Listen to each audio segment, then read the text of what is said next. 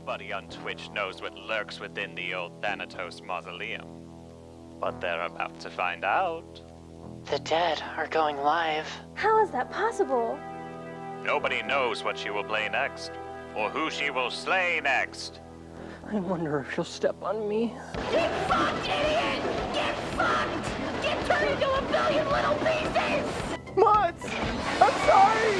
Help me! She keeps posting schedules for where she'll attack next. Why isn't anyone reading them? We're entering a new, terrifying reality. I can't get through her defenses! She's gaming out of her gourd! Hey man, even Tony's pimento don't go out after midnight. Not with her around. And you shouldn't either, capiche?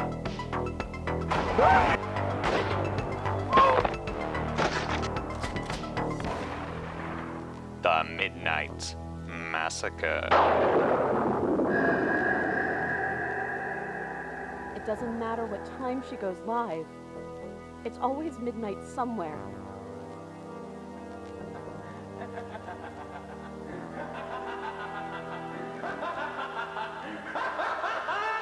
Fuck you!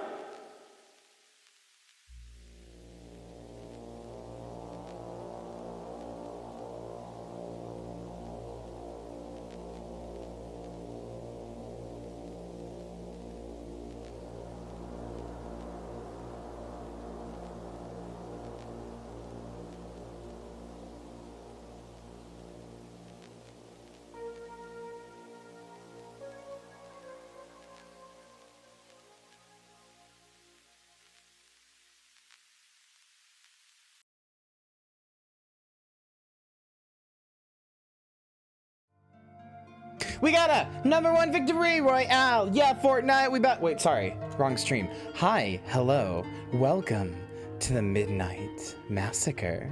How's everybody doing tonight? How's everybody doing tonight? We did get a #1 victory royale over on Iver's stream, and I'm very proud of it. Still playing XCOM 2? Oh, geez, you've just been playing the whole time? You haven't slept, you haven't shit, you haven't pissed, you haven't eaten? Just been sitting there playing XCOM 2 the whole time? That's bad for you. Fortnite, we about to get down. Madame Presidente, get down, get down! You got me playing World of Horror, by the way, so thanks. You're so welcome. We only have one more stream of it. I'm excited. It's gonna be fun.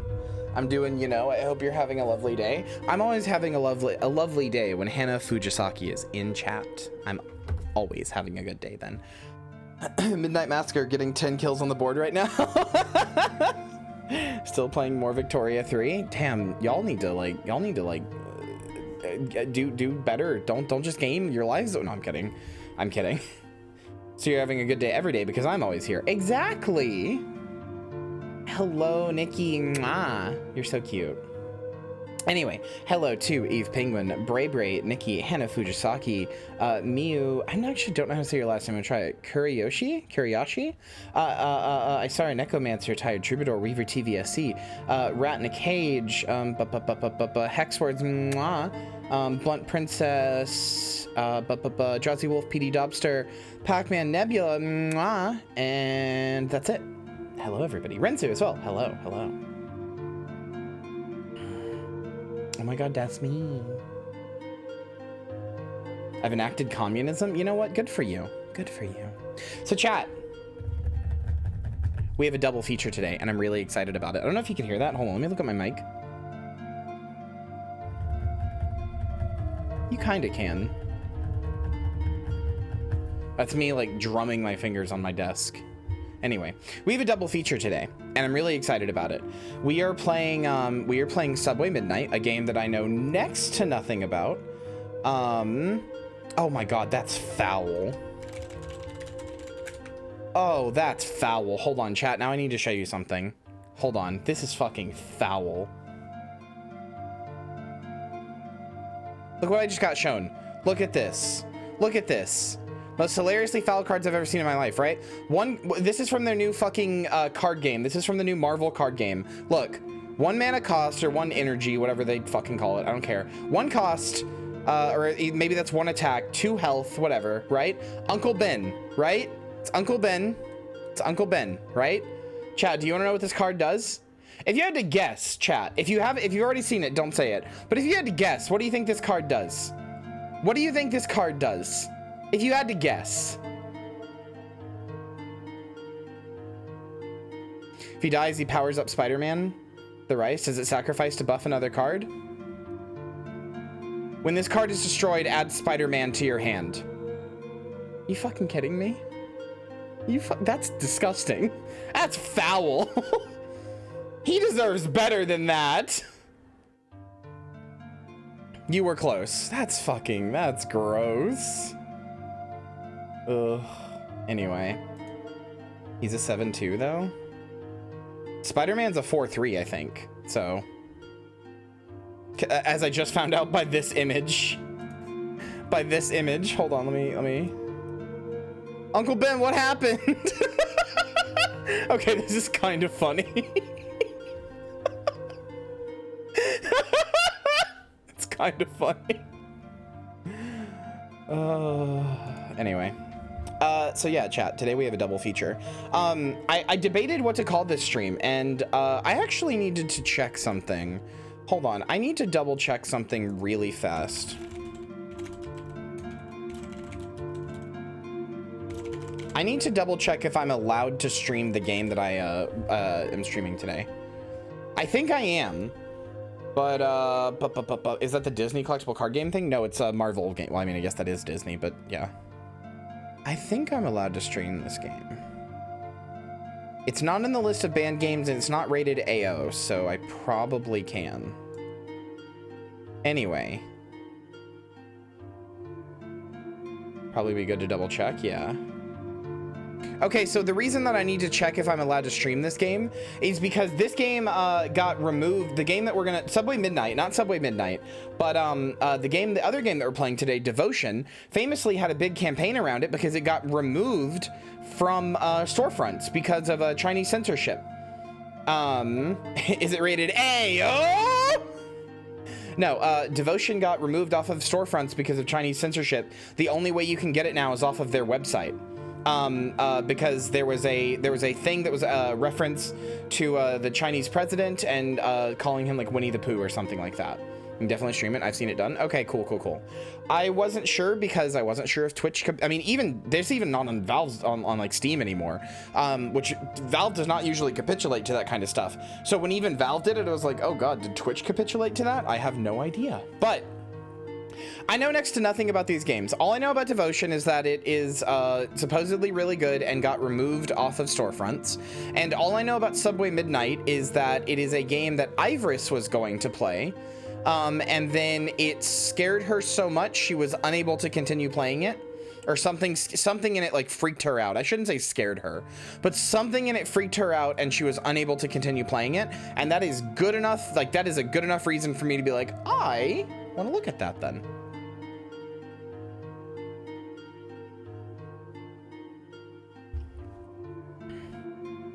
But yeah, we're doing a double feature. And the reason we're doing a double feature is because both of these games are like 2 hours long.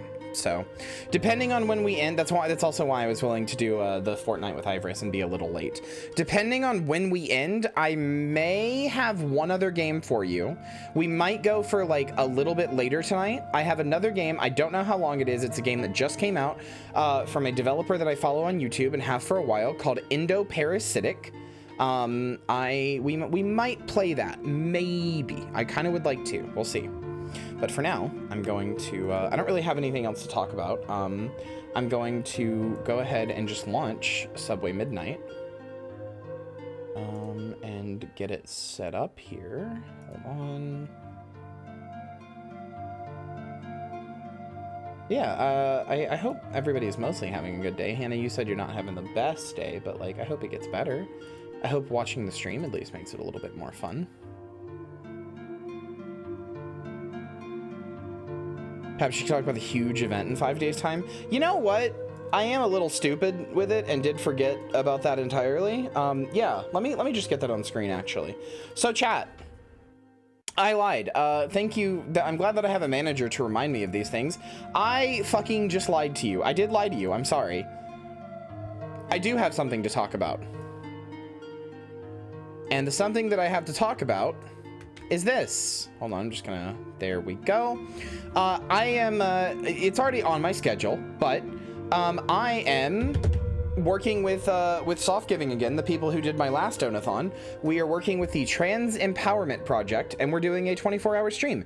This is the, I will be tweeting this out tomorrow, but this is the milestones. 2,000 is the initial goal that they've set rather. But yeah, this is the event. This is what we'll be doing. You can see there, we have bonus. When can I send the monies? On Halloween, on October 31st. Also, this is wrong. It says 12 a.m. It should say 12 p.m. I apologize. I fucked that up. It's starting at noon. It's starting at noon, 12 p.m. noon, not midnight. I don't know why I did that. Sorry. That's 100% just my bad. But yeah. We will be starting it at noon because I'll need some sleep. Time zone central. Glad you're not putting more things you hate isn't the incentive. Yeah. So yeah, we'll do, so, okay. I couldn't really, this will go in the tweet. I couldn't really fit it in the image, but we will be doing Resident Evil 8 as is on the schedule. If we reach $400 in the like 10 hours that it takes to beat Resident Evil 8, we will play Fatal Frame 2. You know, if we hit 800, chat's gonna get to design an emote. We'll get together and we'll design an emote. If we hit 1200, we will do a Malkavian Vampire the Masquerade Bloodlines playthrough. Not on that, that'll be a later stream. If we get to 1600, I will do a You Laugh, You Lose challenge with the community, where you guys can, so the way that'll work is it'll be a community event where you guys like make a playlist of stuff for me to laugh at. I'll like make like a Discord channel where you can like post videos and stuff that I can laugh at. And if I laugh, then I lose. And if I lose, I don't know, maybe I'll gift a sub or something. So, and then yeah, 2000, which is it's sort of the first end goal. That will be a cover of Brains, the song that I showed and sung yesterday. I will do Brains by Voltaire. It will not just be like, I'm just gonna sing it and upload it. I'm gonna do like a whole big production. I'll get like you guys remember the Hey Sailor video from Undyne, right? I'm gonna try to do something like that as a cover. Like I'm gonna try to get like art, try to get it like mixed, try to like, you know, all that stuff. I'm gonna try to like make it a whole thing. And then yeah, 3000, we will do a bonus game of Fight Club. That won't be that stream, but it will be a stream that we do at some point, unless we reach 800. If we reach 3000 rather in that stream, I'll try to fit in Fight Club, and then $4,000 will be an endurance stream at a later date of Dead by Daylight. We will be trying to go on a new account. We will go from the like whatever rank it puts us at to rank 1. We will just try to go as far as we can. Yes, it will be with the plus patch. So yeah, that's what we're going to be doing. That's what we're going to be doing on the 31st. So I hope you're excited. Like I said, I'll post the image tomorrow on Twitter, and there will be more details. I'm just letting you guys know ahead of time. But yeah, I'm very excited about it. I'm very excited to be working with Soft Giving again. I'm very excited to be helping charity again. And you know, I am excited to be doing a marathon stream. Can't wait to ruin my sleep schedule for it. Well, this one won't be a donathon, so it's just 24 hours. It's not gonna go on for weeks. This stream will just be 24 hours, to be clear. It's not like a donathon. It's just a charity stream. Just a 24 hours set and done charity stream. This does mean I have to stay up for 24 hours though. That's a sacrifice of your sleep that I'm willing to make. But anyway, yeah. But with that out of the way, I can't think of anything else to talk about for real this time, so.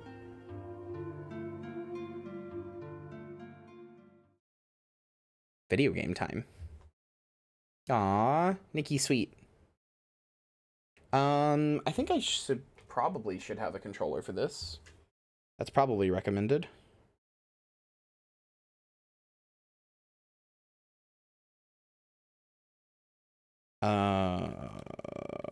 Why is my controller doing this?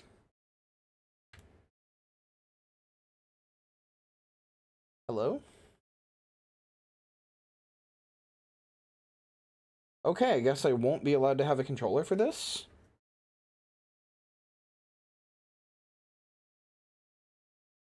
As my controller seems to not be charging or something.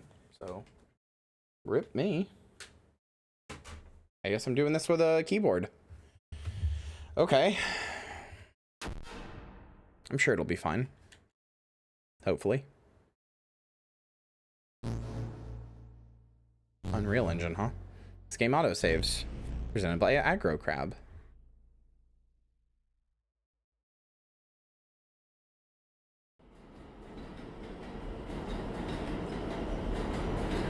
A game by Bubby Darkstar. That makes me think of Benson, Arizona. If you know what that is, you're a true John Carpenter friend or fan. Not friend, fan. Oh fuck, there's a little eye on his shirt.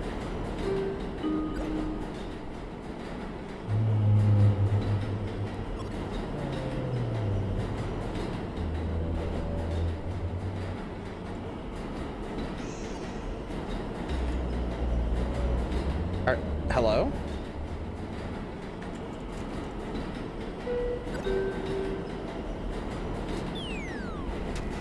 Oh, it's a girl. Okay.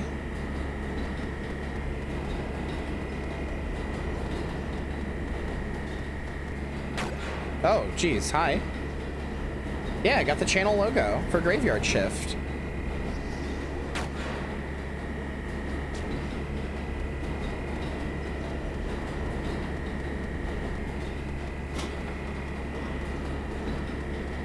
Just going off the train while it's moving, that seems like a bad idea, maybe. It's a girl, I've known it's like that. Thought you weren't gonna mod games in the first playthrough? I couldn't help it, okay? She had to have the channel icon.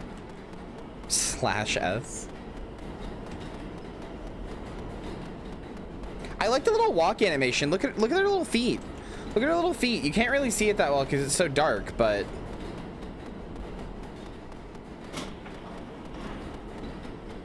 it's a Graveyard Shift logo.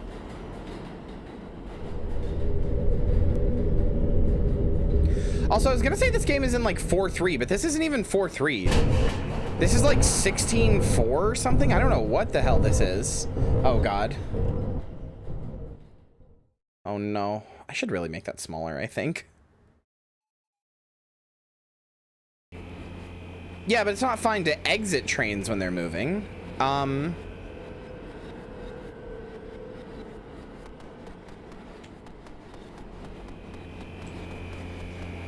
Hello?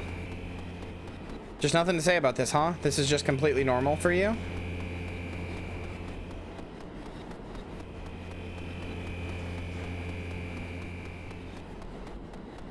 God! What a fucked up day! For real. Isn't this normal for you? No? Oh, wait, the camera was upside down. She wasn't upside down. Okay. Hold on. I'm gonna make this ever so... Nope, I can't. Apparently. It is ever so slightly smaller. Can I... Here. Hold on.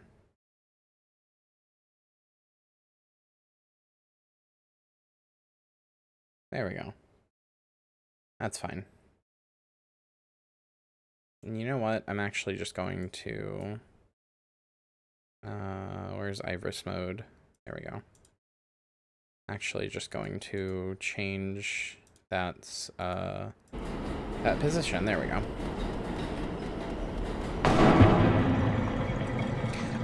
Hey, this is normal. Hey, this is extremely normal. Yep, this is extremely normal and good. Uh-huh. Nope. Yep, this is good. This is good. Can I leave? What a name. Thanks for the follow. Welcome to the graveyard. I hope you enjoy your stay.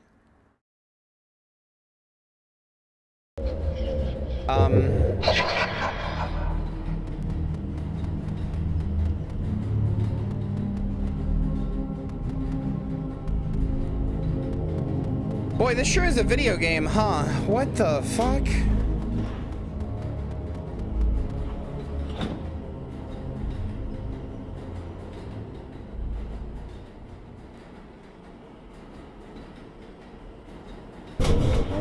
Oh god, I don't like this. Games with elegiac auras, yeah. Narada Virgin Pendolino line, or Pendolino, am I right? Yeah. I don't know what the fuck that means, but yeah. Yeah, no, I'm loving this. This is incredible. This is exactly the type of artsy fartsy shit I love. As we were discussing on Iver's stream, I am unfortunately a video game hipster. I love this shit. My British homies are gonna love that, babe. Oh, okay, okay. British homies in chat, can you confirm that that was a good joke?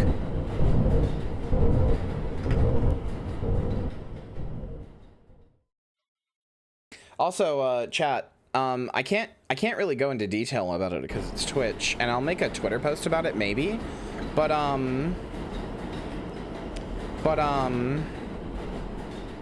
one of the products from my new sponsor, the sex toy company, or sex toy shop rather, one of the products might have arrived and might have been really good.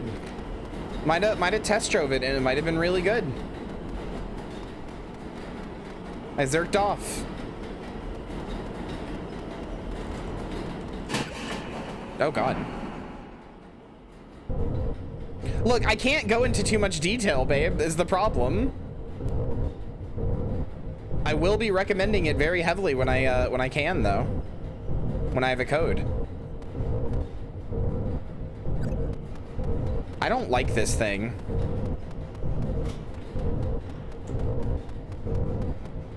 Oh wait, what if it just wants friends actually? Wait, maybe it's nice. Maybe it just wants friends.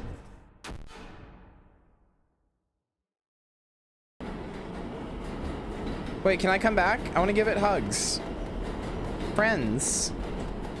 Okay, never mind. Sorry.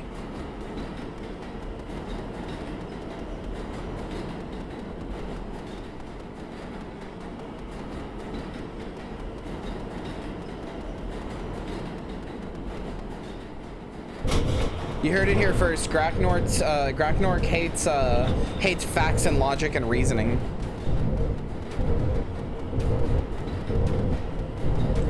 Do I go here? No? Oh god.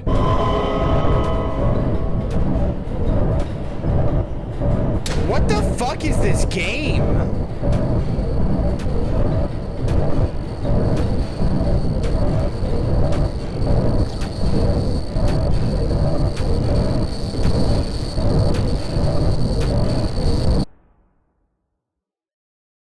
I actually just genuinely felt a fucking shiver go down my spine. Christ.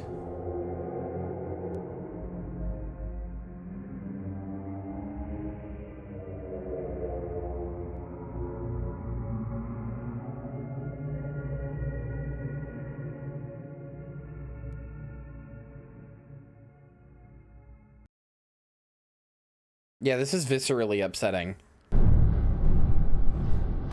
Oh, now I'm a different person. I think I might still be a little girl though, actually. Wait, hold on. Either that or I'm GNC as hell. This is not Omori. This is Omori after she started transitioning minimum.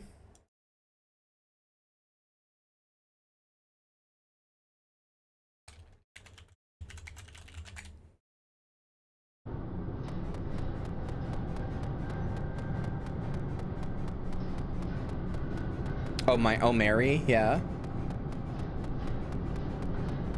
Like, look at the eyelashes, you know?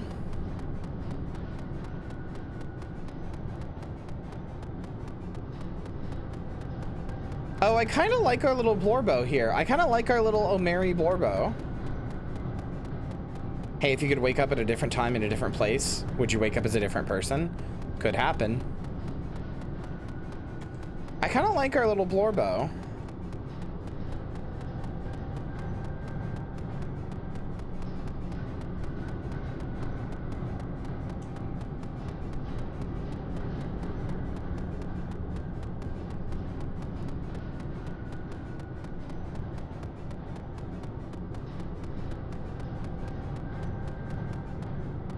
Fairy who's only played Omori playing another game. Can I do something with this? Oh, I picked it up. Oh. Boy, that sure is a menu, huh?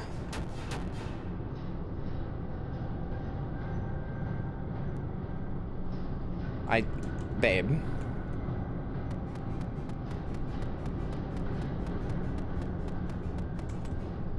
You sure did.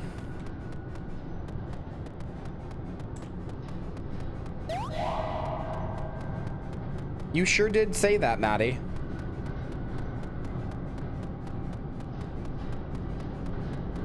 Maddie has played off and thinks that the battle theme is good, like a fool. I do want to play off at some point.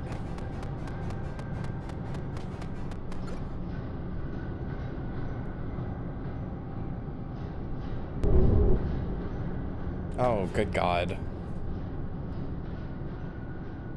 Hi.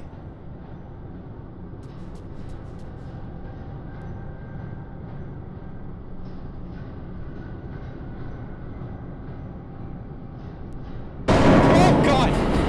Fuck.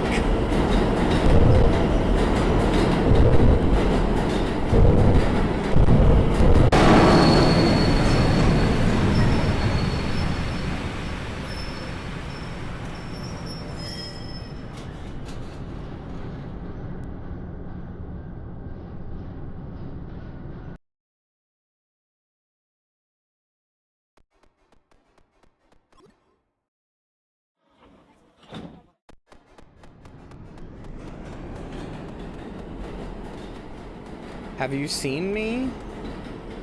Julia H. Coney, last seen on this train. Call 911. That kind of looks like me, a little bit.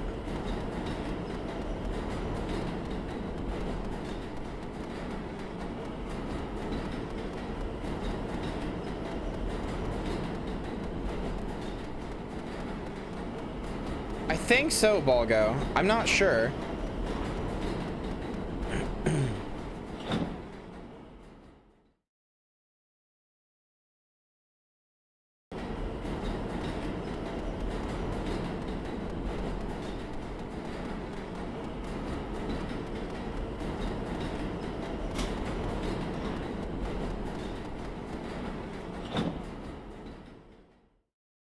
I don't... This game is... What is this game, man?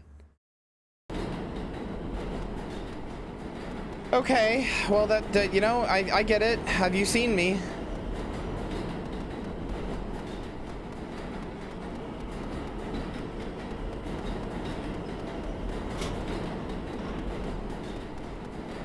Five train Febby.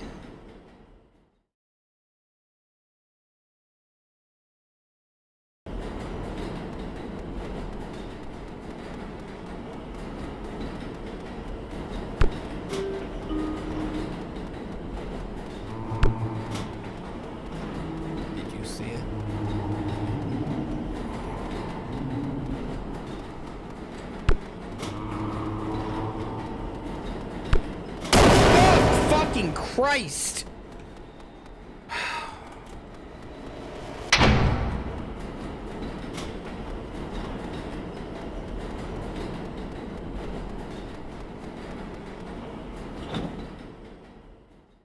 Okay.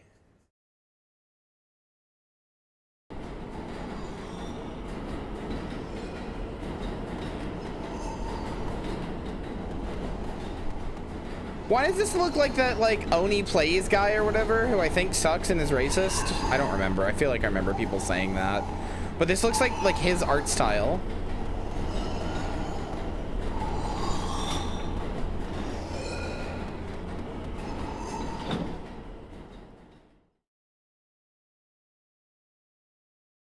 And he wants the homeless exterminated too? Like, actually? Yeah, just no comment.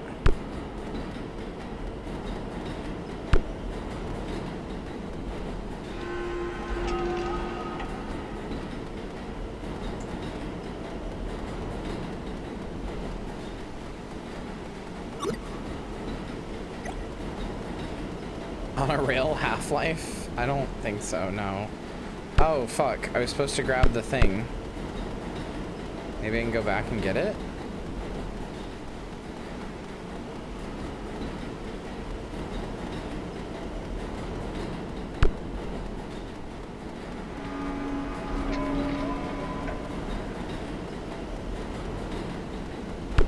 Am I thinking of the wrong person? Is Oni like fucked up and racist? I feel like I've heard that, but then I know a lot of people like enjoy his shit, which doesn't necessarily preclude that. But I feel like it's one of those things where it's like he just gets away with it. Guy who made Smiling Friends? I don't know. Maybe I'm thinking of Psychic Pebbles, actually. They have pretty similar art styles. Maybe he's... One of them is messed up, and I can't remember who.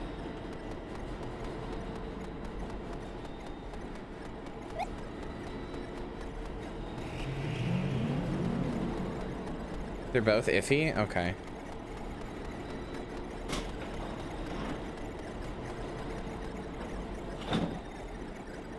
Julia H. Coney.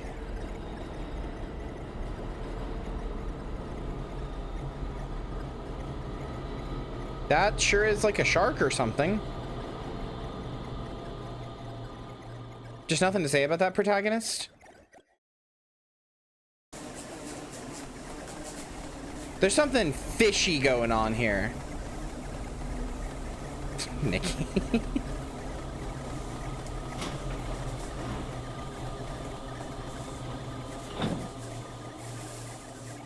Boo hiss. Yeah, the protagonist doesn't seem to give a shit about anything going on around them. God, I wish I was this level of detached from reality. All right.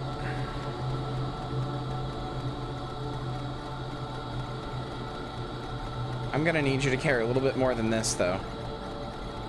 That sure is Julia H. Coney, huh? Oh, that sure is just a shark, like, cut in half, huh?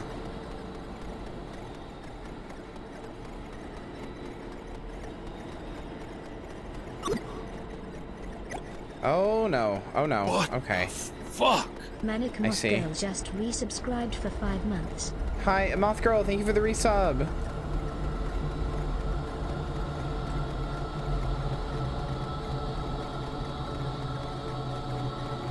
Wait, but that's only 3. Where do I get the other one I need? Did I miss it back here somewhere? No.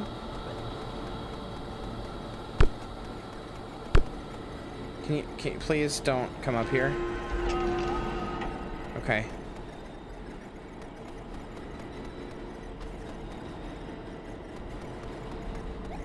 But I need 4. Hi. Oh no, what did I do?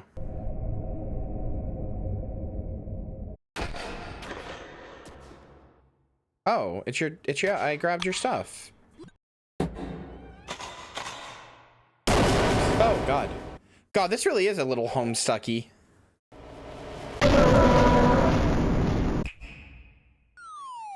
What the fuck is going on? Aw, look at him smiling.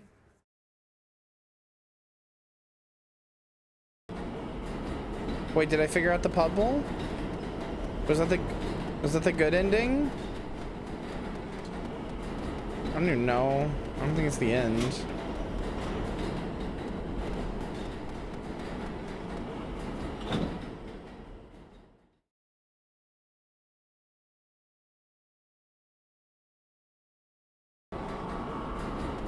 Hi. You seem okay.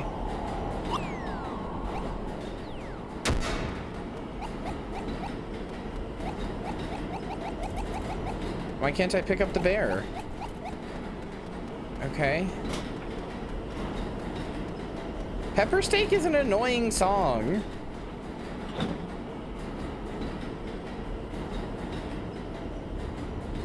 It's a fine song by itself, but the idea of having to hear that as your battle theme in an RPG sounds incredibly annoying. This seems good.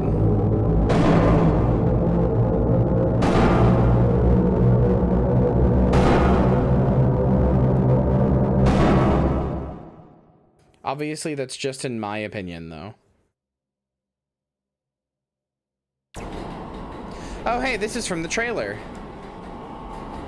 This is where I got the, this is where I got the thing. This is where the image comes from that I used for the promo today. Although I did replace the main character with, the girl from Devotion. You guys seem okay.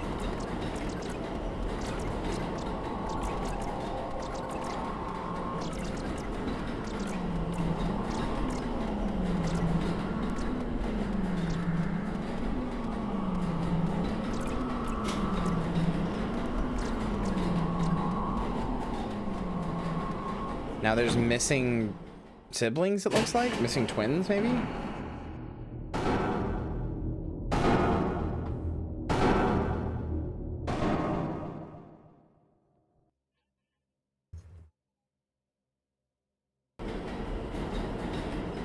People that only plays for 1 second instantly found him making fun of autistic people, and his friend shouts out Kiwi Farms in the same video. Jesus Christ. Okay. Okay.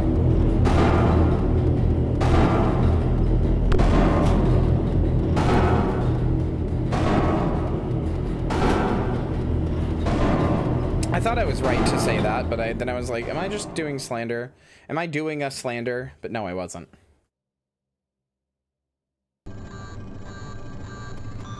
What is this?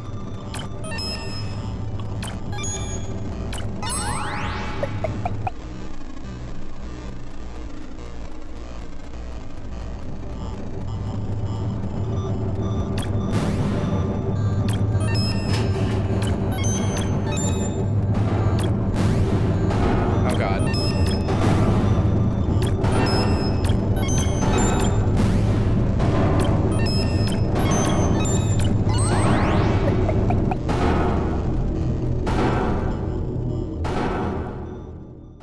It's been pretty scary so far.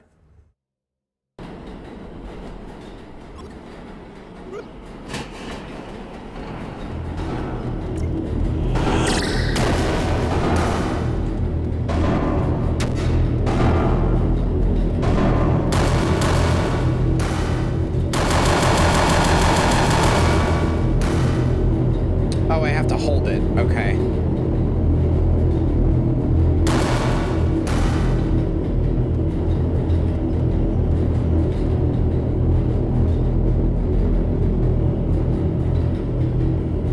Wait, what do I...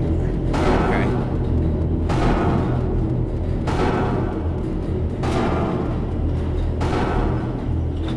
I have no clue what is going on here. I don't know what the narrative is.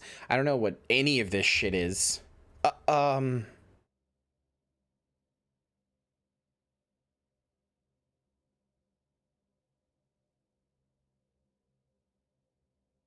Oh, little old Mary, we're really in it now.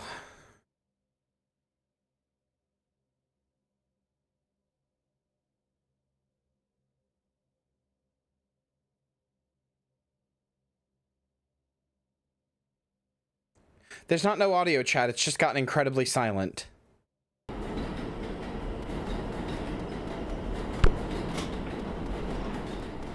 I am known for my good timing.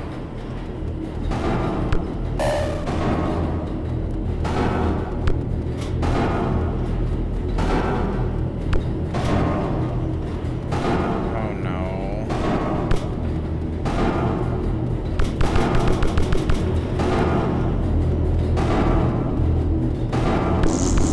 Fucking asshole.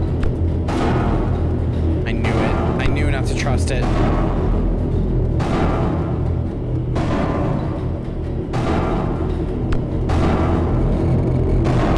Please? Oh God. Oh God. Oh God. Oh God. Oh God.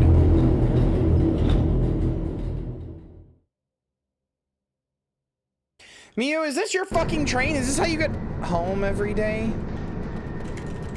Oh, I hate this.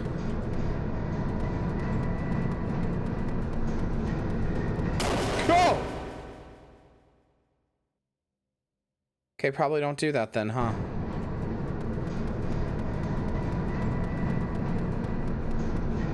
No, no, no, no, no, no, no, no, no, no, no, no! Oh my God.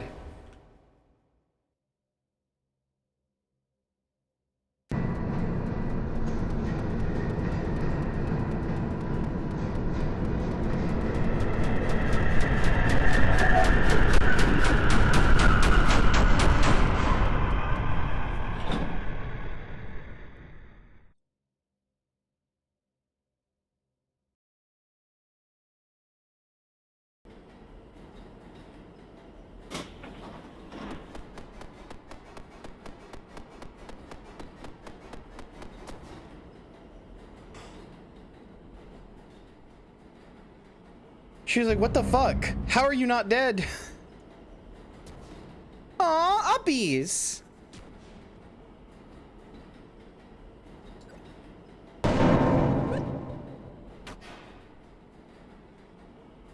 Oh god.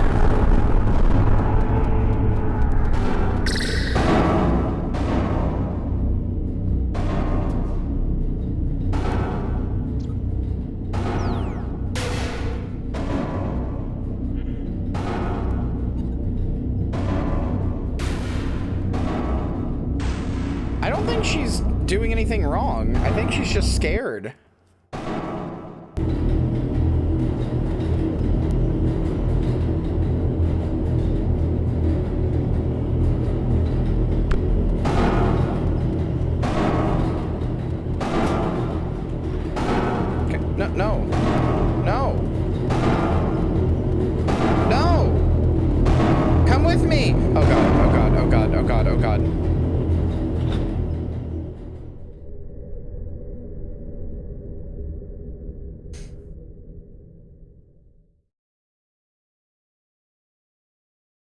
I definitely just left her to die.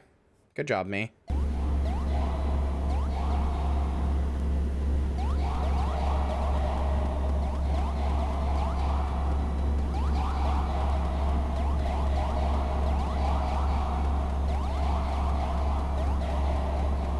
Was it always have you seen us? Yeah.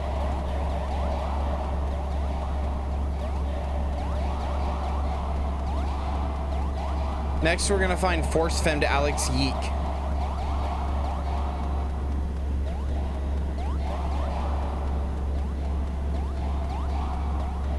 Well, yeah, it changed when it changed to the 2 people, but it always said, have you seen... Oh, no.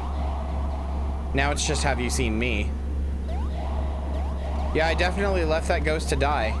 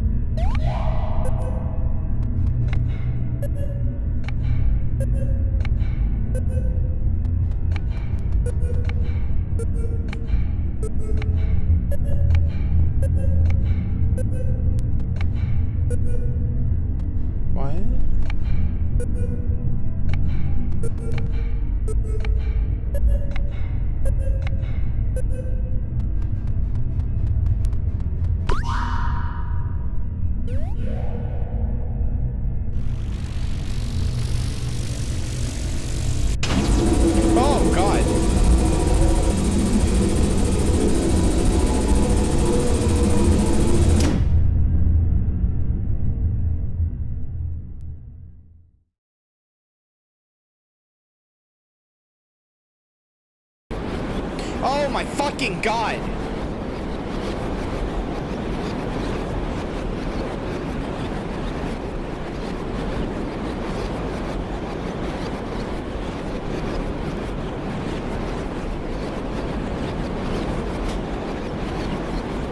Eternal darkness sanity effects be like...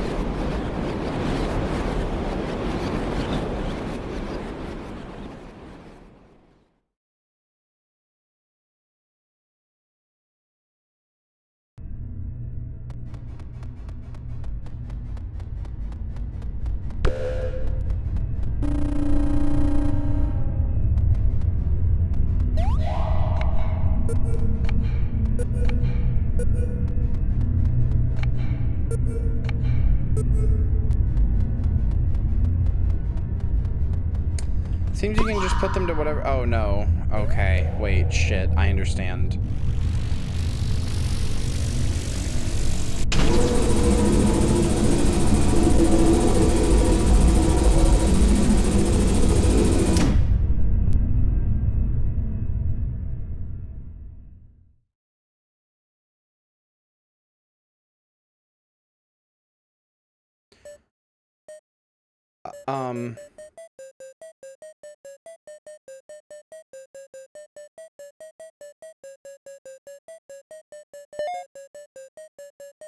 What?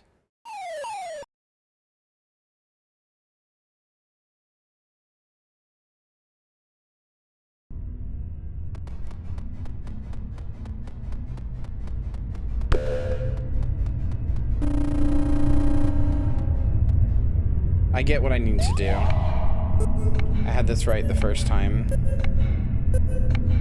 And it was this, so let's try all blue. Nope.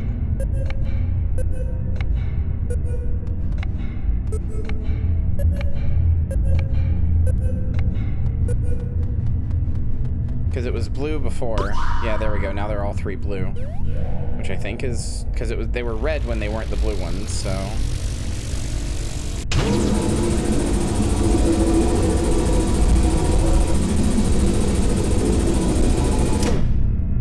Yik has lore canon rule 63 and people still don't draw a girl Alex? Wait, what are you talking about? What do you mean lore canon rule 63?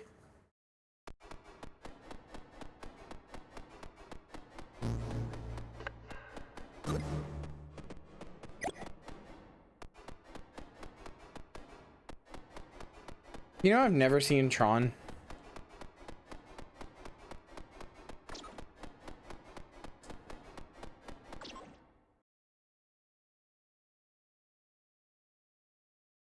Yik has a lot going on, yeah, but nothing important.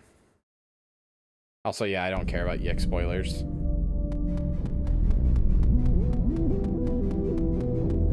What is this Wreck-It Ralph Breaks the Internet shit?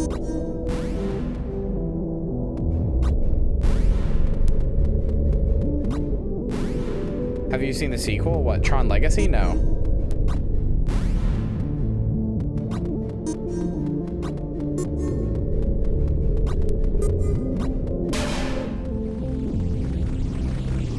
And it's horny? Send it to me. I need to see this. I need to see the fact that somebody... Oh no, somebody really did draw a horny Alex Yeek, huh? That's really a world we live in, huh? Alright.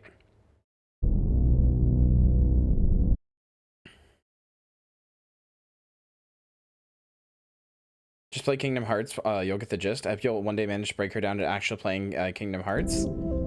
Yeah, no, that's not happening. What? What just happened?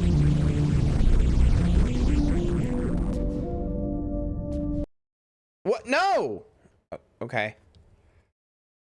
Apparently hitting quit or hitting escape once on quit just quits the game. I really hope it's saved.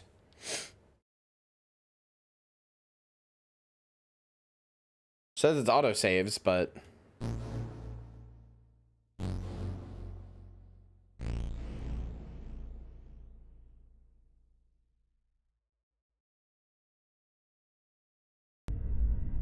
okay. Gun to your head, Kingdom Hearts or Yeek? Yeek every time, without fail. Yeek is offensively bad, but it's not Disney, which is morally disgusting.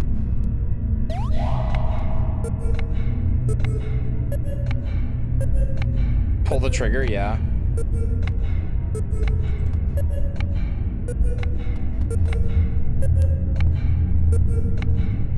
What? Stop doing all the buttons.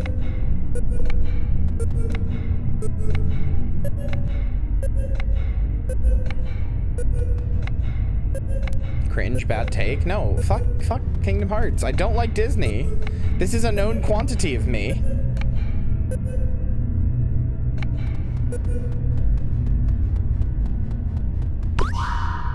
I hate Disney. I hate Disney. I hate consuming Disney. I hate supporting Disney.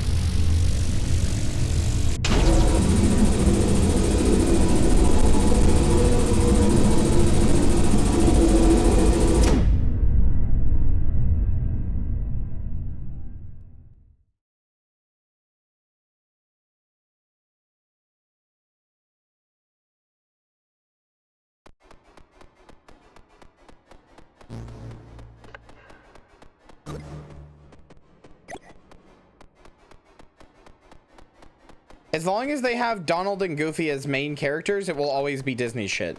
It doesn't matter if it gets less Disney shit over time. There's still have main Disney characters, Donald, Goofy, and Mickey.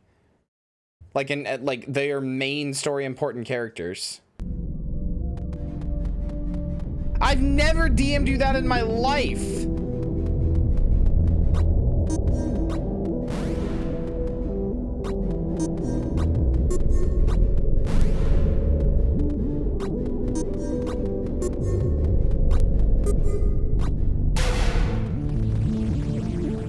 I don't respect it because Donald Duck isn't like you told me that the game barely is Final Fantasy anymore, so it's not like you're not correct. He's not the most powerful mage in Final Fantasy history because he's not a Final Fantasy game anymore, according to you.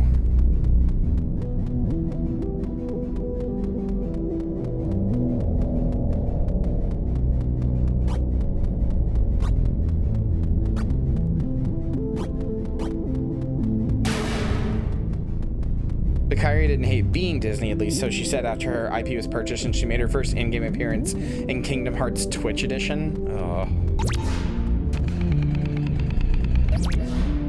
It's a video gamer. Kingdom Hearts is a Final Fantasy spinoff, whether you like it or not. You realize I said this to you, right? I agree with you. I said that it's a Final Fantasy spinoff, and then you were like, no, it's basically not anymore because they don't even really include the Final Fantasy stuff anymore. Like, it's basically not even a Final Fantasy anymore. I agreed with you, and then you're the one who said that it's not Final Fantasy anymore.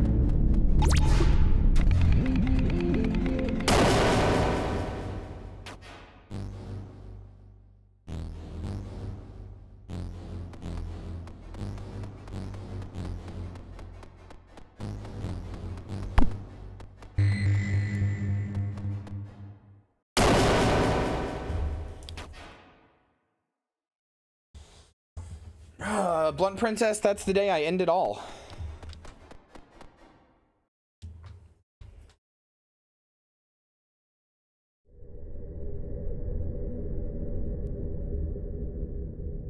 Again, I've said this before. I'm sure the games are fine. I'm sure they're fun even. I bet if I played them and I just let myself get past my hate for Disney, like I bet if I played them, I would have fun with them. Like, genuinely. I technically have played a little bit of Kingdom Hearts 1 and I had fun with it. Like, they seem like fine enough games. I bet if I played them, I'd have a lot of fun with them and enjoy them. I just can't get over how much I hate Disney. How much I loathe Disney with, like, I don't care about the games. I don't care about people getting divisive about the games or the plot or anything like that. I don't have really any problem with the games. I don't think Sora is stupid. I don't think any of it's stupid. I don't even think Donald and Mickey as characters and Goofy as characters are stupid. I just hate Disney. That's it. I just hate Disney so much.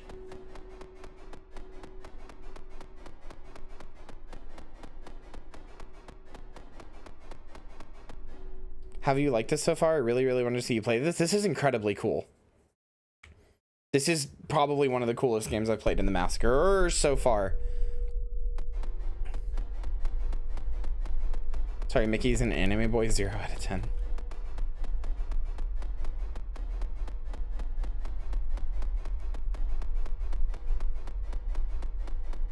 Like, I'm not divisive on Kingdom Hearts because I think Kingdom Hearts is inherently stupid or something like a lot of people do. I think that attitude is really dumb.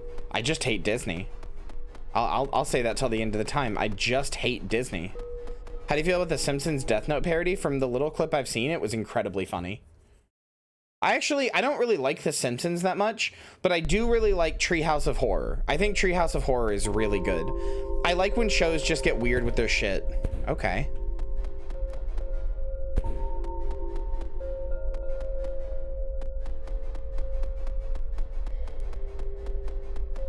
Remember how you felt about Fortnite? You'll come around, the mouse is patient. I will not come around on Disney, no. Absolutely not.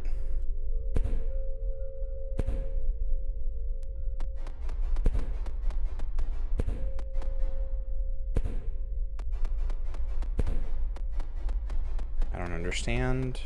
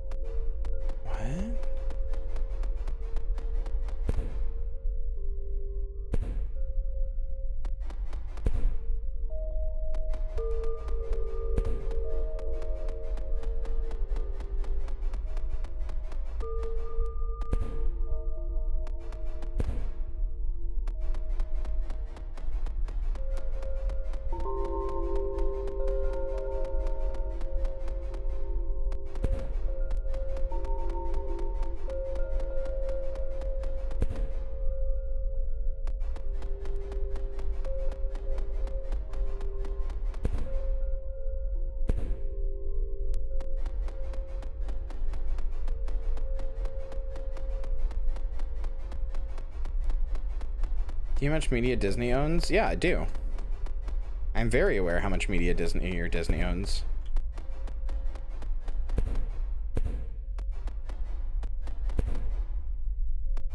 What?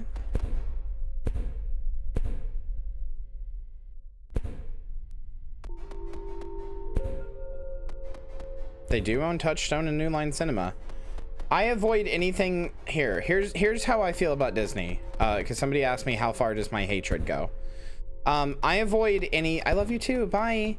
Thanks for being here. I avoid anything with the explicit Disney marketing on it, like anything that has like the Disney logo on it.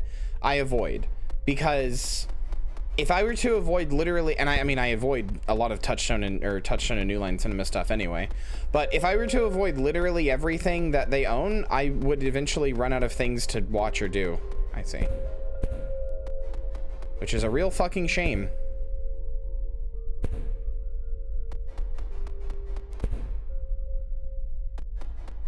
Really fucking wish it wasn't that way, but I avoid Disney as much as is possible. Is the answer to your question.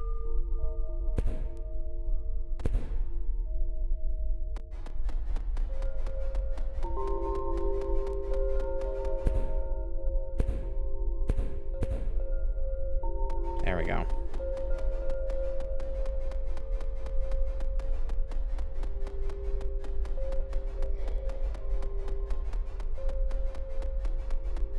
If it has Disney's direct name on it, then I don't engage in it. If it has something that Disney is actively really marketed into, I don't engage with it. So for example, the MCU doesn't actively have Disney's name on it. You're not going to see like a Disney property, or you're not going to see like the Disney logo on anything from Marvel, right?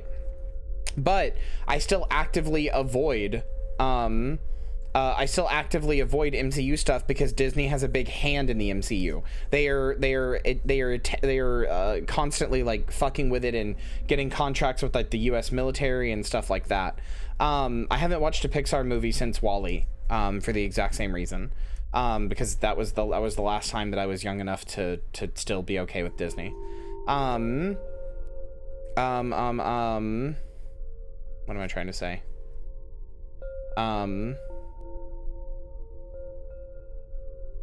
WALL-E's still goated. Yeah, WALL-E's a great movie. I love WALL-E.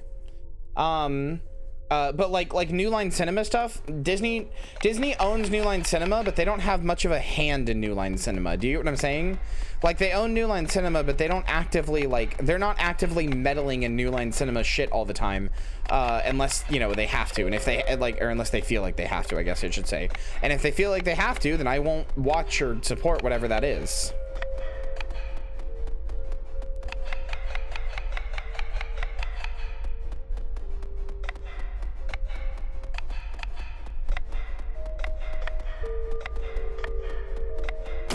God, fuck.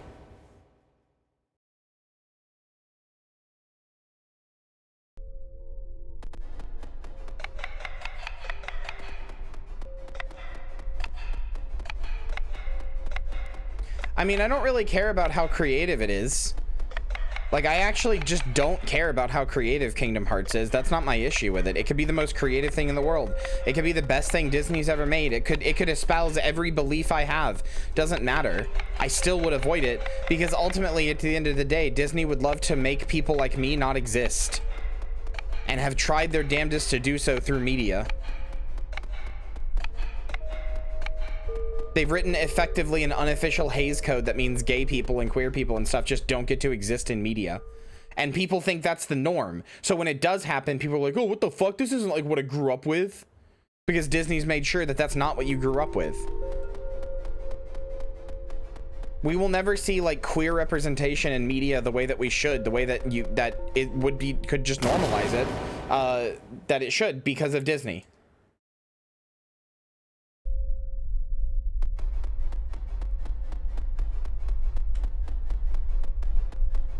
And for that alone, I will never support them.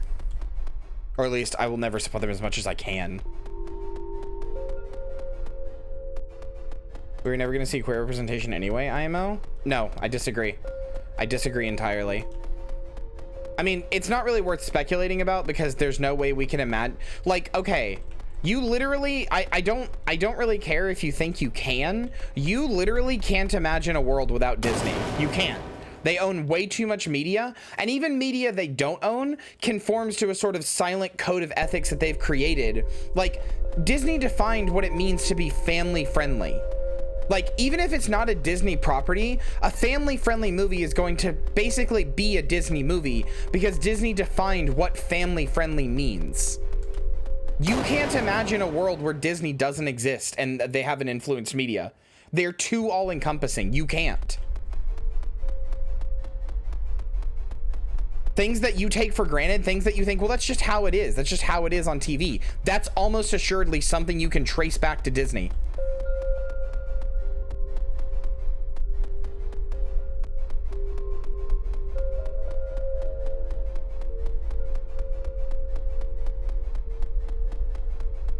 There are things that you don't even know Disney had a hand in that they did, as far as media goes.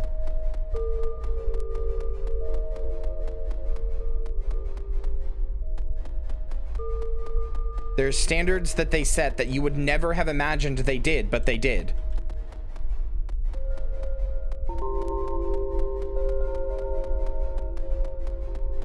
So really, to say that like we would have never gotten queer representation anyway, maybe you're right, maybe you're wrong. I have no idea.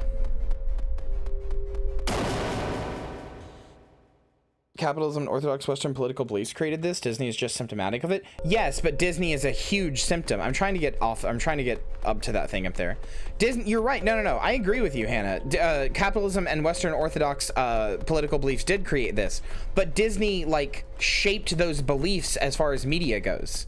Like, ultimately, yes, if you're doing a holistic approach, it does ultimately all come down to Western beliefs and capitalism. But Disney is the one who, from the very get-go, was doing it.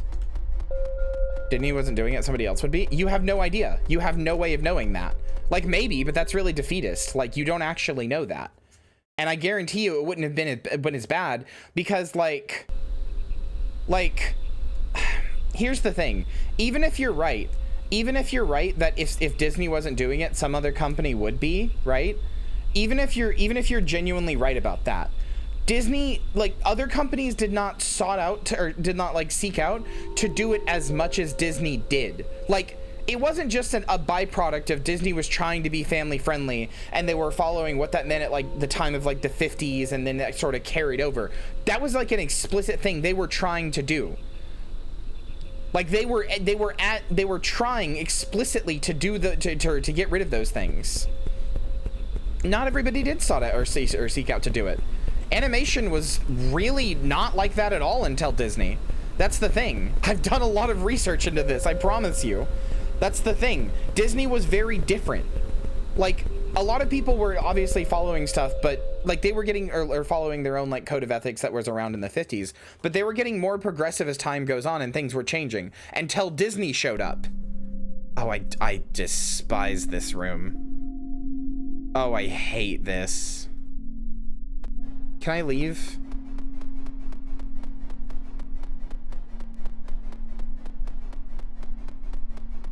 This is my chat whenever I go on a Disney rant. This is you guys right now. This is you guys. This is everybody who isn't like the 3 people engaging with this rant going like, God, Kyria, please just shut up.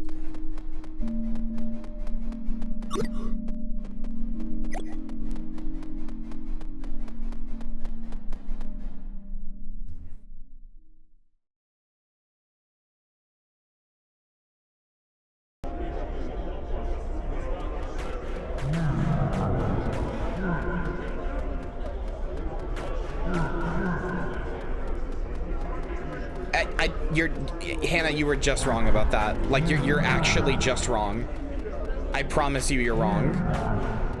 I get what you're saying, but you're looking at it from a really defeatist standpoint and going like, oh, well, it was inevitable anyway because, you know, like, you know, the Christian right was in control or whatever. That wasn't the case always.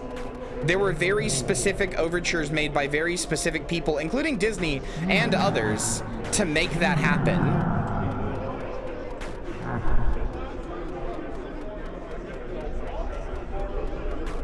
It just wasn't, like, that's what I'm saying. You can't imagine a world where that's not true.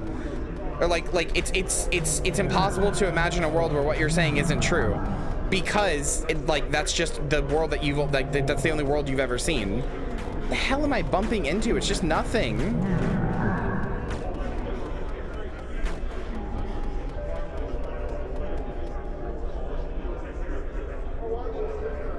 I wish I had more to say about this game because I'm really enjoying it, but I have no clue what the fuck is going on. Oh, cool. We're still in the subway. I guess I shouldn't be surprised by that.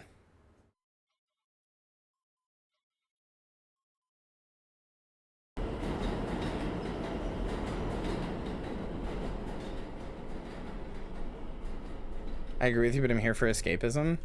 I mean, I know that, but... Oh, that's cool. I know that, but, you know, sometimes we talk about this stuff.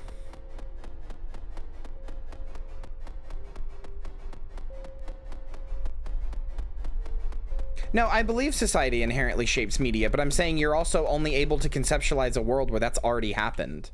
You're only able to conceptualize a world where our society has already shaped that media in that way. Whereas I'm telling you that back in the day, that's not how that was.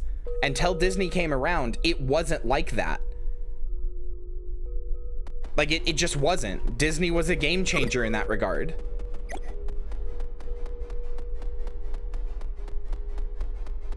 Like, we were already on the path to having a world without Disney and without their influences doing the things they're doing now, and like the things that I complain about. We were already on that path that was already happening, and then they showed up and fucked everything up by overtly trying to do so. Okay, Maddie, you didn't have to specify, but I get you. Disney tapped into a specific societal feeling at the time, though. That's why it worked. No, that's not why it worked. It worked because of an intense amount of propaganda that Disney put out. Like an intense amount. More than you can comprehend. They create that societal feeling didn't exist. They created it. And then made that feeling, they essentially started making ads that were like, hey, don't you miss this feeling that we totally made up? That never existed at all? Don't you miss this time that never existed? Well, don't worry. Disney's here to provide it to you. That's why all of their marketing, especially early on, was so vague.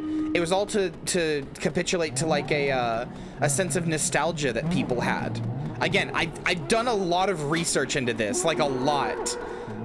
I'm really, really passionate about how much I hate Disney.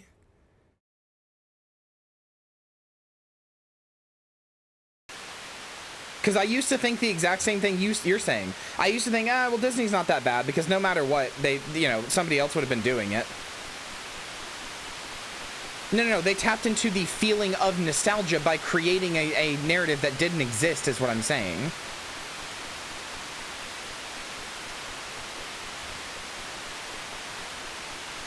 Before, like, 1940, that shit just didn't exist. Like, I'm telling you, before Disney, the media landscape, nothing was like that. It wasn't like other people were trying it and they were failing. It's not like they tapped into a feeling that was already there. Disney just made it. They just made that feeling up. They 100% just made it up and then sold it to people. They, like, the feeling that you're talking about that they're tapping into, they created that feeling. It wasn't a pre-existing societal condition. I guess I just have to turn some of them off?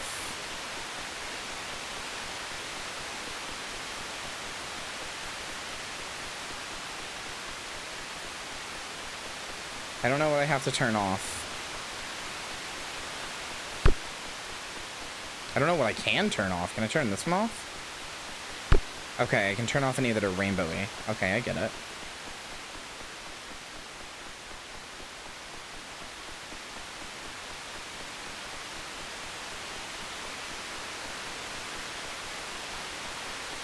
I'm not saying there weren't reactionary political positions. I'm not talking about that.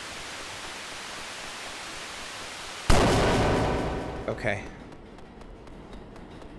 There were reactionary political positions. That's not what I'm talking about, though. That's not what Disney tapped into. Not at first, anyway.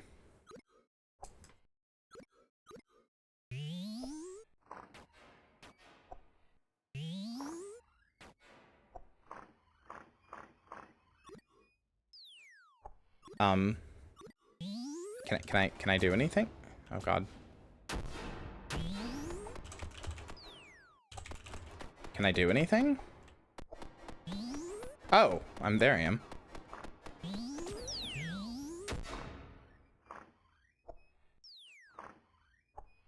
We're gaming.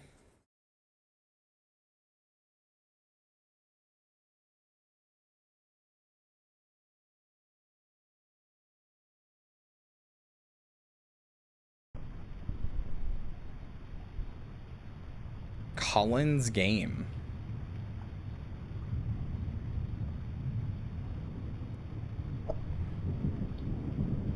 This has fucking tank controls?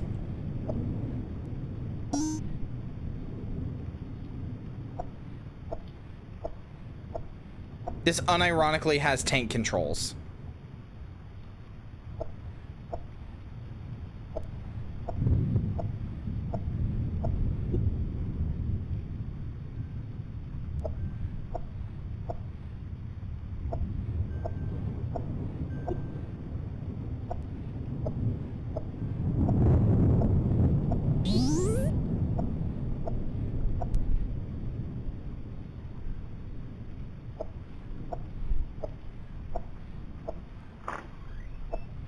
That was a Half-Life 2 door noise.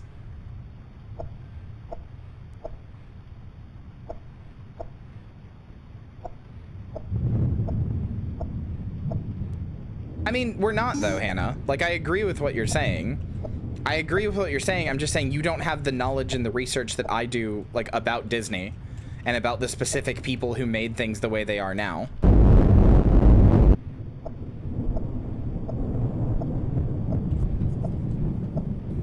Like, those people are very important to the subject and matter. It's not really a thing where you can say like, oh well, it would have happened anyway, because like without those people it legitimately would not have. It's like we never left Bloodlines.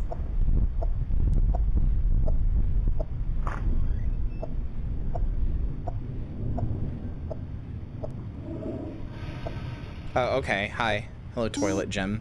Why does this remind me of fucking Sonic Dreams Collection?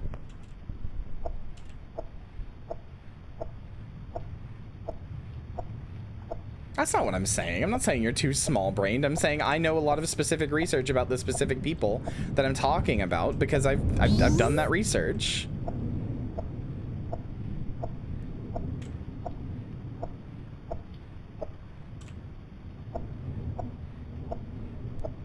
I'm very short. I'm very tiny.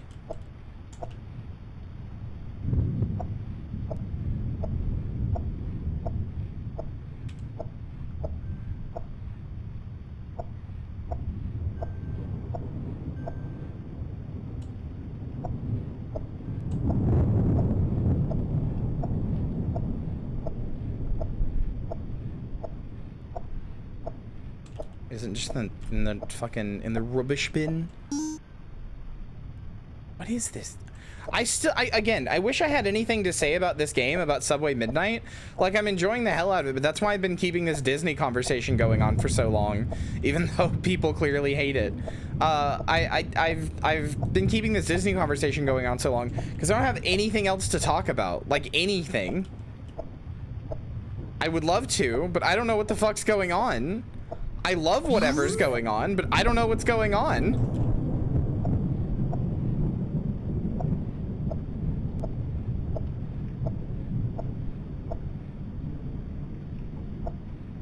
No, you're right. I agree with you. I don't think I would enjoy it more. You hate Disney, it used them to make more content for your stream. True. Hello, Hinspook. How are you?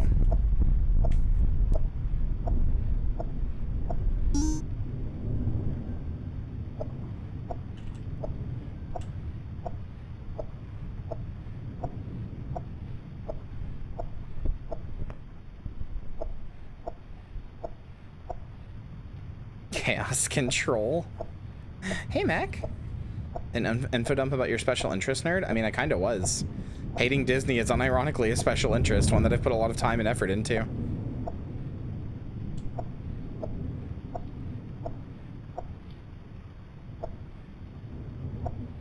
I will. Okay, that got me.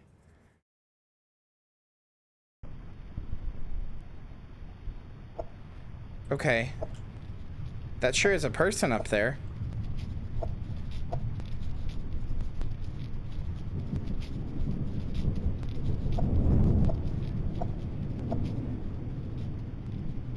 You should hate Disney? Oh, don't worry, we're on the same page then. I had a weird fucking dream, chat. I had a really weird dream to the point that I had to, when I woke up, I had to Google the word nukes to make sure that, like, nuclear bombs had not gone off. I don't even remember all of it. I just remember at the very end, I was in a room with, like, people. I don't remember even who. Yeah, it is melancholy, because they don't want the mouse, they don't want to lose the mouse. I woke up in a room, or not woke up, but I remember at the end of it, I was in a room of people, and there was like we were watching a news broadcast, but there was like a Twitch-esque chat on screen. Like it didn't have like names, but it was like the messages basically.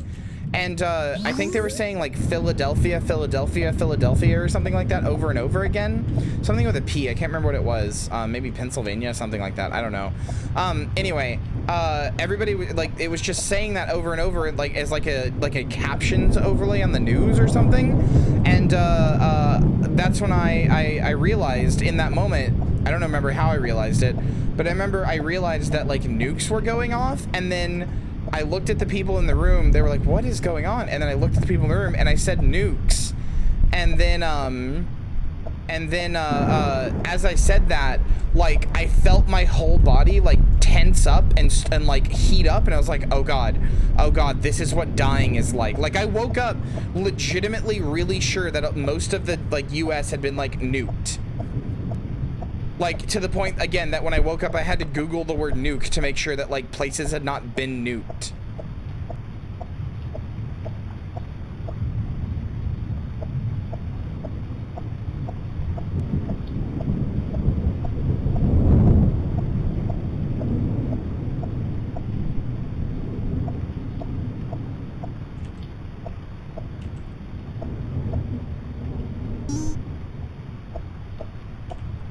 Yeah, basically periwinkle.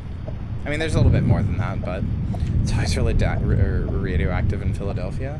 I don't know, dude. It was weird.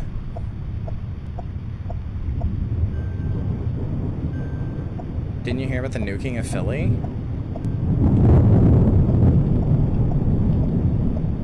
Can't say I did.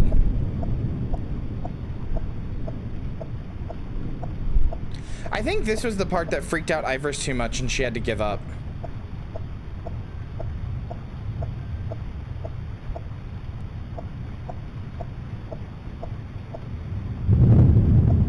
Because she said when the gameplay changes really hard, that's when it freaked them out.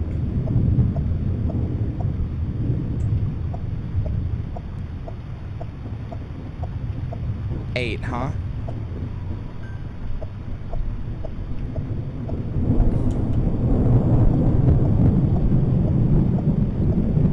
Iverse would tell you that she's a big baby.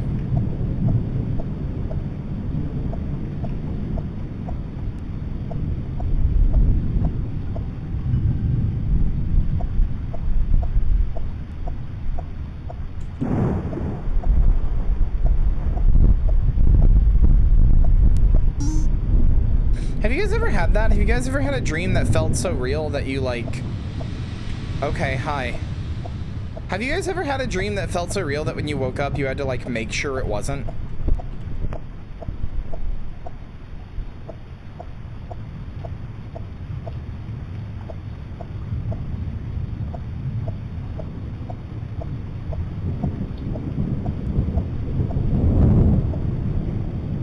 For me, it's always incredibly fucked up things, like someplace getting nuked.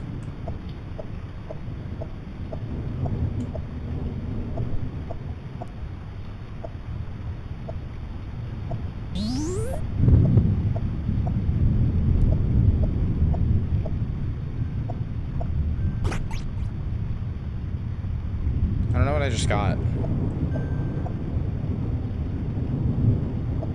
Aw, Sam. Giving you a big hug.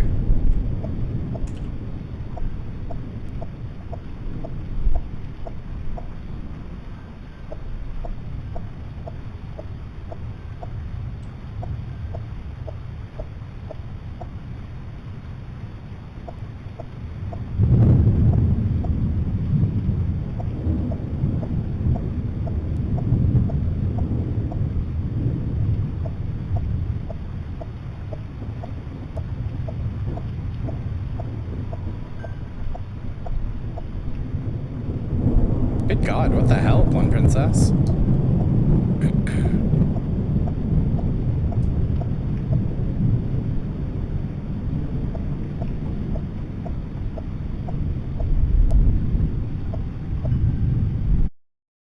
Hold on.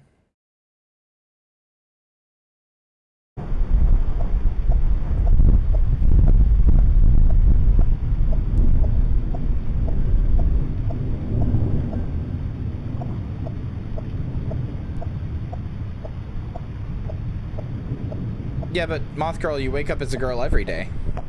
So I'm confused.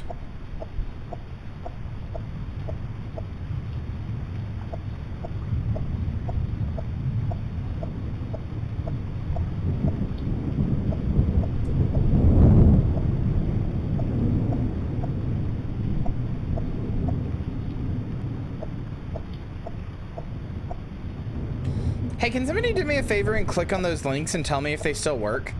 I don't know if those tiny URL links will work after like a day. I need to double check. I may need to like make them work again.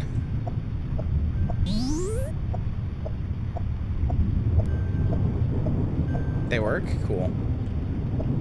Haha, it was just a secret. Now you now you clicked on my links. Now you're forced to subscribe to me. Ha ha ha ha. No, I'm kidding. I actually legitimately did not know if that they would continue to work. You dehydrated bitch. Drink some water. You literally can't make me do anything. And what makes you think you can? But also, yes, I will. Hi, Lime. It's yes, they work, yes. Joke's on you, I was already subscribed. Fuck.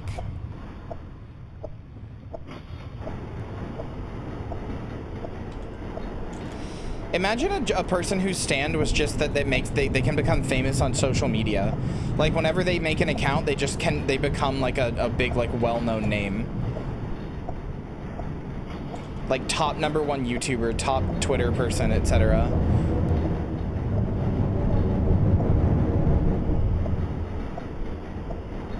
No matter what they did, they just became big.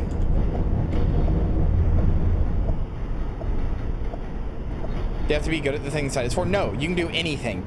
You can just post like the word butt every day and you'll have like literally like 1 billion followers.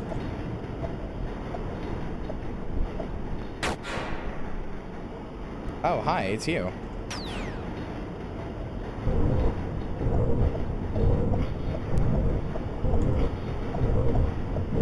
Oh God. Fucking hate this.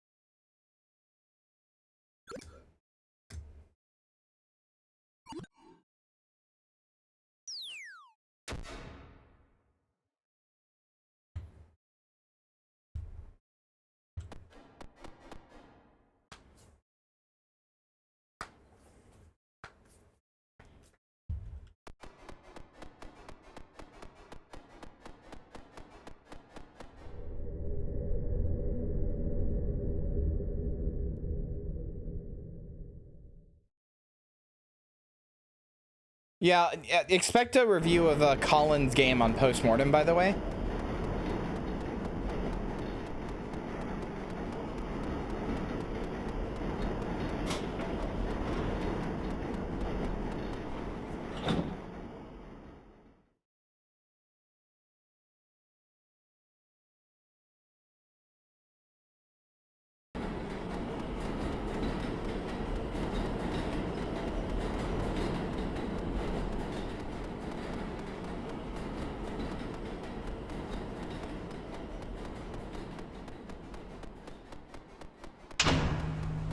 Holy moly, Benny. Go see Benny live tonight only. They do have a really cute walk cycle, yeah.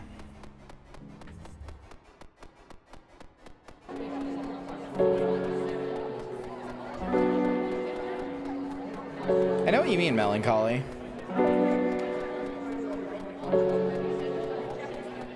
That's the ghost from the very beginning, the green guy.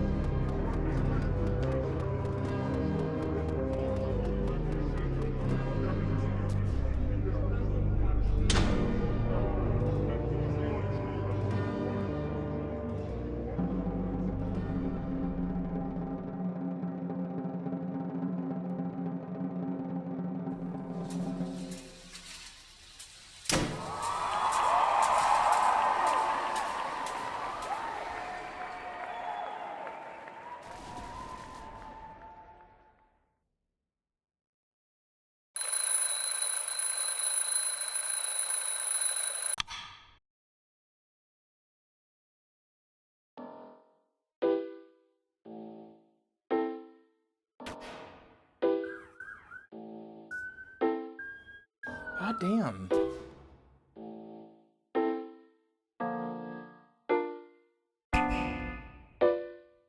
Kyrie, you make me lose track of time? I can make you lose track of a lot more things.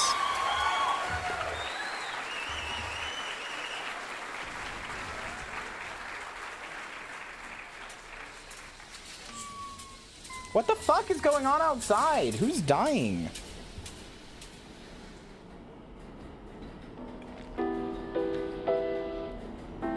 Kyrie, my marbles? Haha! They're mine now!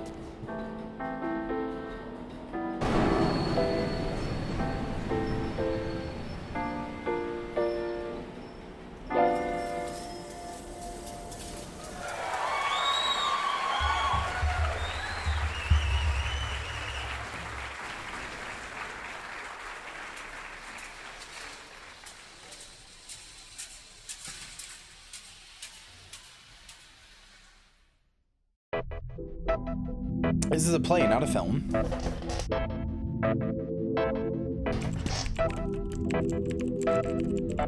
So it's just a man with a sad life?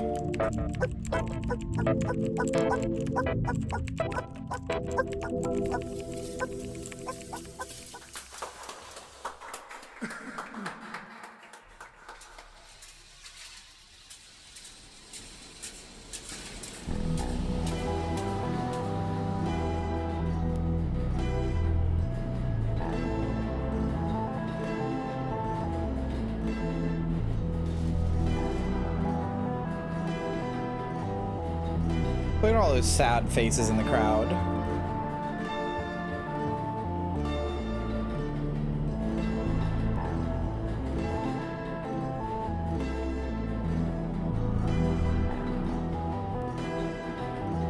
Yeah, the protag did look sad.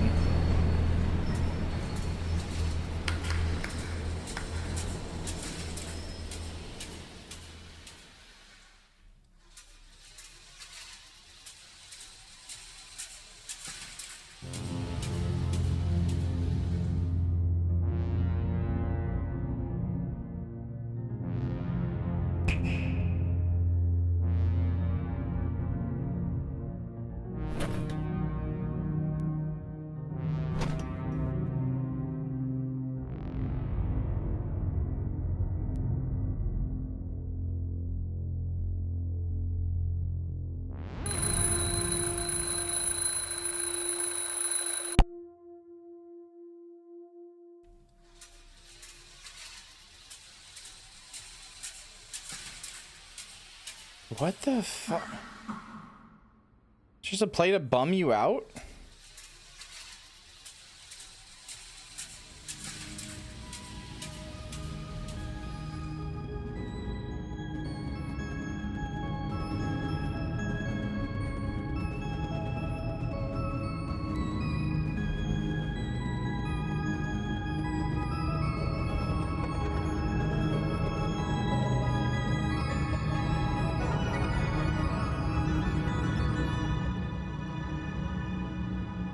I can't lie that this doesn't kind of resonate as somebody who had to go on disability because I literally just couldn't work.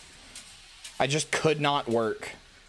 Working did this to me. It made me go Joker mode like this.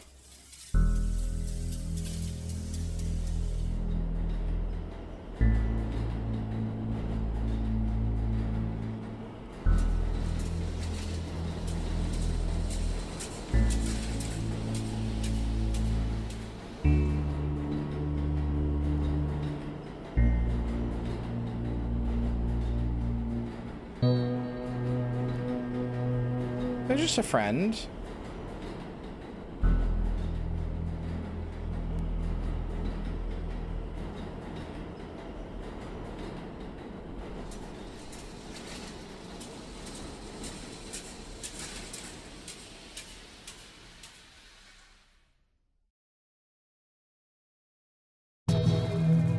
Look, even shadow people deserve friends.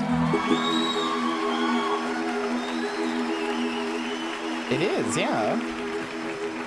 Oh, look at the smiling pro tag. They're so cute.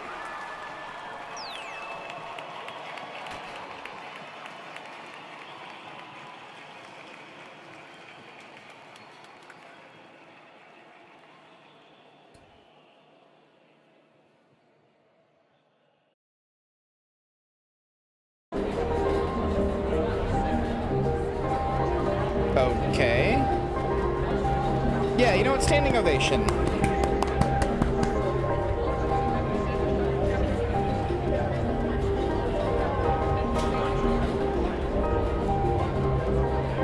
Benny, you did a good job.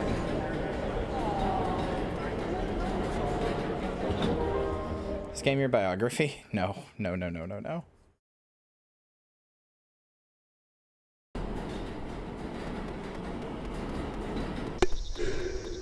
Oh, we're in Minecraft now.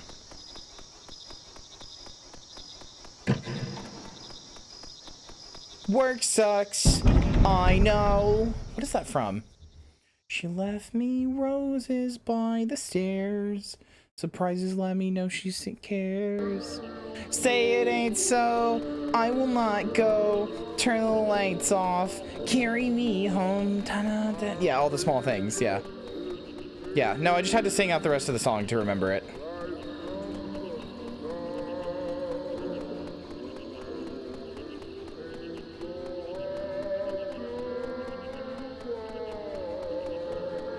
Can I really not do anything with this? Yum yum.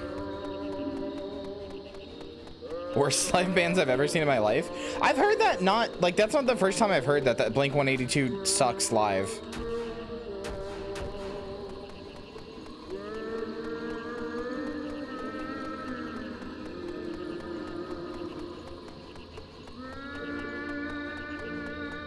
What made them so bad, Hannah?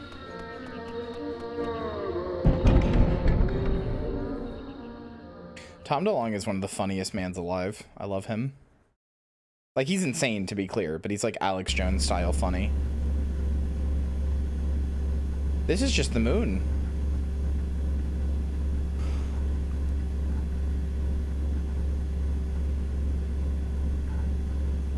This sure is just like an experimental art piece, huh? This game. Oh, God. Okay.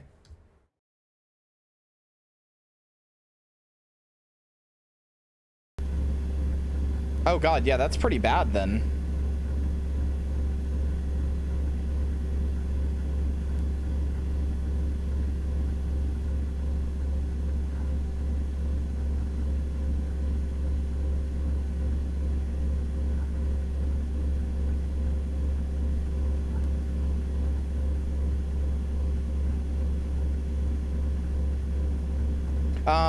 Hey? Hey, stop this. Hey, could you guys stop this, I think, maybe?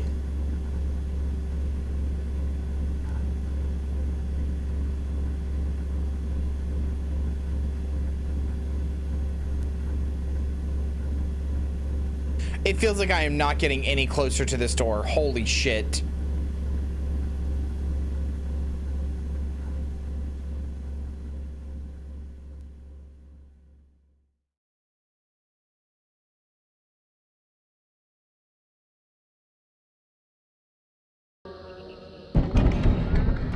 Chad, does anybody have any idea what this game is about yet? Have you gleaned even a single shred of story?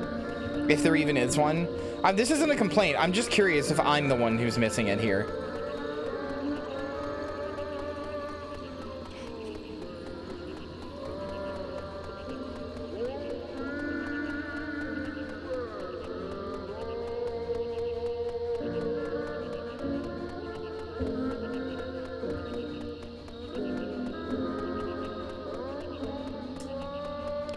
Okay, I guess that's not where I go.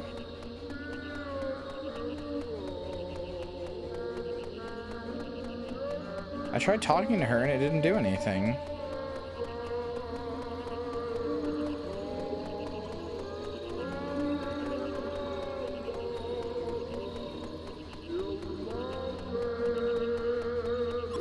Oh, now I can do something. You can pet the dog in Subway Midnight.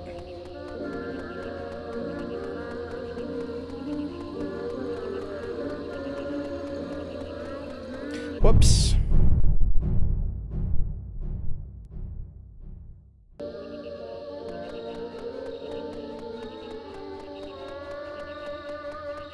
Yeah, I just realized there are side doors.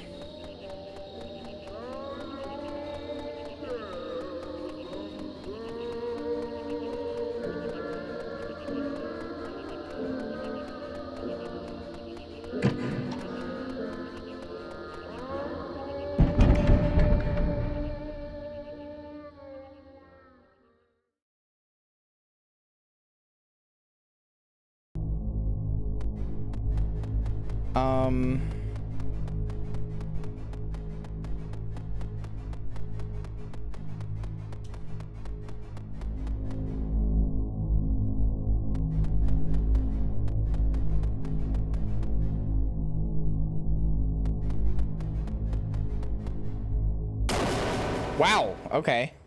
Don't go through there, you just get insta-shot. Or whatever the hell that was. Maybe it took me to the other side and the slime got me? I have no idea. Yeah, it did. Okay.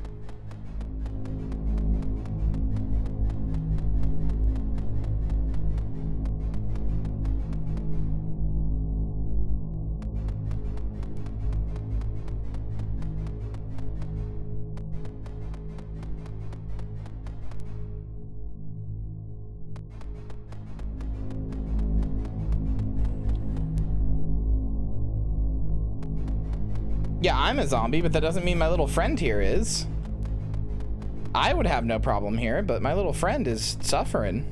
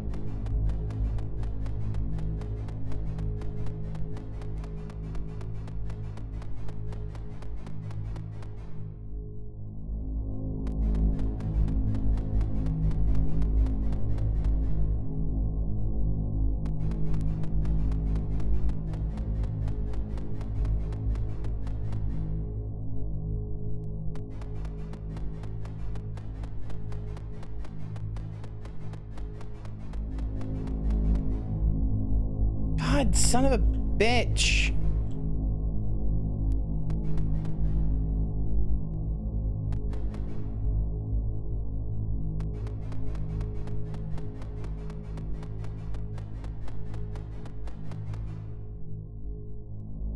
Why did I do that?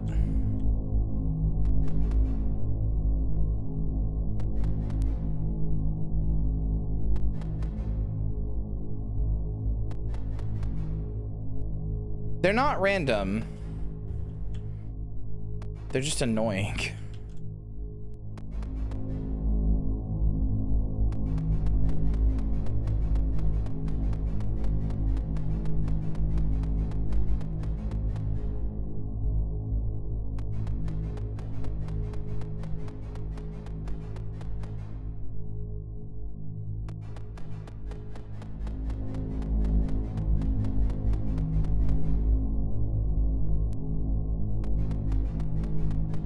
Maybe this one? Yes! Oh, thank God. Okay, finally. Thought I was gonna be stuck here forever. Fuck you, Jelly.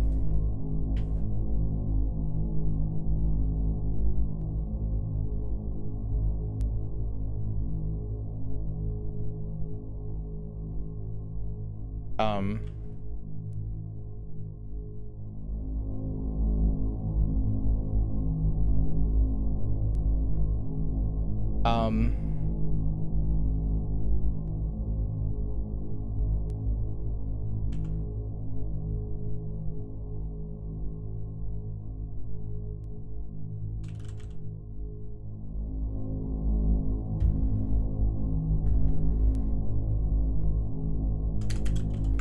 Can't even pause the game to close it anymore. Yep, that's definitely a bug.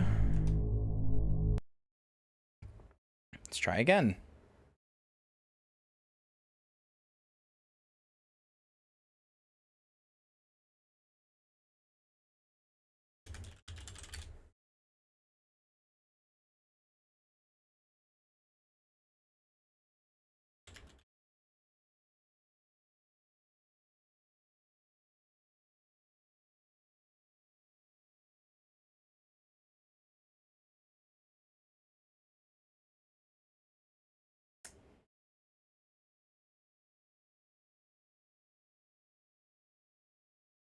It is nice that it autosaves, although it's really annoying when I have to do all this again. Thankfully, I remember the sequence of doors pretty well.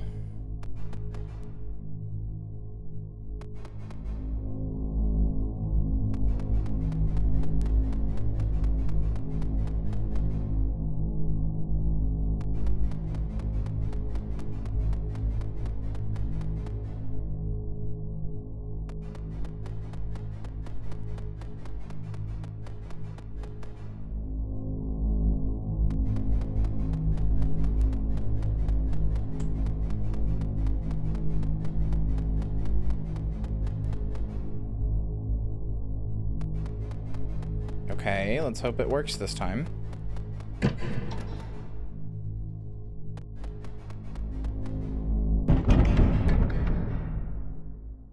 Okay, we're good. Fuck you, Jelly. It's just a small little bug. They happen.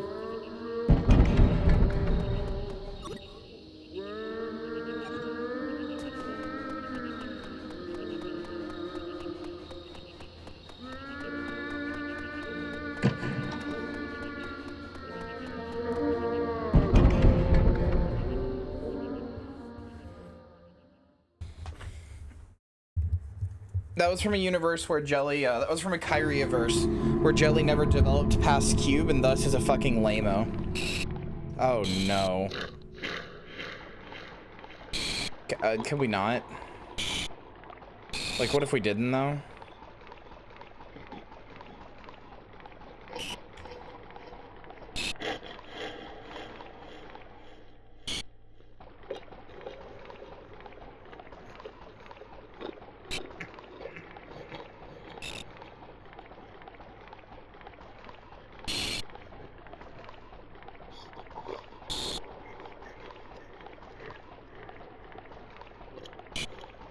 There was a big jelly on screen. I fucking hate this room. Maddie, I was kind of hoping you'd come back right now.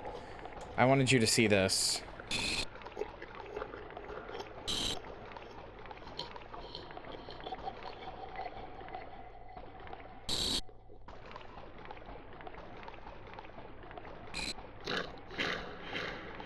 Isn't it just?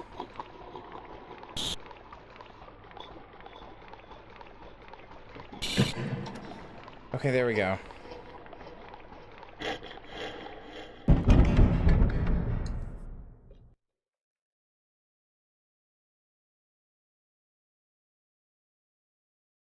Creepy wet ass game.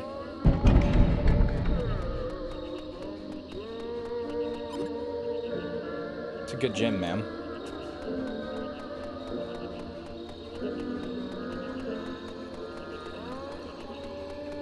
Happened with Melancholy's marbles earlier. I ate them They're mine now.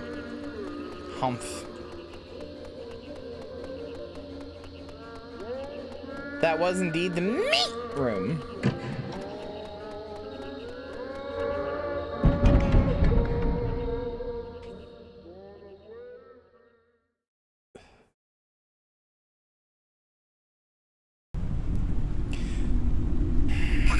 Boy, I just hate this.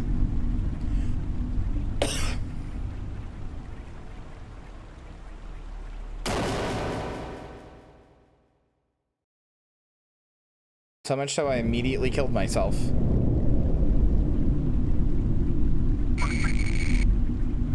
You have a fucking problem, mate?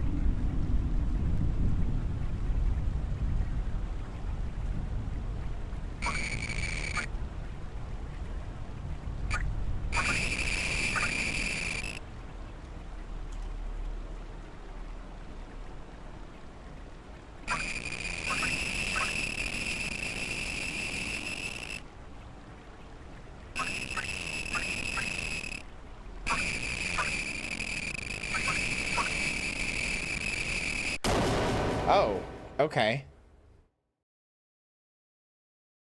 That one killed me that time.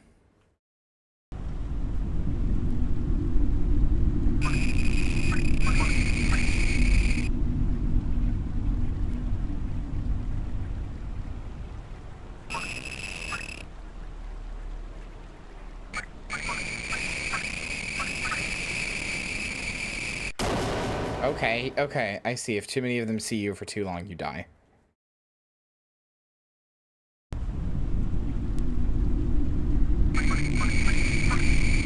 I'm not good at game theories, don't worry. Neither is the person whose name and YouTube channel is derived around it. No, I figured it out from the first death. I just, I'm not really sure how to avoid it.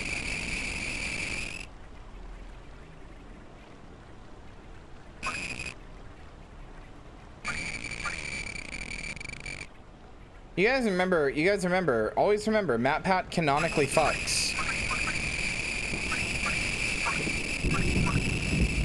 MatPat has children. The man canonically fucks.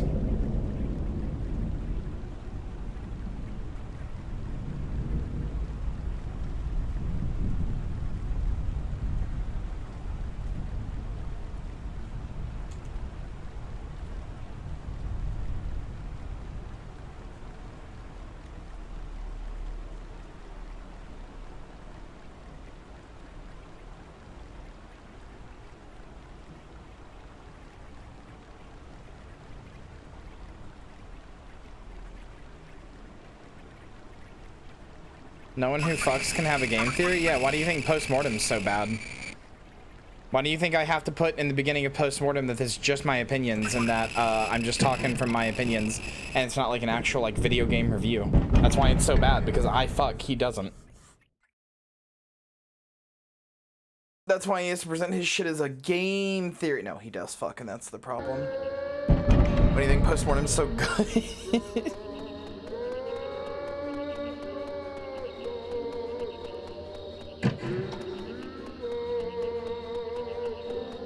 Hello? I was caught behind the door. Apparently this character's name is Liz, by the way, and I only know that because when I restarted the game, it told me that it was my last chance to get a Liz plushie. Dude, I'm still thinking about those hentai cups from yesterday. I really want one. I'm really upset that they're gone and that they're limited time. I hate that shit. I hate it so much. Just let me buy your product, please.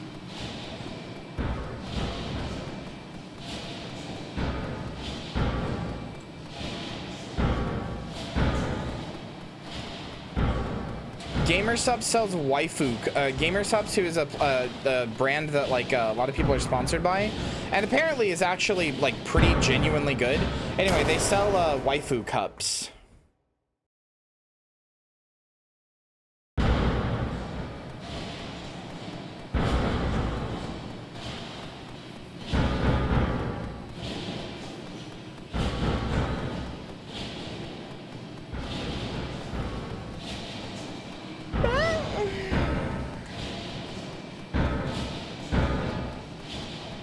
seems to be just like a math hat. I don't know a lot about him. I just know that his videos are entertaining. Did he do something bad? He's CinemaSins, but for video games. He did all the same shit bad that CinemaSins did for movies, where he made people not think critically about their fucking video games, and also like asserts any like theory he has is like canon.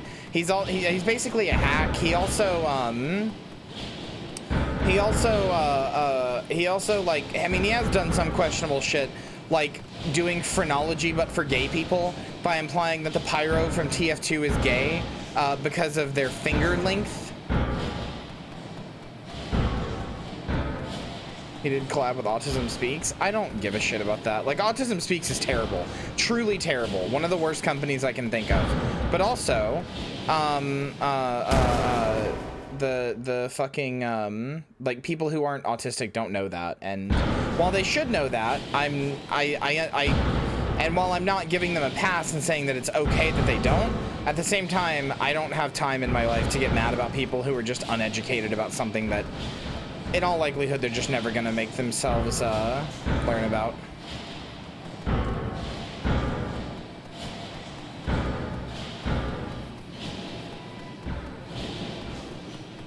I got my dick smashed.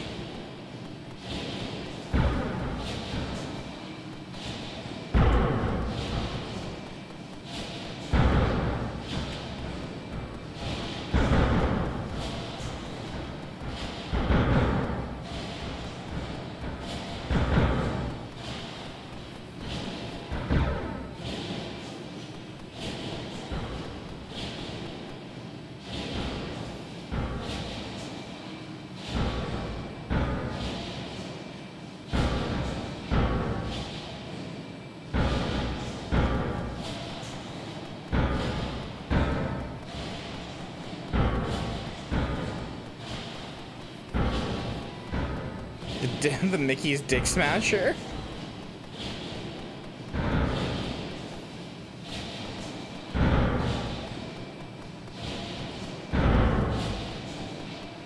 Hey, Orion. Okay, that just took me back to the beginning.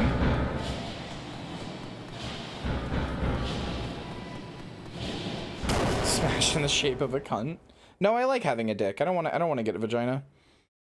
I'm one of those trans people who absolutely has no interest, like does not have any bottom dysphoria and does not want to get a vagina at all. I am very happy to retain having a cock.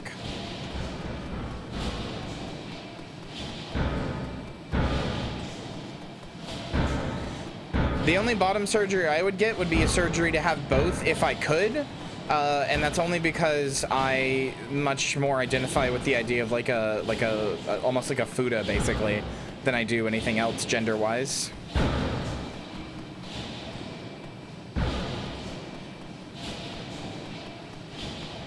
If I could change between, I would do that too.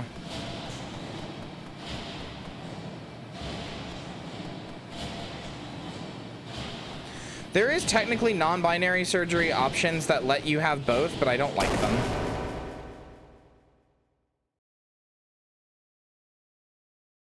Because it's not, like, it's not really what I want. No, you're fine, you're fine. It is weird that all of the art of me has me with a vagina, though. I've been very outspoken about being trans, and I've been very outspoken about, like, it's not that outspoken, but I've never really referred to like having a vagina or wanting one or anything. I've made jokes about like my pussy, but that's like as a joke. Just interesting to me. People because they see me as a woman, they like draw me with a vagina, which again is not like it's not a problem. It's kind of interesting to see myself depicted that way, since I don't mentally see myself that way, but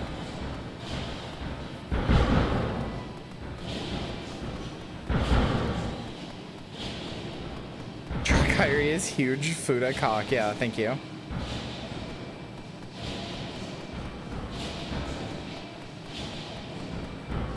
Why is it like pushing me to the side? What? Okay.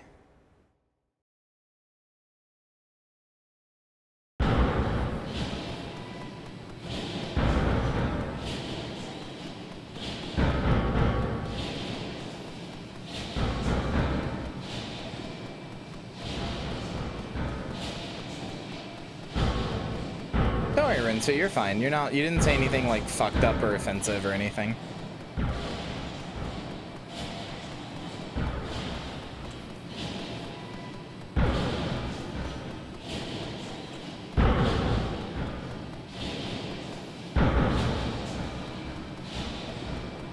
Ooh, almost got Mickey's dick smashed there.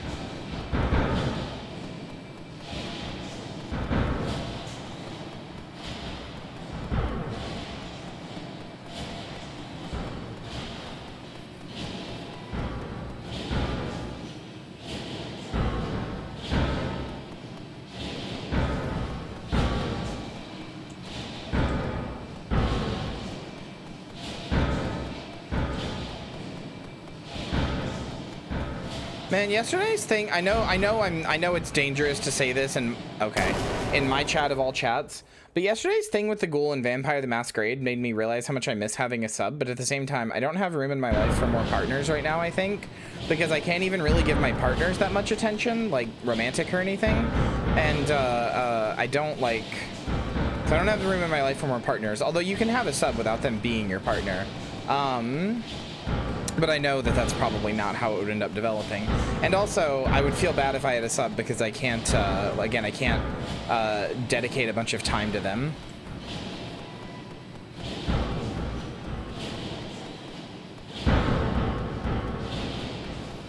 God, son of a bitch. This room kind of sucks. Find a sub with an ignore kink. I think there's a difference between like an ignore kink and like a I don't have time for you kink, like not kink, but like I don't have time for you sort of thing.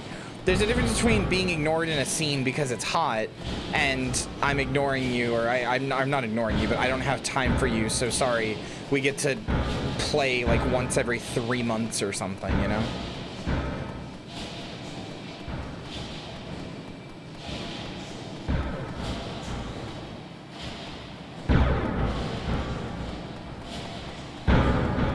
I mean, I'm poly. It's not that. That's not the problem. It's not like I don't have, like, I'm opposed to more girlfriends in that sense. But...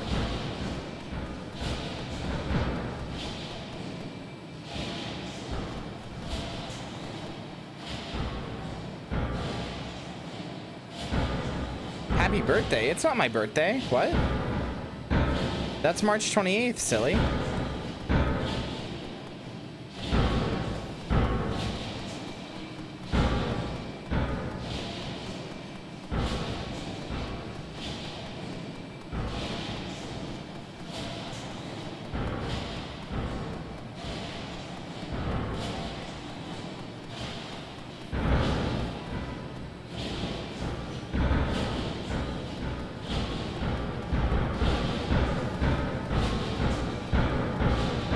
Belated half birthday. I don't know, man.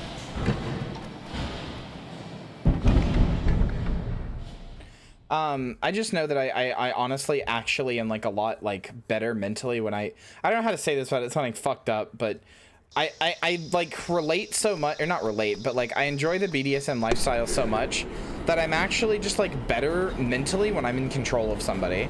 Like I'm like more confident. I feel like I can focus better. It's like an endorphin high that just really keeps me like grounded and focused and in a good mood.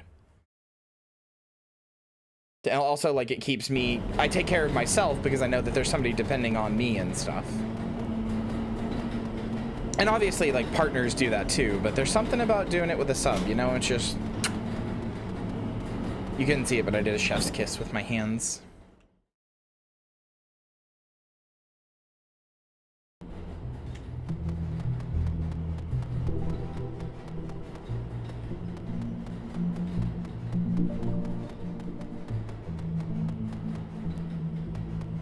I have seen all of these people.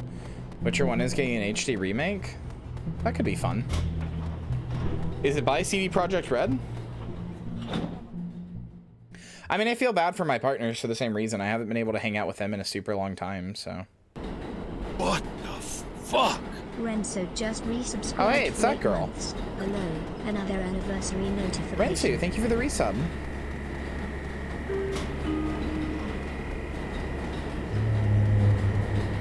Another dev on UE5? Ew. I mean, is it gonna retain the gameplay style, or will it play like Witcher 3? Hannah, shut up. Don't be mean to yourself. Not allowed, you know that. No, I know. I don't think my partners are upset or anything. I just still feel bad about it.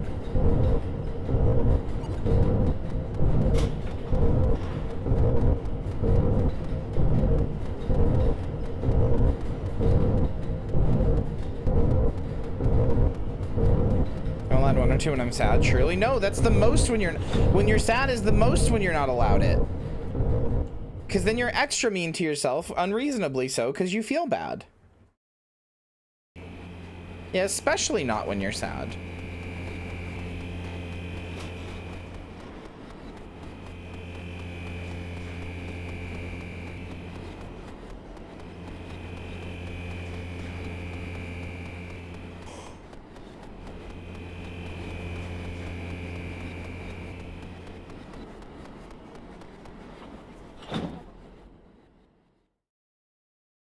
So now I'm going through all the same train cars that that girl went through. Yep, here's this. Okay.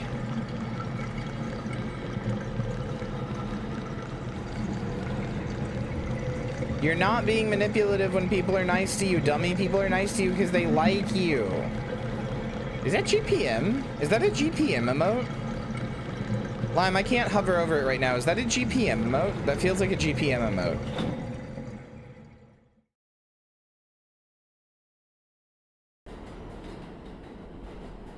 Desert P, right, Desert P.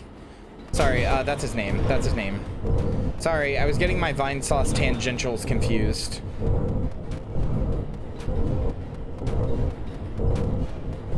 I fucking love Vine Sauce so much. Desert P.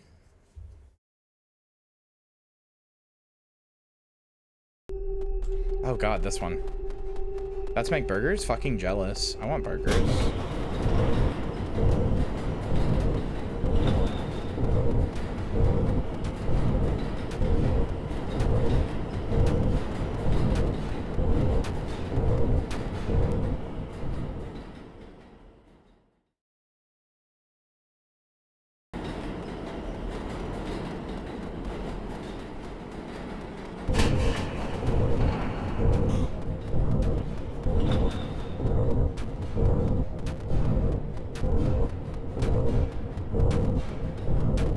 Yeah, did you, Lime? Okay, good.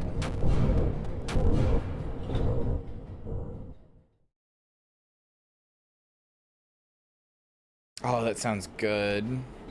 Oh yeah, here's the subway car we couldn't get past.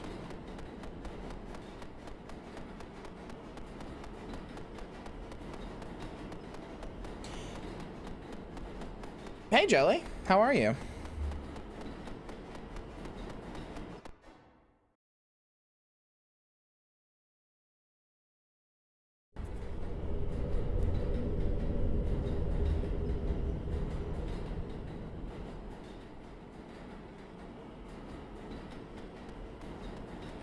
Hi.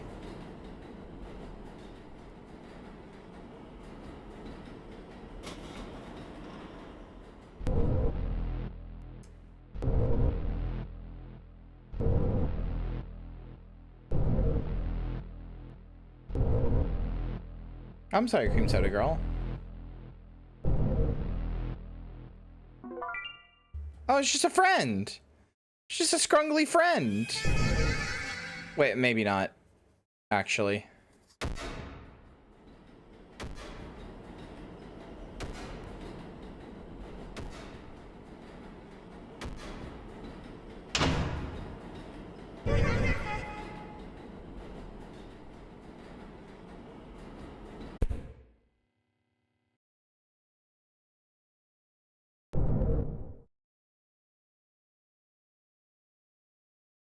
Oh. What? What could I have done differently? What could I have done differently?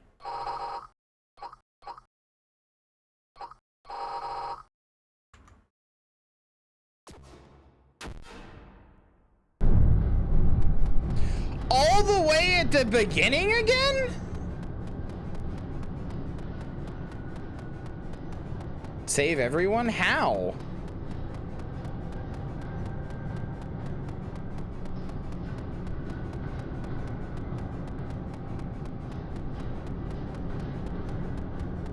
If this doesn't take me right back to the end, then I'm done. We're just gonna have to get the bad end.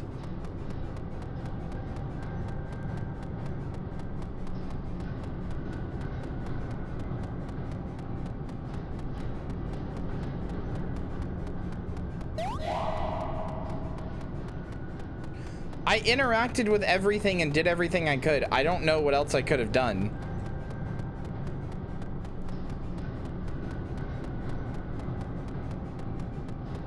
Like, I interacted with everything possible. I don't know what else I could have done.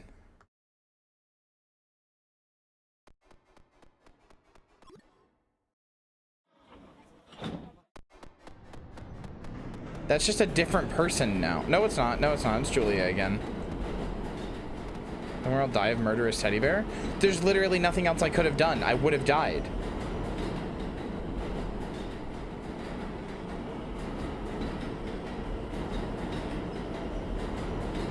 Okay, well, that was Subway Midnight. I'm not replaying it. Sorry. Very cool game. I don't know that I really don't know that I like gating off an ending like that. Like, I don't know if I like that concept. I think it worked better as an art piece, not having like a good end or a bad end or whatever. I think it worked a lot better as just like an art piece. Well, it's a short game, I guess.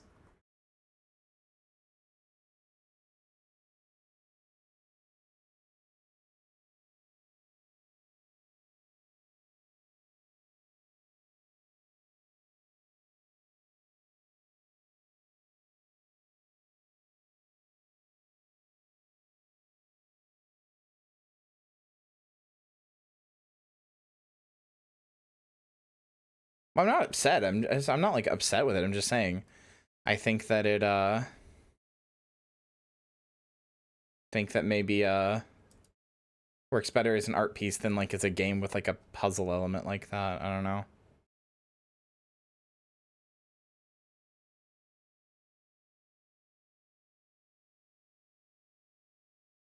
It's a cool game though. I liked it. Definitely incredibly scary.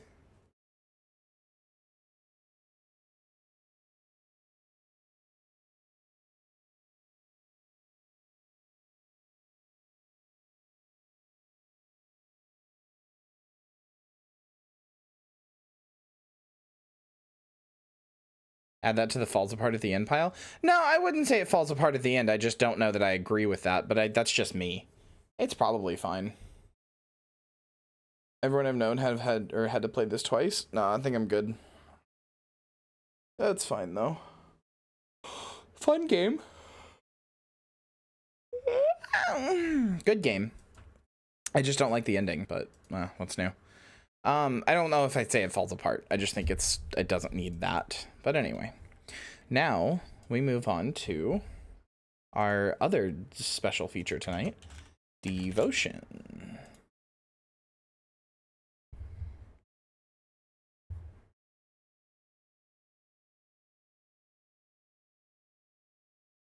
Maybe. Okay, there it goes.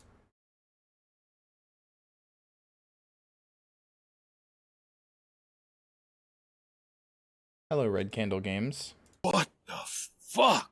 Holy hell, it really for 12 has months. been a year, huh? Holy hell, 1 year.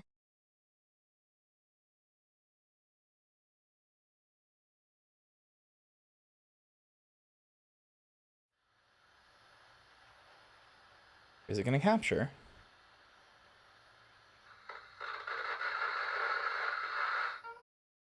Should.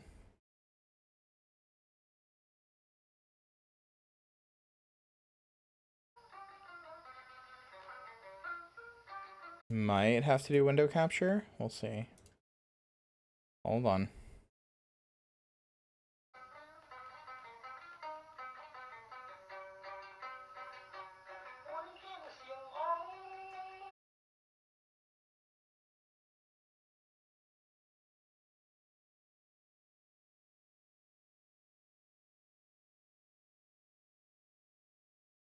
Okay, there we go. And yeah, it's working. Okay, cool. Hold on. I'm gonna go get a Pibby. 1 second.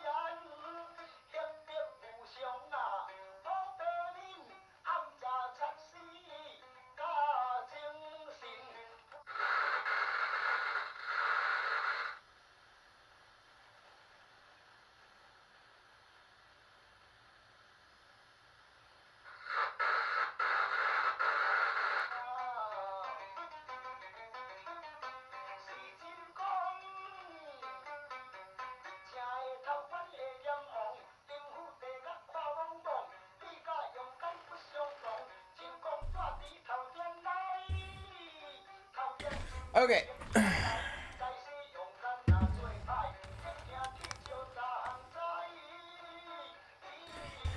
All right. Pib acquired. Video game going. Let's play the game that China didn't want you to see.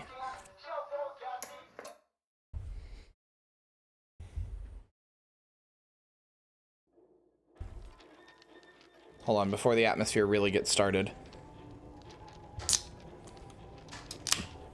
It's Pibbin time.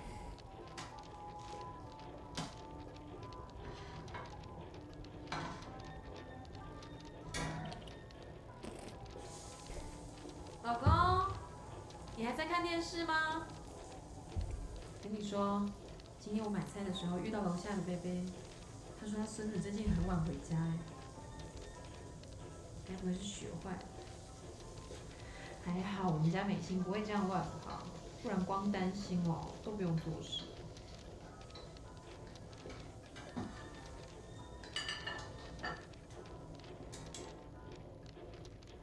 不过今天主任打来，说美心在学校又跌倒了。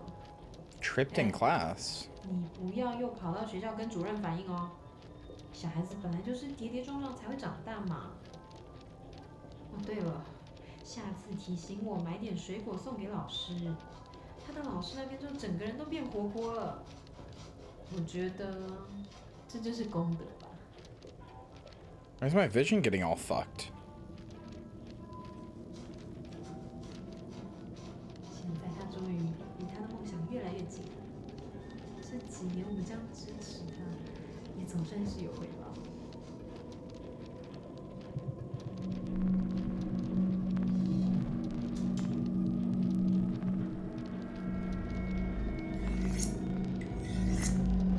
好了，剩一道菜就可以吃饭了。所以美心人呢？美心，美心在哪？美心在哪？美心在哪？ Oh no, did I James Silent Hill 2 my daughter? Did I James Silent Hill 2 my daughter?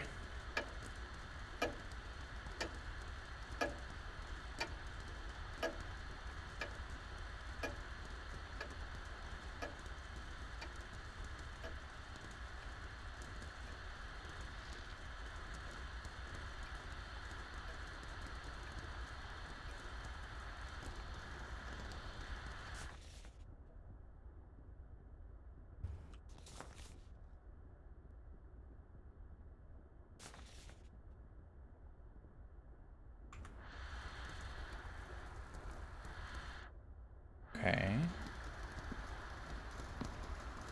Real Sunderland hours? Bring luck and prosperity.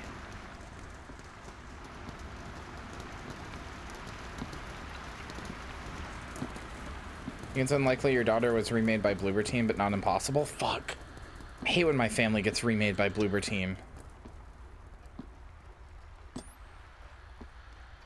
Excuse you. Oh, now I can't turn it back off. Rude.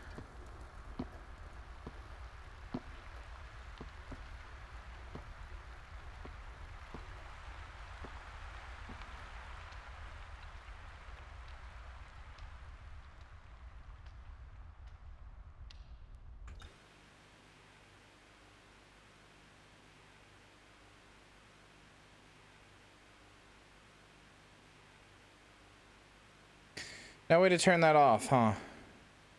Okay.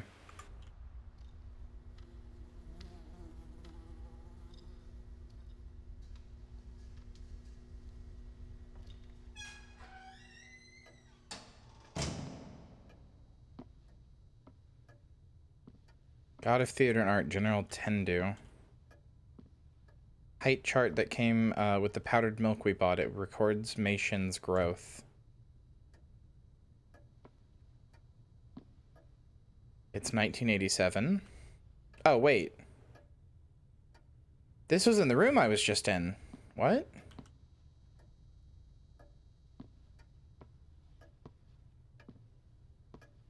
Chat box is over the subtitles? I know.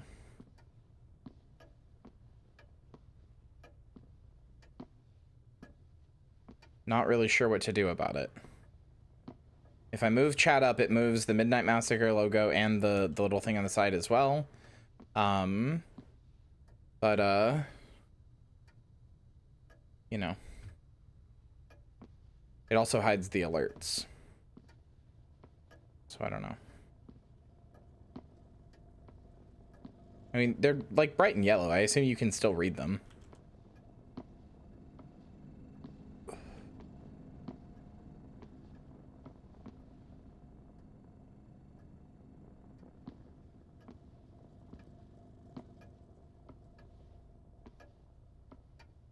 No, don't stop talking. Don't do that. I would get very lonely and sad. Rude.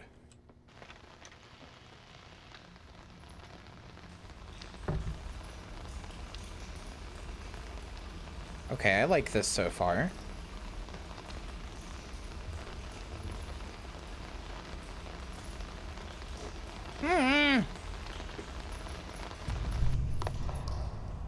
Oh. Oh, that was cool.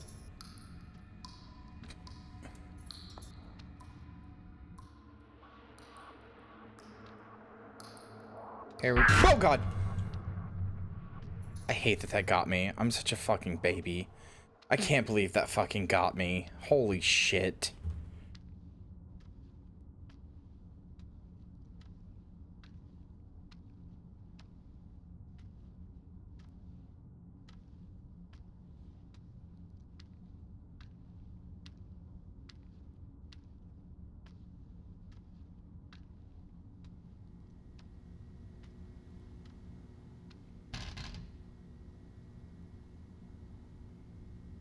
$19.80.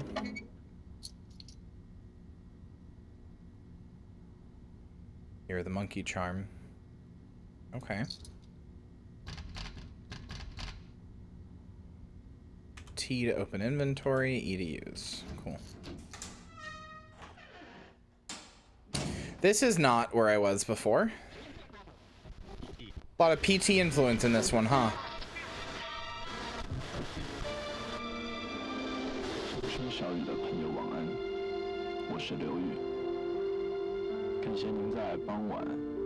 If I hang these idol portraits up, I think she'd be pretty happy about it.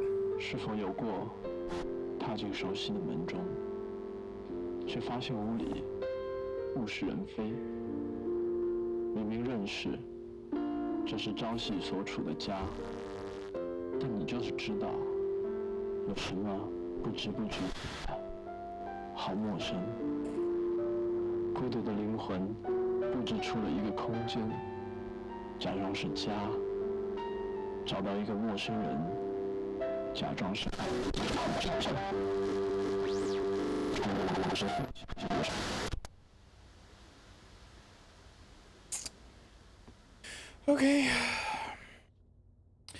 Episode 1, living hall daytime interior. Close up, the husband carries a potted plant over to the window and places it on the sill. Husband, smiling. People say that tulips symbolize elegance and sweetness, just like our child. Wife, like you know, our child hasn't even been born yet. Alright, let's finish organizing and get dinner ready. The flower isn't blooming anytime soon, so let's eat. Soup's getting cold. Close up, the couple arrange their new home together. They hang her paintings on an empty wall, set his medals on the cabinet, and place their china on the shelves. With a human touch, the empty abode begins to feel more like home. After adjusting some furniture, the husband returns to the living hall and finds his wife waiting for him with a gift.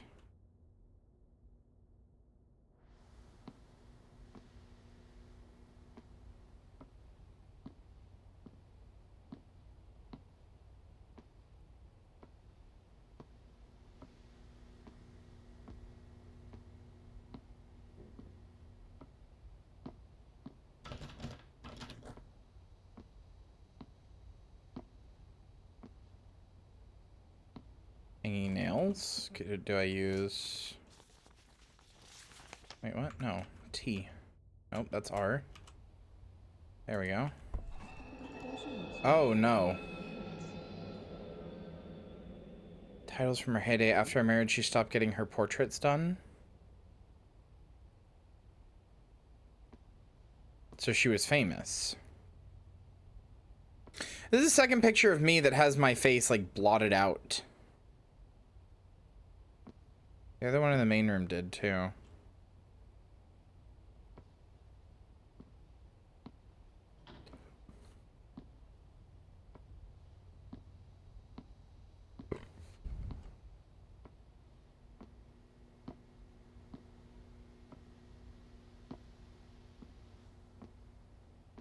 Those weren't bananas. Those were two swans with their necks craned together.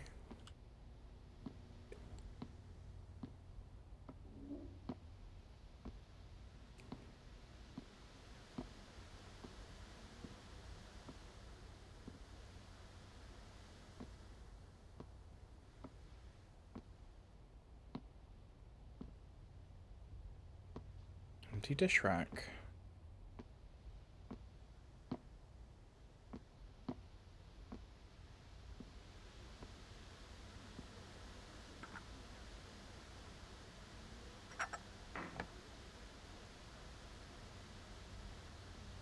Bow Dow Artistry Prize, Best Screenplay Award. Another trophy to add to my proud collection. What are you collecting? Is it this? I was just putting the dishes away. Why did everything have to get all spooky when I did that? Or cleaning detergent, handwritten on label, conservative use. Sorry, only Republicans are allowed to use that one. Not me. I'm not allowed. Oh, look at the fat little baby.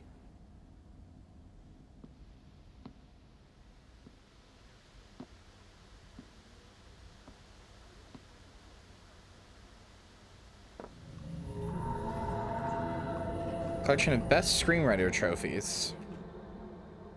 So my wife is an actor and I'm a screenwriter.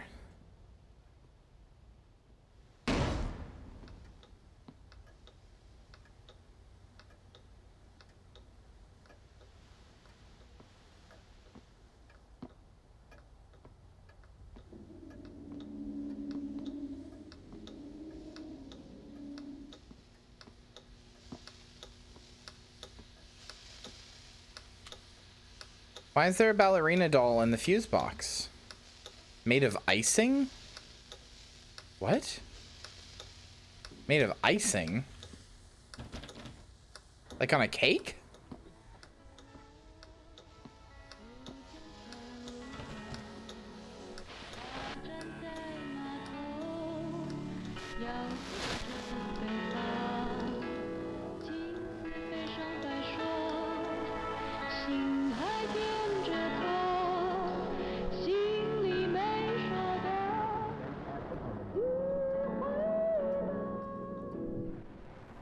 Oh God.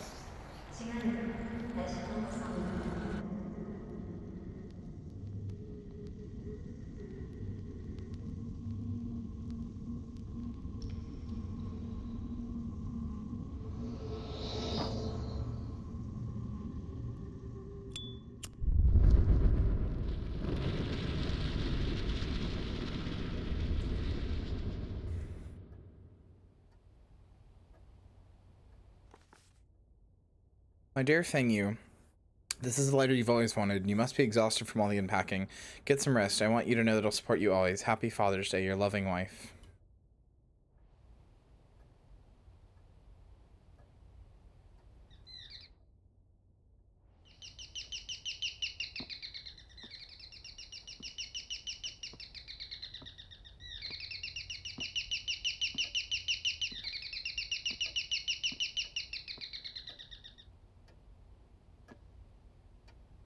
I'm good. That is the most annoying alarm for a door I've ever heard in my life. That's like drawings of my wife. She's very pretty.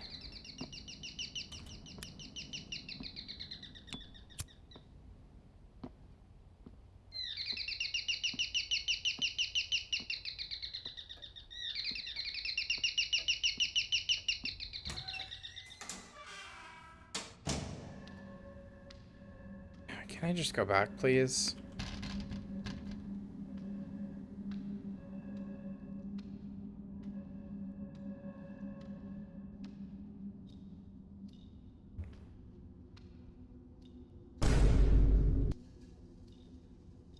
Why would you Sunderland your wife? She's hot as fuck. I wasn't doing it on purpose. Year of the Tiger, 1986. Oh, these are different time periods in my life that I'm going through. I just realized that. So before it was 1980, now we're going to 1986.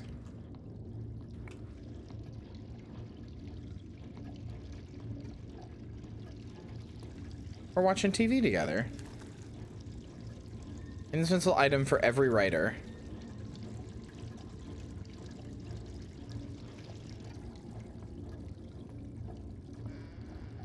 So our little girl is what, 5 years old now? Small chair used when playing house.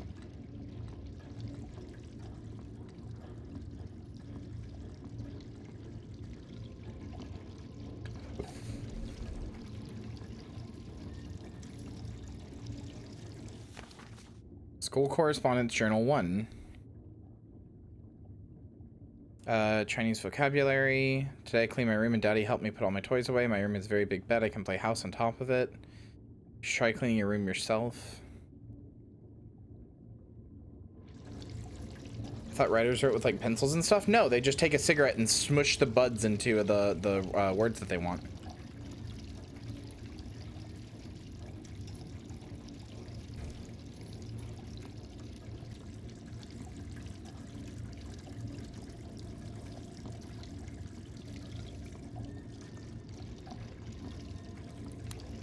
You're learning so much. That water doesn't look good, sweetie.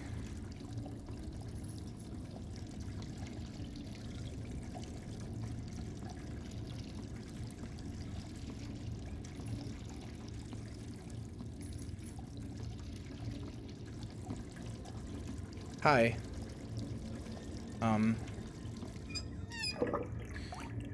Okay.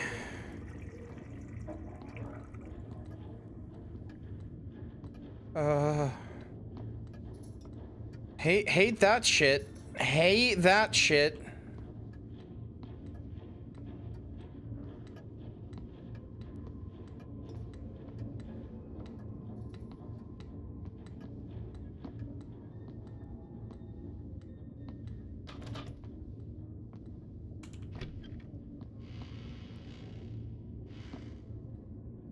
Oh, I don't like your little daughter doll. Like at all. She's fucking scary. Way more than the other two are.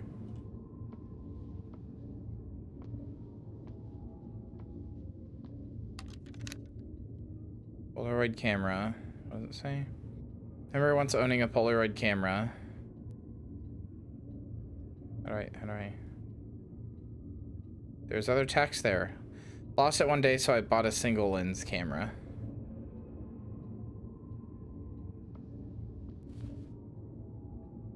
Doll used when playing house. Its clothes are reminiscent of Mei Shen. Please don't kill me because I took your doll, daughter.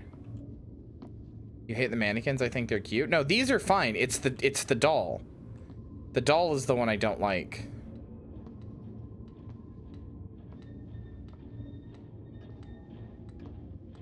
Why are they staring?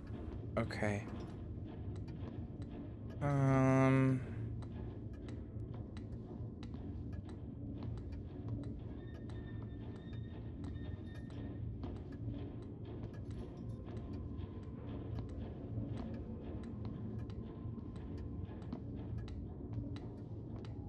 Why is there a metronome in here?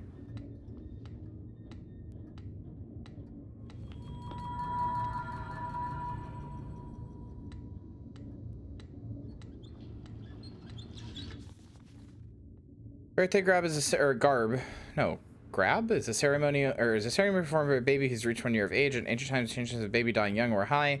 It's rare to reach the age of 1, so it calls for celebration. Therefore, in present times, to honor the ancestors and anticipate a safe and healthy future, ceremony has become an important custom. People believe that placing various items in front of the baby and seeing what it grabs can predict the type of career the baby will have in the future. Commonly used items include a pen, ink, paper, enamel, and abacus, garden tools, seals, etc. Other items include homophonic objects that correspond to career or traits. Garlic sounds like calculate in Chinese and can represent an accounting career. Onion sounds like smart and can represent an intellectual career. The direction of a child's development is of great significance to parents, especially in modern times. Parents expect a lot from a child's early education, and it is wise to cultivate the child's interests and expertise from a young age to develop a head start in his or her career. What are you... Hi.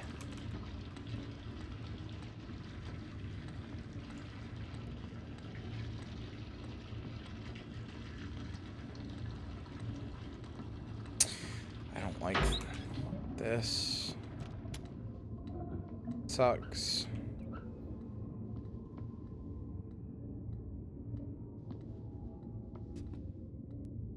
Piano songbook, Mation's piano practice book. There's other text. I saw it for a second. Maybe there wasn't.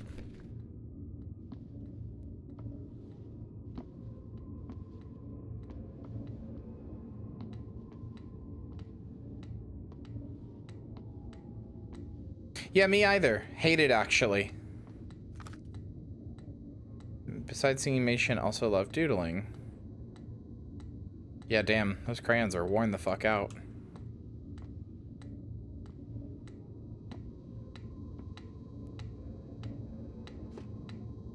Thought you like dolls? No, I don't.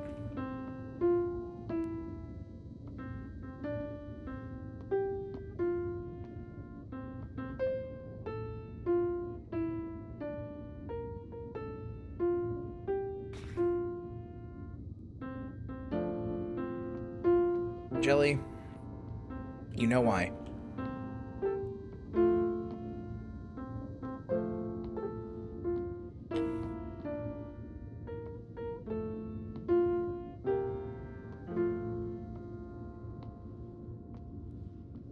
Besides, obviously I like you. You're my fucking daughter.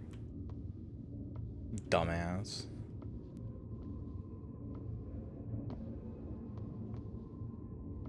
Oh, okay.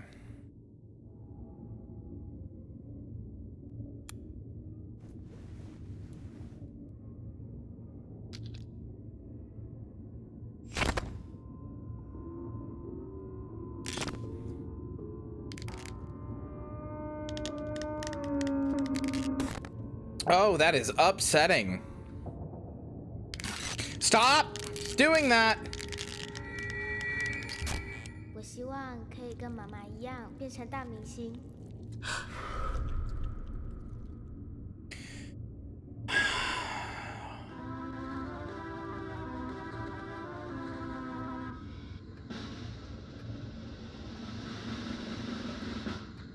七彩霓虹，七彩光。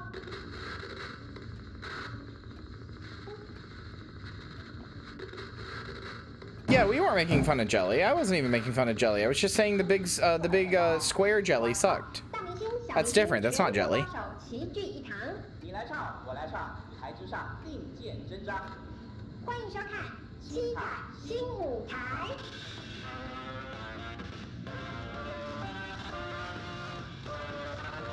Maddie wasn't even here during that part.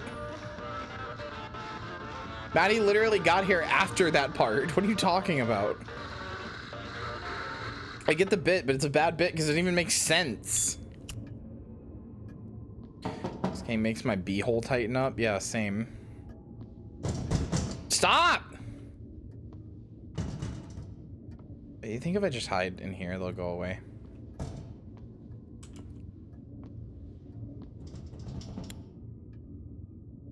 Think if I hide in here, they'll go away. There's no light on. Nobody's home.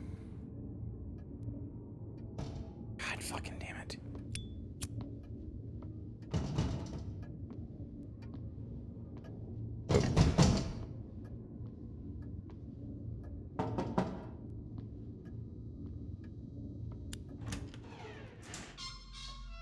Okay, cool. And there's just nothing. Epic.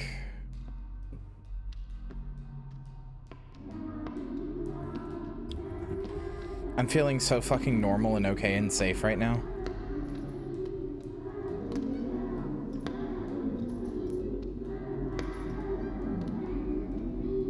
Ah!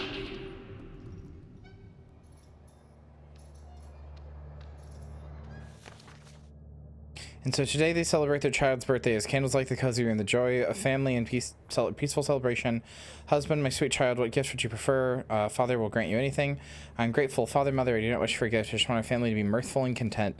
For the child, such an ordinary moment would be especially cherished. If you'd like to know why, I must talk about that strange illness.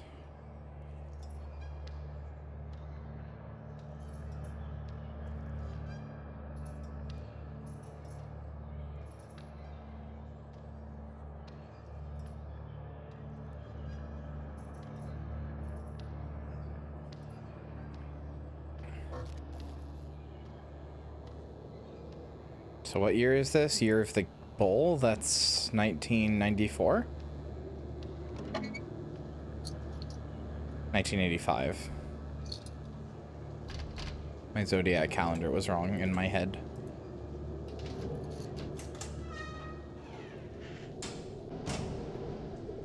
Really, any year with me is Year of the Bull because, you know, a cuck joke.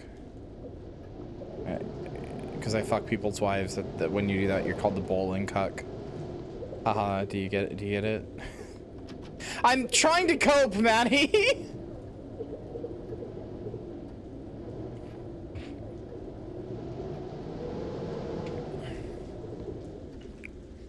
I'm scared, I'm trying to cope.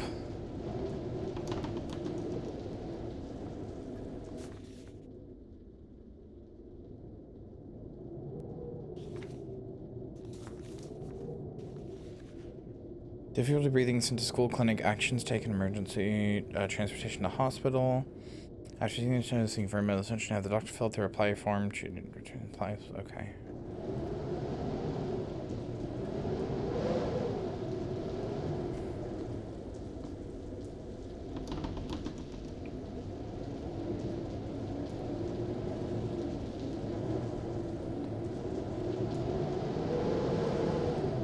God damn, it's drafty in here. Close the fucking window.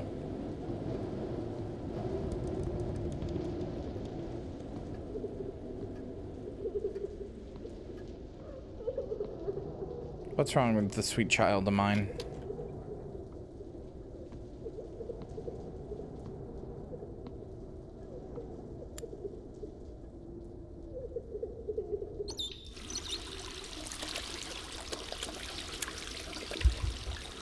Oh no.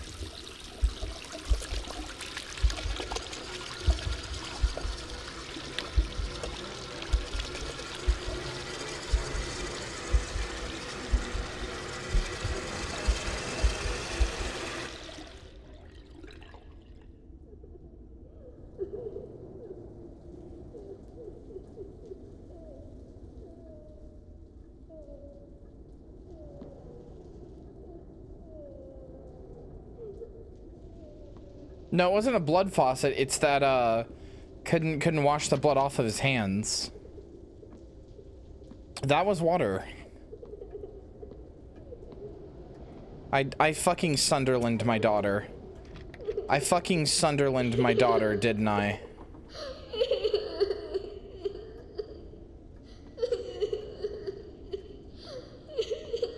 And maybe my wife too.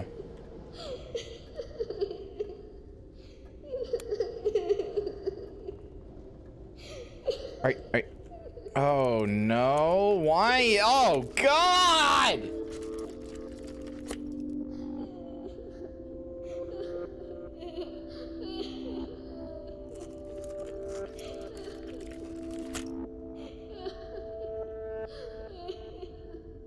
Hey, this fucking sucks. This is so upsetting.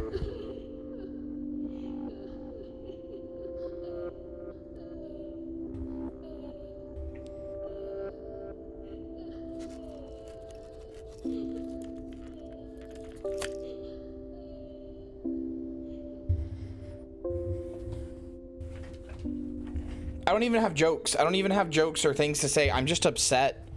But like, not angry. Like, this is just upsetting.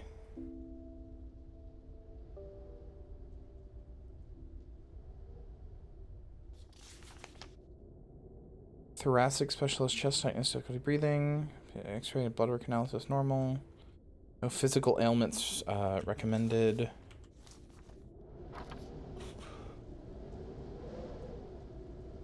Found in the that case folder.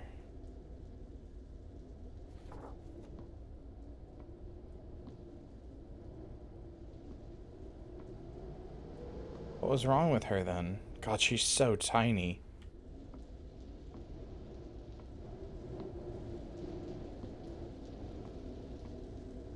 Sure is just like a hospital now, huh?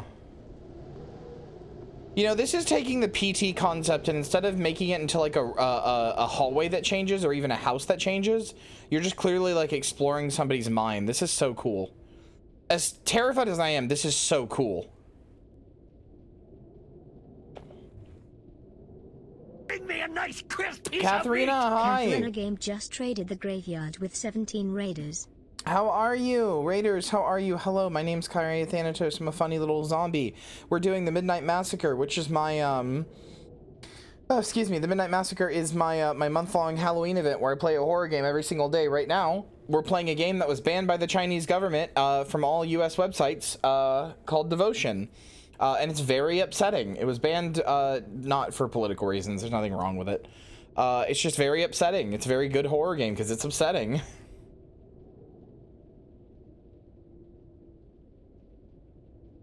Candles illuminate the bed and the herbal tea remedy. Father, when we go to... Thanks for finding as a child. No more pain, no more pain. Father won't have you suffer any longer. Okay. It's back on Steam? No, it's not. Unless they did that, like, today.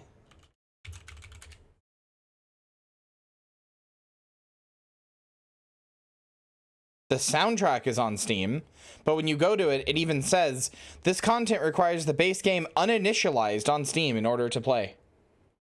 It is not on Steam.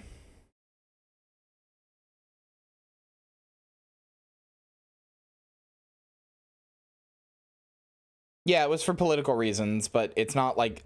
it wasn't banned because the game is, like, you know, fucked up or something. It was just political shit. That's what I was saying. I might have said that backwards, though. Sorry. It wasn't a... I'm mostly trying to say it wasn't a case of, like, oh, it's so scary, it's banned.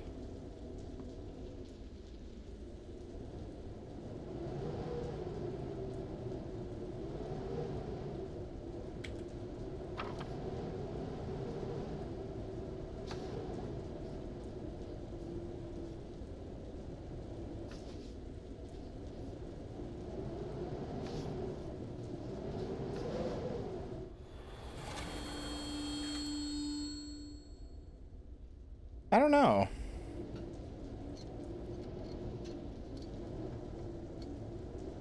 Oh, God. Thanks, Weaver, for being here.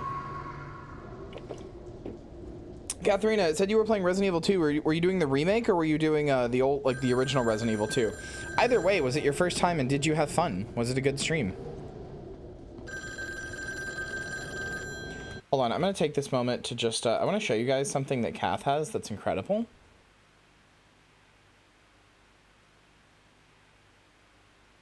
Remake, yes, second round, second time playing it, it's chill. I honestly love the Resident Evil remake, or 2 remake so much. It is outright one of my favorite things ever.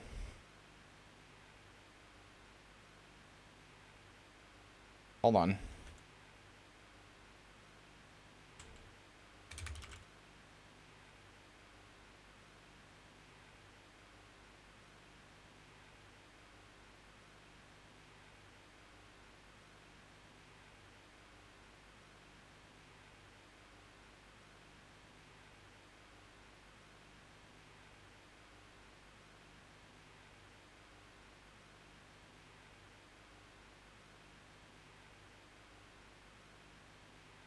Chat.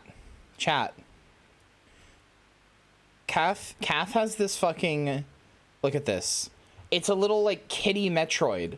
I don't remember what they're called. You have a name for them, but I'm sorry. I have a terrible memory and I've forgotten. But it's so fucking cute. It's so fucking cute. Cathoid, yeah, that's what it is. So fucking cute. Do you have any emotes of it? Or is it just like this one? Yeah, there it is. I fucking love it. I love it so much. Absolutely incredible.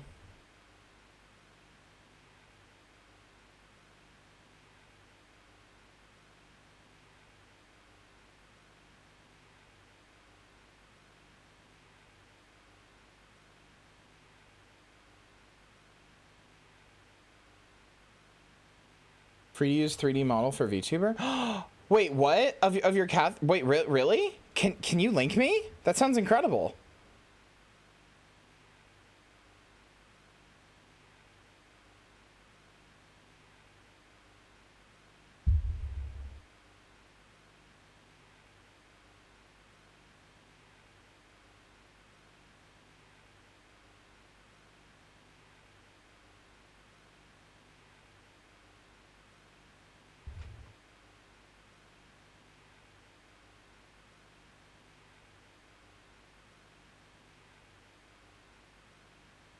Hold on.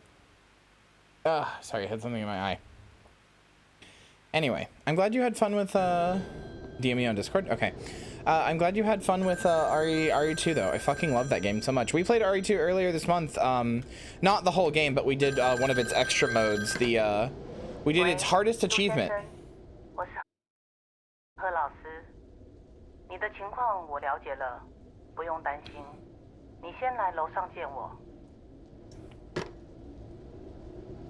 I take it back. I shouldn't say it's its hardest, but it's its most rare. Which is the extras mode where you, there you go, I've accepted your friend request. It's the extras mode where you, you play as the sheriff in the beginning and you have to kill 100 zombies. And it is pretty difficult, but I did beat it in a little under an hour. Which is funny because if you go on, like, achievement websites, there's people who took, like, days to beat that. I'm simply too good of a gamer, is what it is, really. I'm so humble as well, you know?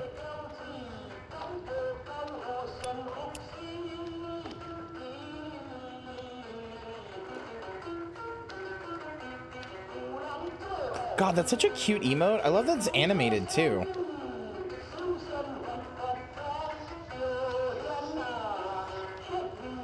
You're incredible, Kath.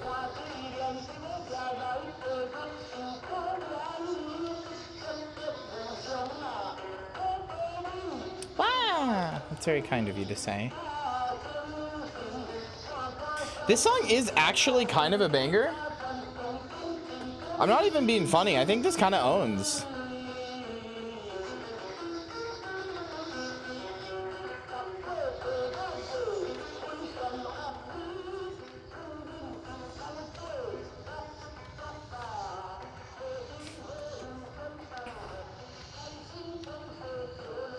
Why is she just in the corner? Why did I Sunderland my little girl?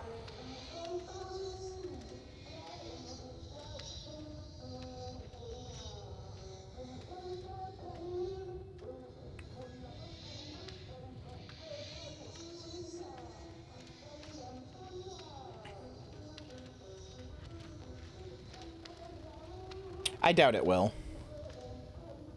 Ever since turning off Firefox audio for when I play copyrighted songs through Firefox, I've yet to have a VOD get muted. Lighter isn't needed here. Okay.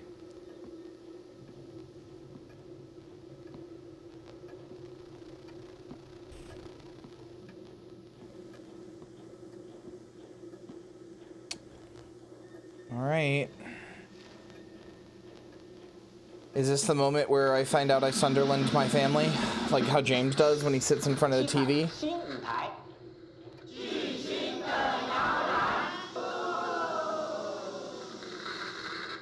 现在总算到了我们儿童组挑战者的表演，一起来欣赏杜美心小朋友 Oh, that's my daughter, 带来的 Du Mei Shin, rendition of Lady of the Pier. Yeah, absolutely. Go get food. You just got done streaming. Go rest, go lurk, do whatever you need. I appreciate it. I appreciate the raid immensely. Thank you.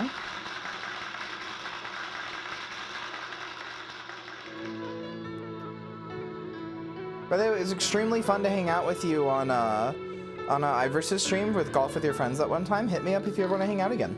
It's very fun.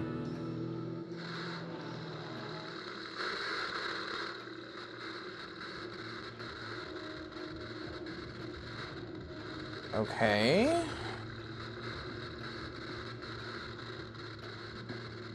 I don't think it's like American Idol. I think it's just like a performance show.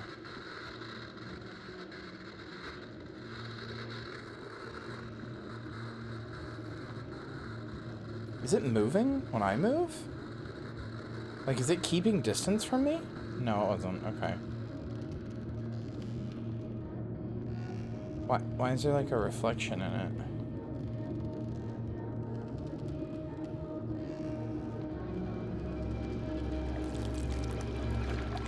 Holy shit!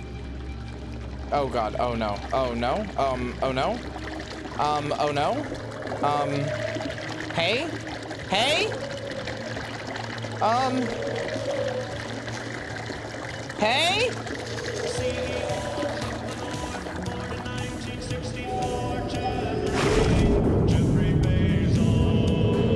Tylius just used Bezos bucks. Hi. Thanks, Tylios, for the Prime sub. Thank you so much.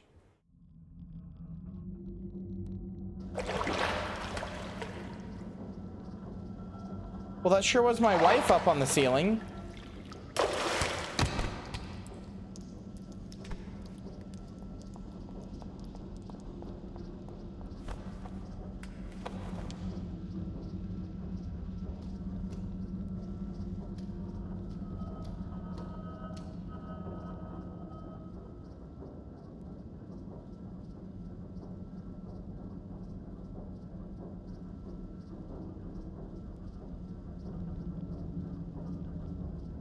There used to be an article here, but it's been torn off.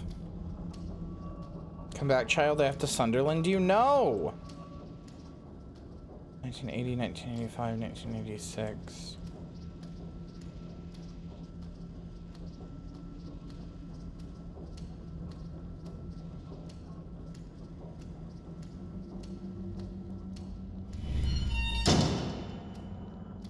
Collect the fragments of the past to traverse into flawless present.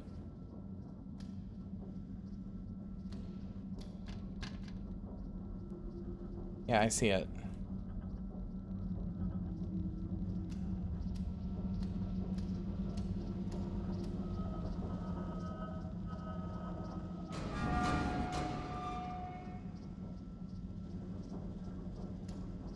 Okay.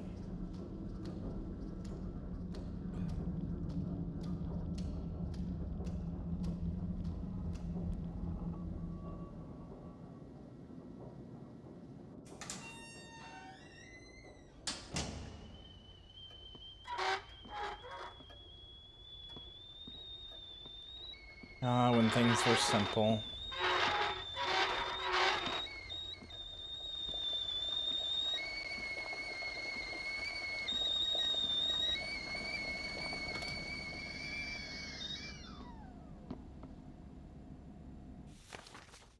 Jin Emperor's deity assigns a pair of household guardians, a husband and wife demigod couple, to watch over a family's home.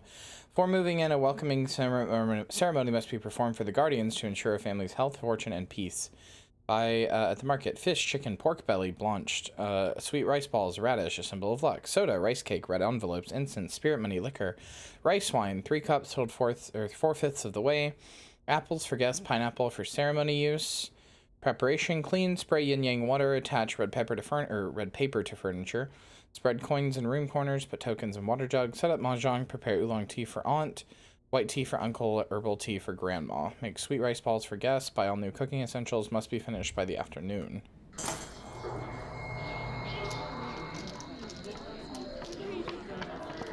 There's gonna be a lot of people here now, huh? No? Just the sounds of people.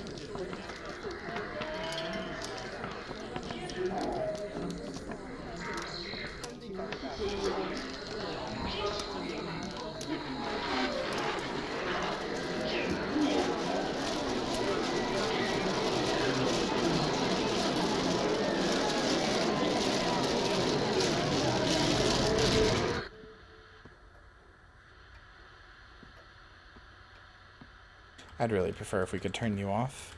No? Okay. Nope, it's just stuck like this. Cool.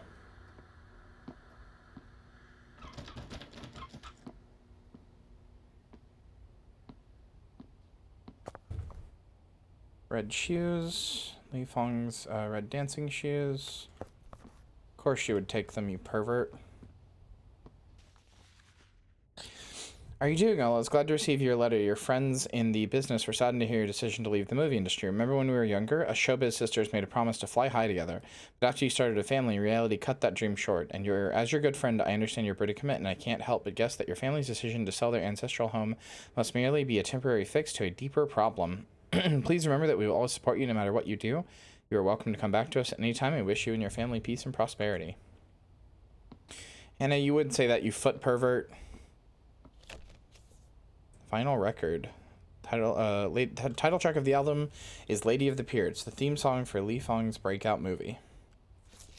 Remember how to play Mahjong, right? Of course I do.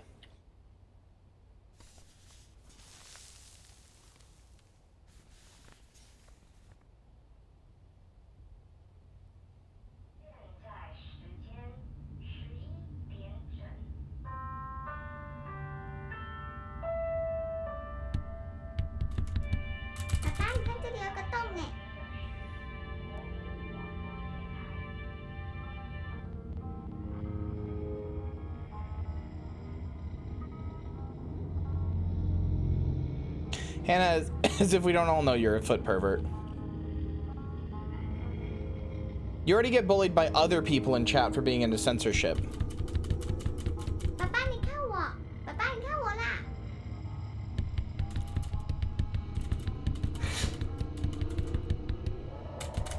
I'm fucking your wall!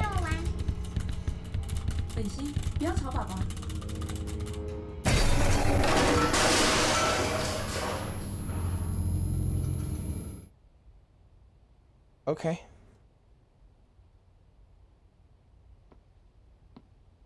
That seems like that was a good thing for you to do. This is my secret hideout. The password's on my favorite picture. That's, this, right?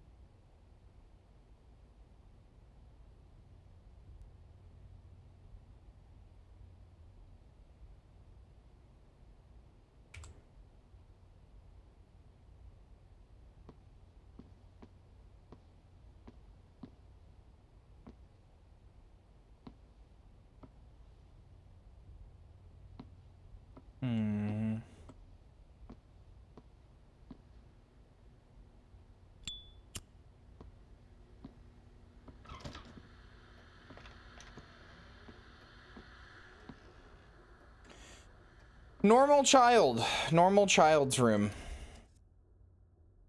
You've turned my deepest misery into a comforting flower. God damn.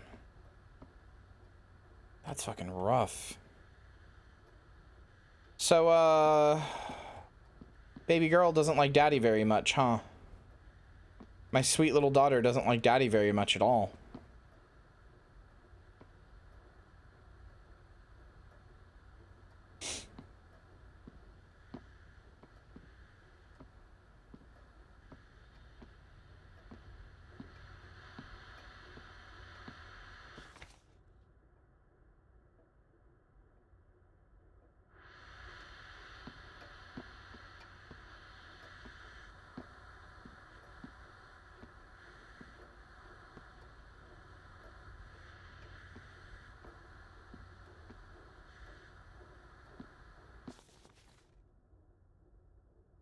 Rejected by 6 directors.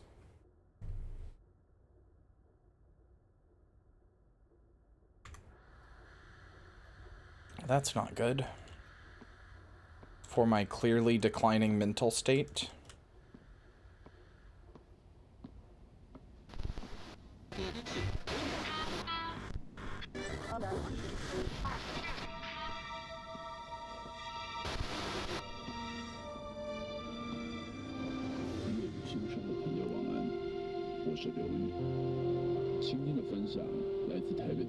Renee in Taipei? Still spends like he's made of money and eats like a king, always dreaming of that big score.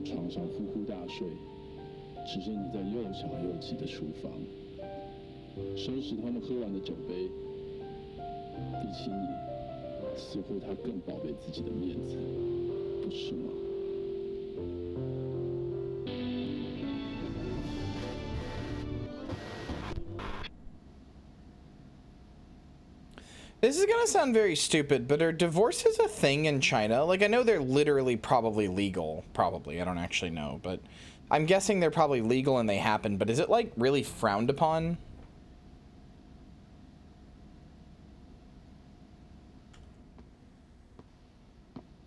Is it like a big societal taboo?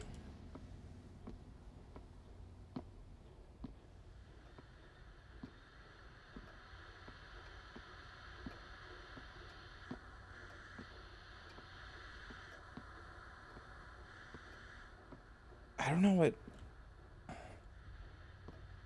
picture has what she wants.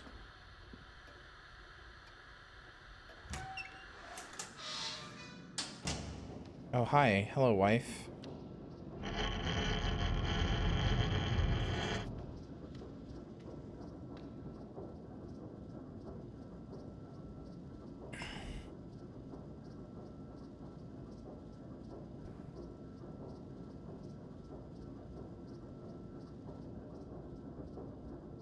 Panned by critics for being extremely anticlimactic and having a poor script. Oh no. Hey, Morgan.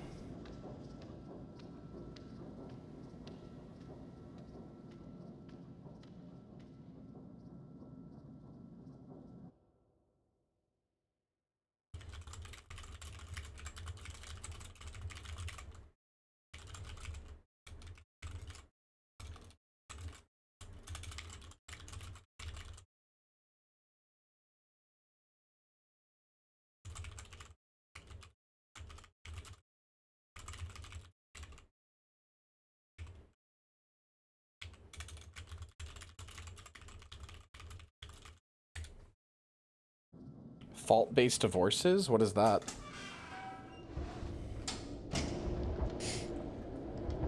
How goes devotion? It's very scary.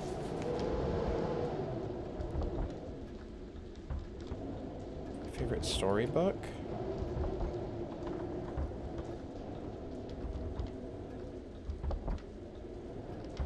resulted in the failure of the marriage? Oh, Jesus.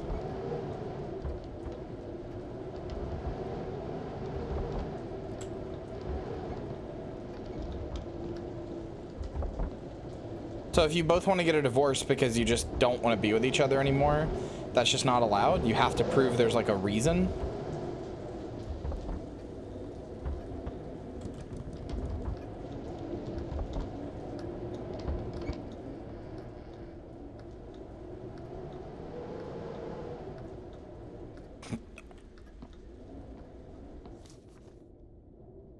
Father, my mother, and I. My mother is a housewife who likes to sing while she is cooking. My mother used to be a famous star. Every song she sings sounds perfect. Father is a screenwriter. He writes a lot of words every day. He often works late, and I can't bother him when he works, or my mother will scold me. Although I'm sick and can't go to school often, Mom and Dad always take care of me at my home. Mom says if I get better, I'll be able to play outside more often. I love my Mommy and Daddy. I wish for us to have a healthy and long life. Certain set of charges, it can't just be anything. Oh.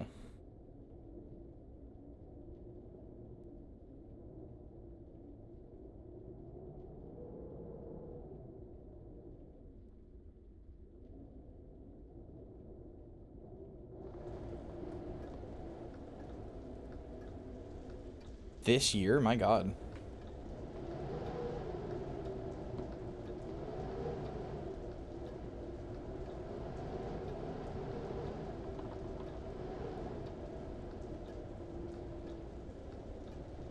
I mean, I don't disagree with you, girly, but that's a hell of a first message.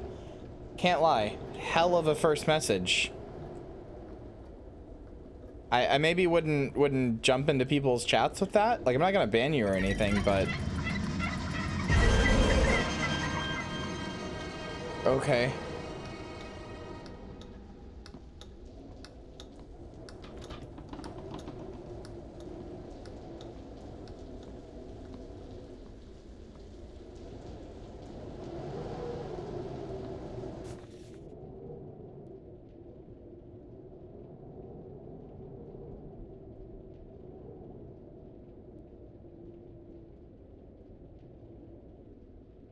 Yeah, I don't think anybody disagrees. We're mostly trans people here. Again, little weird. Yeah, just a lot to drop as a first message. Yeah, exactly. Little weird. I'm gonna request maybe move past that subject. Yeah, hell of a lot to drop.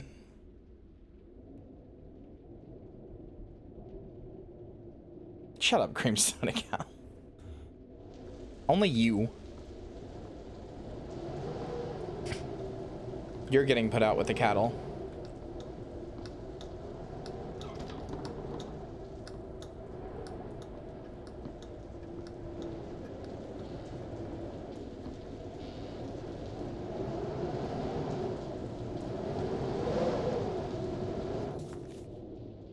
Wine poem, shoes, a crown, a red dress.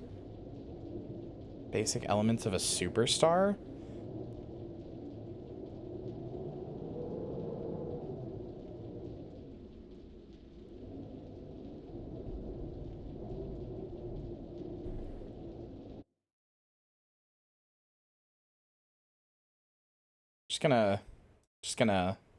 Just take a break.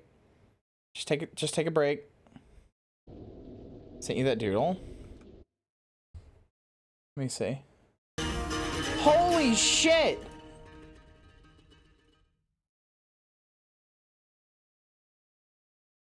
Sam Sugars, thank you for the follow. Thank you very, very much. Wait, that's the, oh yeah, that's the person who just, okay, cool. Well, hey, I was just about to ask if I could show that on stream. Is that cool? Yeah, Sam is the artist. I was about to say, can I show that on stream? Is that cool? Holy shit, that's incredible. Of course. Hold on, I'm giving you a follow. God damn. Holy shit. Chat. I'm not totally sure that I understand what led to this. Like, I don't know if it was a commission per se, or just like I'm not sure I understand how it happened. But Morgan the other day asked me for my refs, and here, just here. Look at this. Look at this. Excuse me. The giant monster teeth? I'm in love? Fundraising doodles. Okay, okay, okay. The giant monster teeth? I'm in love?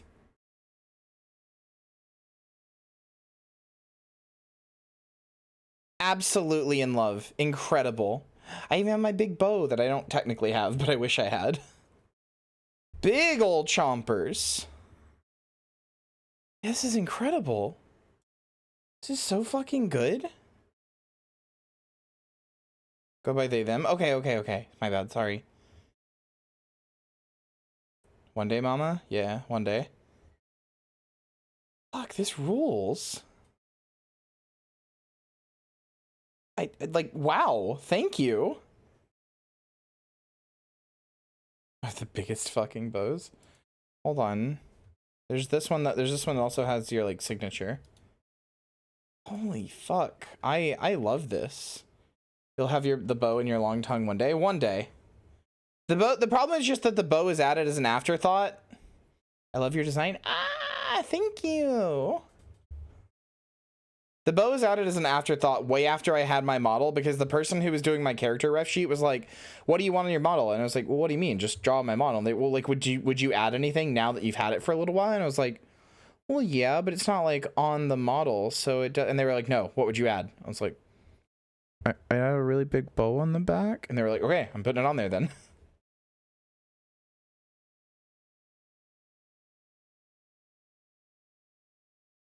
Holy shit, I fucking love this.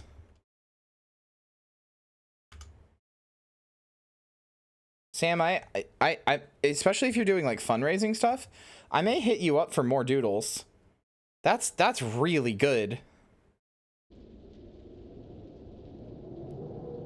Yeah, can I get a shout out, mods? Can I get a shout out, please?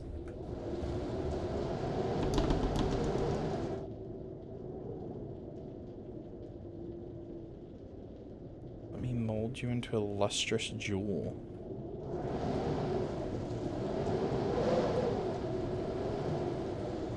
Thank you, thank you.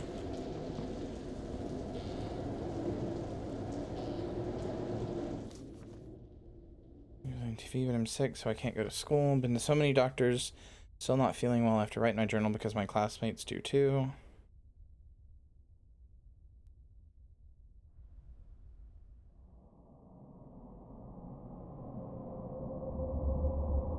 Needing victims for the doodle engine? I fucking love it.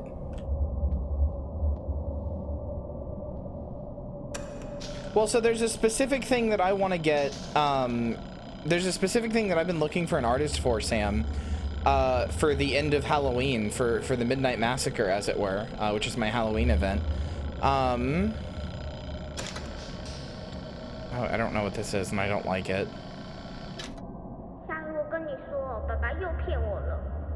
Oh wait, am I the fish? Oh god, I'm the fish.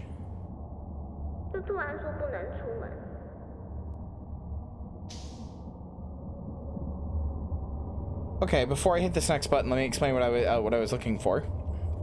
I've been looking for an artist who can like, something I wanted to get for the Midnight Massacre to sort of commemorate the event was me like giving Heather from Silent Hill 3 just a big like motherly hug, or like some sort of like motherly action, like doing her hair or something. Just, I really resonated with that game a lot, and we played it at the beginning of the month, and I want to get art to sort of end the Midnight Massacre of me like just being very, very kind to her, just taking care of her.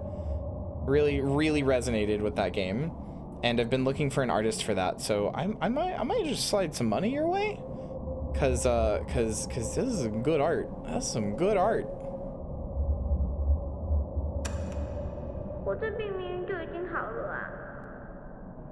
Take me an ocean. I'd be open to it? Hell yeah. Okay. Okay.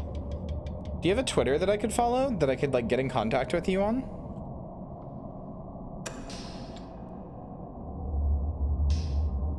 I think SH3 is probably my favorite game that I've played this month. It took me a minute, but it's the one that more than anything I can't stop thinking about.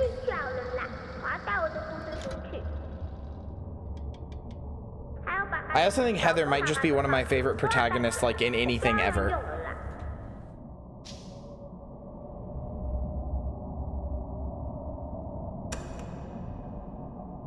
Yeah, please do. And like, I'm gonna follow, but also other people should follow.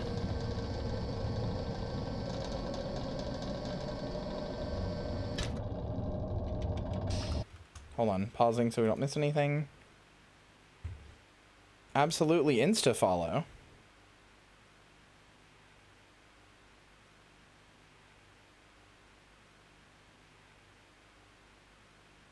Morgan, you're so sweet to get that for me. Thank you. Considering you might prefer it to SH2. I don't prefer it to SH2, but I prefer Heather to almost any protagonist I've ever met or ever seen, rather.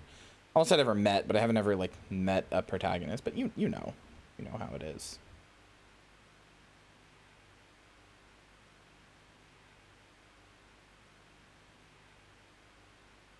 Just love getting fun art of people. You are a fantastic community member and sibling. Thank you.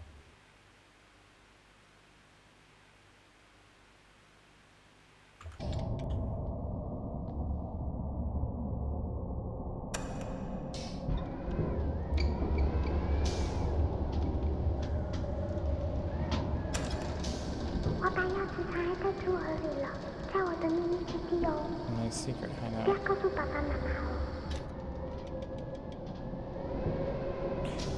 Yeah, absolutely, Melancholy.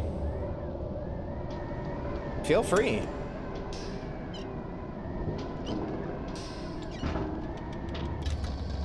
I would never say no to that. Yeah, thank you, Sam. I will contact you on Twitter later.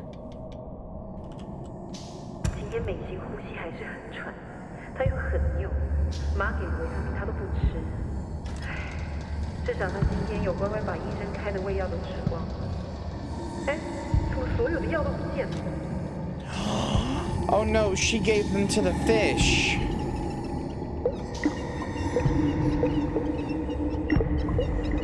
Oh no.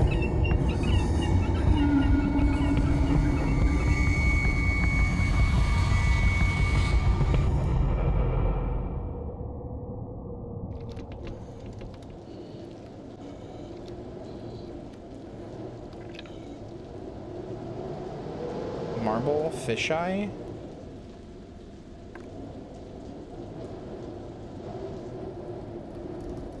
My poor fishy, my poor skishy.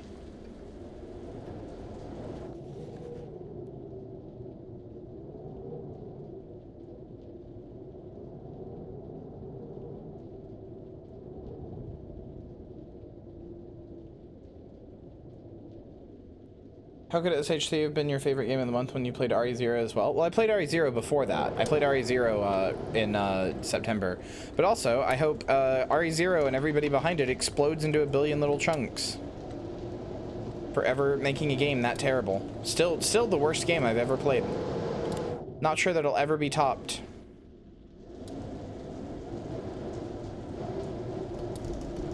No, yeah, that doesn't make sense.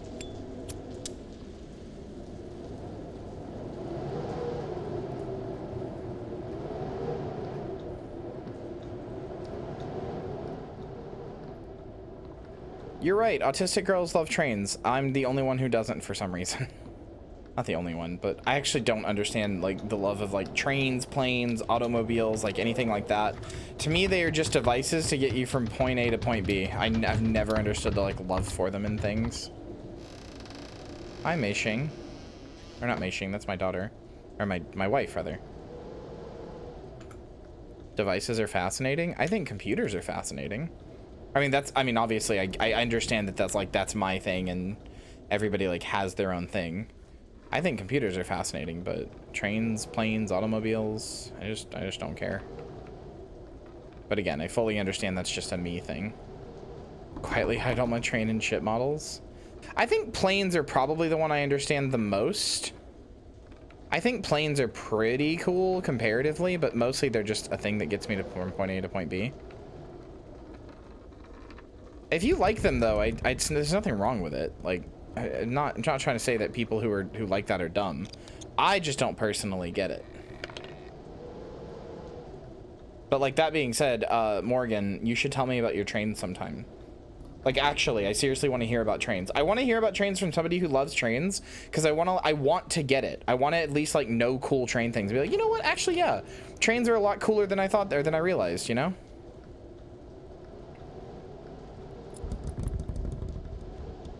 I fucking hate that it sounds like something is like on the like tapping on the window. Oh, I hate it. Velocipedes? I don't know what that means. Is that a dinosaur? Dinosaurs is also something I've never understood people getting into. Again, 100% understand it's just a me thing.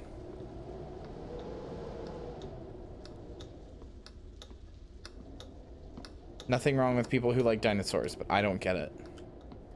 Although that's an opinion I'm slightly like more afraid to share, because I used to know somebody who one time I told them that I didn't really like dinosaurs. Like that was it. That's all I said is like I didn't really like dinosaurs. I didn't say like dinosaurs are stupid. I didn't say anybody who's into them is bad. I just said I don't really like dinosaurs, and I like shattered their world. They were like, "What? How can you not like dinosaurs?" Like, I don't know. They just I don't really get it. They're just kind of they're just animals that are dead now. And then like they had to like ask me to stop talking to them on Twitter, like stop replying to the thread that we were in, because they were like, I can't handle this information basically because they're so important to me. And I was like, oh, okay, I'm sorry. Not really like making fun of that person or anything, but it was a little like I just don't like dinosaurs. I don't understand. Storybook. Flowers in Love. Mation always requests I read this at her bedtime. That cover is signed by Dumation. Do not swat me! Oh, God. Mation's sulking in her room. Why can't we go on our trip anymore? Could you just go and read Mation her favorite storybook? Mation Travel Guide. Yeah, everybody, remember to take your meds. Take your placebo meds. Sorry, that's a song by a band called Placebo. I'm not saying your medication is a placebo.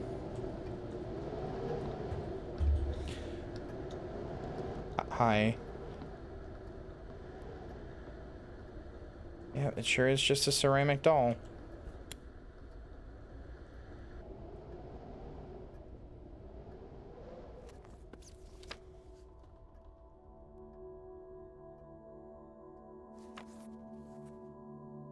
咻咻咻！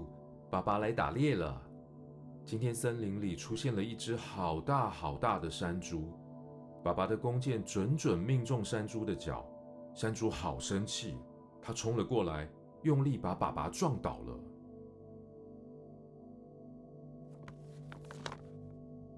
回家后，小女儿莎莎不眠不休地照顾爸爸，但是爸爸的身体总是好痛好痛，帮爸爸擦药、喝汤都没有用。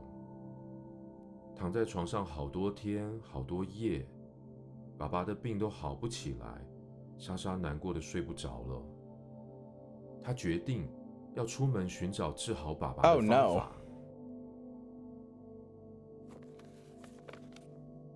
莎莎翻山越岭，到了丰饶神的宫殿。丰饶神的宫殿是一座金色的大房子，在森林的正中央，大门就开着，只要是森林的居民都可以自己进去。莎莎说：“求求你，治好我爸爸的病。”丰饶神说：“这是一种神奇的花。”只要它盛开，再严重的病痛都会痊愈哦。丰饶神给了莎莎一颗种子，但是你得用最珍贵的东西灌溉它。丰饶神说。莎莎心想 This is a really cool way of telling this story. 全世界最珍贵的神水就在天空树上。I don't think so. 莎莎启程了，她走出丰饶神的宫殿，她来到小森林。一路向前。 Oh, I play. Oh, this is cool. Look at this, chat. This is fucking cool.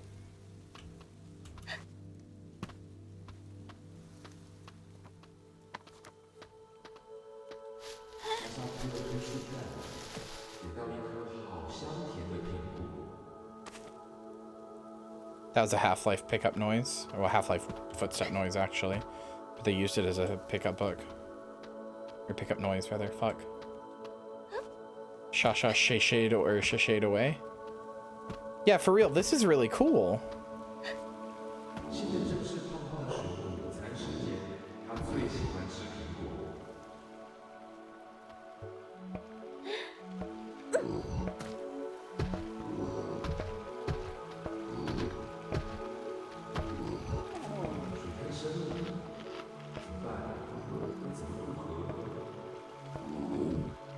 On the bear.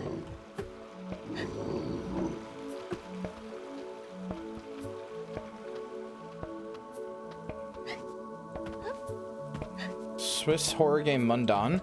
Oh, Morrigan, I played that whole game last Midnight Massacre, last October. I played Mundan the whole way through. Fucking loved it. That was probably like one of the standout games of last October. Absolutely adored that game.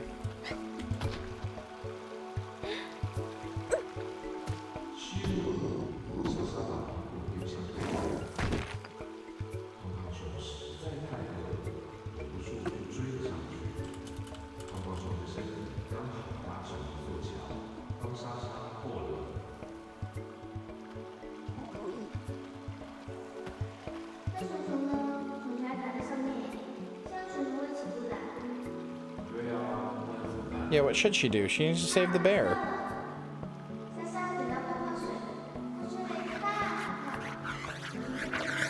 Oh, this is so cute. She's rewriting the story because she doesn't want the bear to get hurt.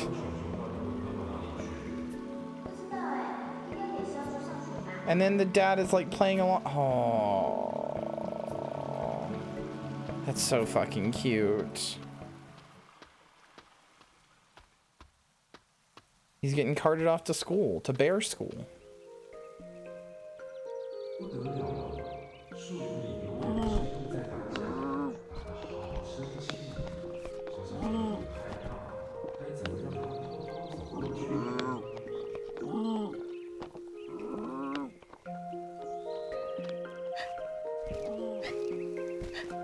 I'm gonna say to use the mushrooms to climb.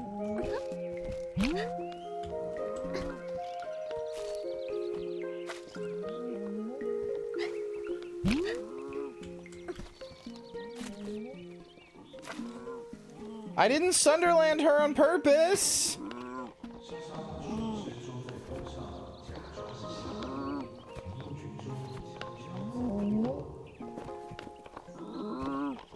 She's such a smart little kid. This Shasha is such a smart little kid.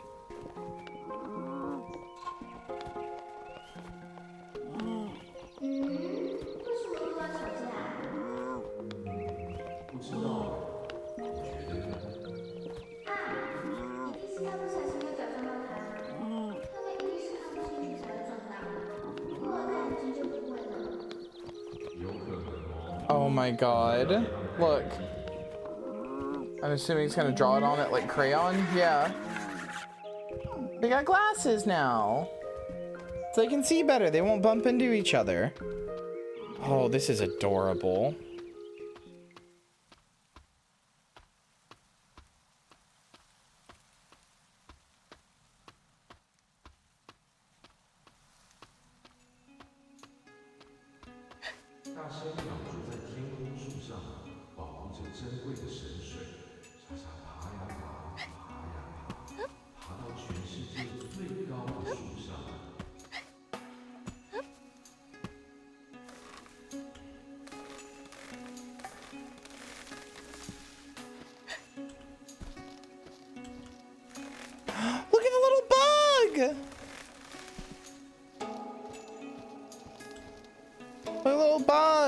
Friend.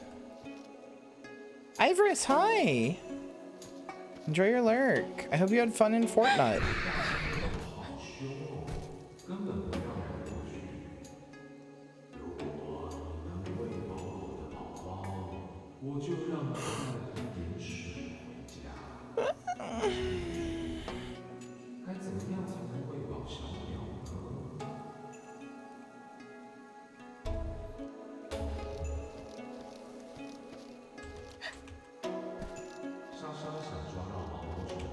I could catch this caterpillar.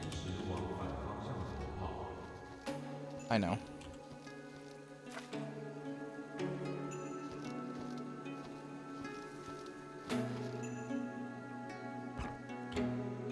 Nowhere to go now, fucker.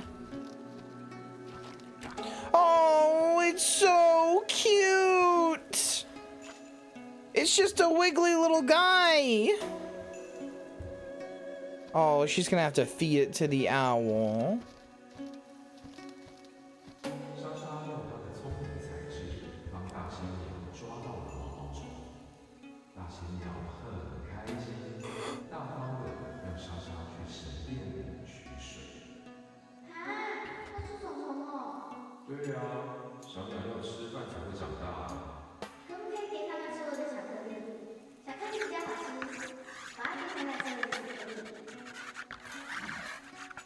Oh my god, she's giving them chocolate. So that she gave them chocolate so that the little grub would be okay. That's so fucking cute. 怎么会？神水竟然早就已经干掉了。没有最珍贵的水，就没有办法让花开了。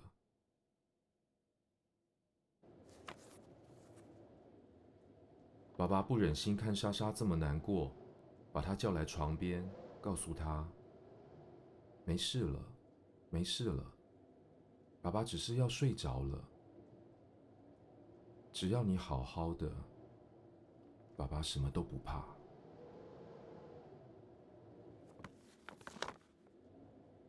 莎莎难过的哭了，她的眼泪滴在泥土上，渐渐的，土里冒出嫩芽，嫩芽长出枝叶。 枝叶开出花苞，花苞绽放成一朵美丽的郁金香。原来，女儿就是她最珍贵的东西。哦，爸爸的病好了。为了感谢丰饶神，父女两人一起把花种到土里。山坡上开了好多好多的郁金香。 丰饶神也好开心。从此以后，莎莎和爸爸一起照顾这片花海，永远开开心心的生活在一起。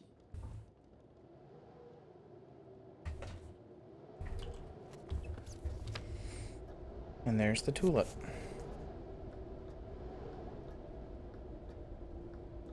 Oh no, they're my discarded manuscript. Oh no, that's so sad. When you consider that she's like sick and stuff and I fucking Sunderlanded her. God damn it. Fuck. Oh, we had a nice moment with our daughter. Back to the scary game.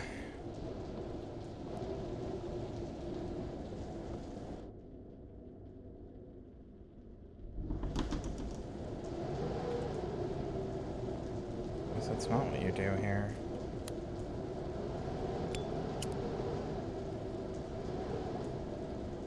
What? I put the shoes in there? Wishing your silhouette embraced by silk, wishing your steps admired by all. So I can put the shoes, what, the hair, and the silhouette? Well, that's not it.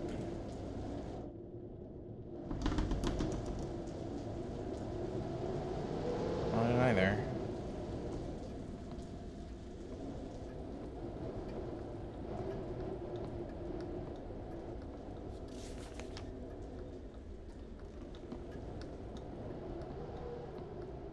He's asleep. I think it's pretty smart to never actually show your daughter if you did Sunderland her. to just have her be like a doll like this is much scarier and also way more fucked up.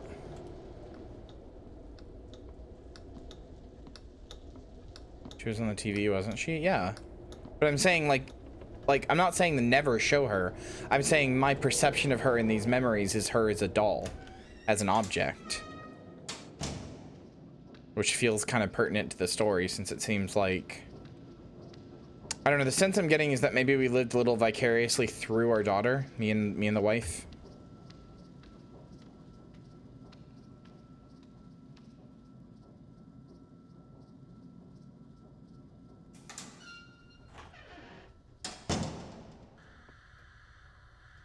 Merciful Sigu Guanyin comforts all beings, eases all suffering.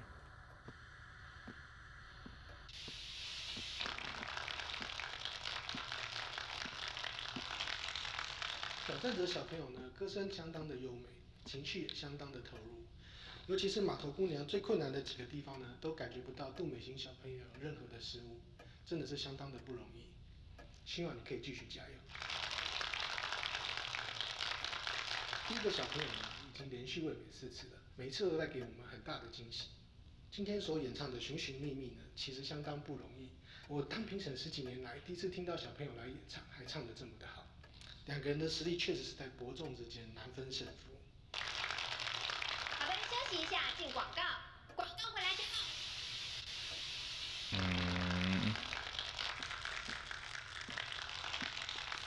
挑战者小朋友呢，歌声相当。Shame the shot didn't come out well. I wish I could have retaken it. 尤其是码头姑娘。Blurred photo, nothing can be made out. 感觉不到杜美心小朋友有任何的失误，真的是相当的不容易。Swanky 20-year-old classic model.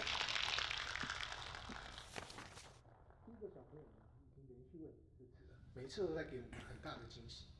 今天所演唱的《寻寻觅觅》呢，其实相当不容易。我当评审10几年来，第一次听到小朋友来演唱，还唱得这么的好。Never got another fish, huh?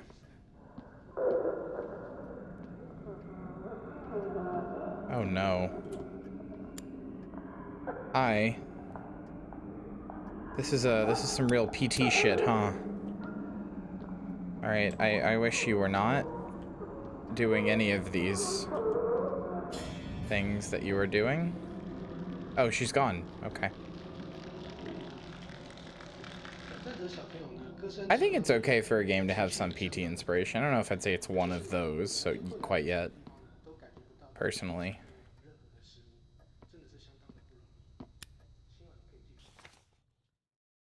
Dream is to become a child star because my mom is a superstar. When she sings, I sing along, and Daddy and Mommy say I sing very well.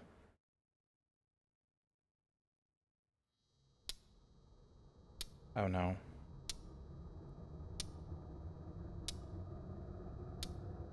Yeah, exactly. God, Morgan, thank you again.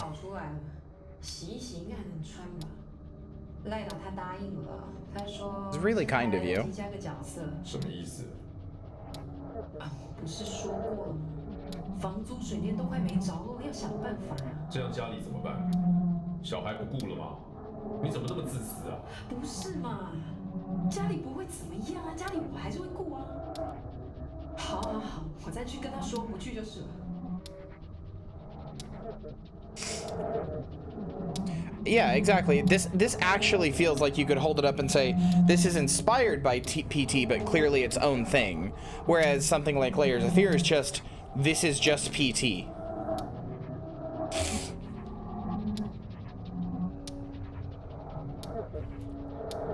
I don't know, I guess that's not fair. It's not just PT, but it's definitely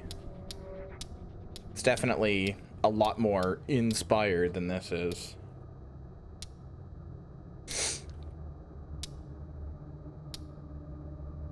可是你是有什么好生气的？我就只是想要帮忙而已啊。钱我会处理，男人的事你不用管。什么叫做男人的事？你算什么男人啊？你整天窝在家里，好手好脚不出去工作，写那么多，还不就赚那几个钱？拜托你现实一点好不好？你那种剧本现在已经没有人想要拍了。好了，不要再扯这些了，我现在不想听。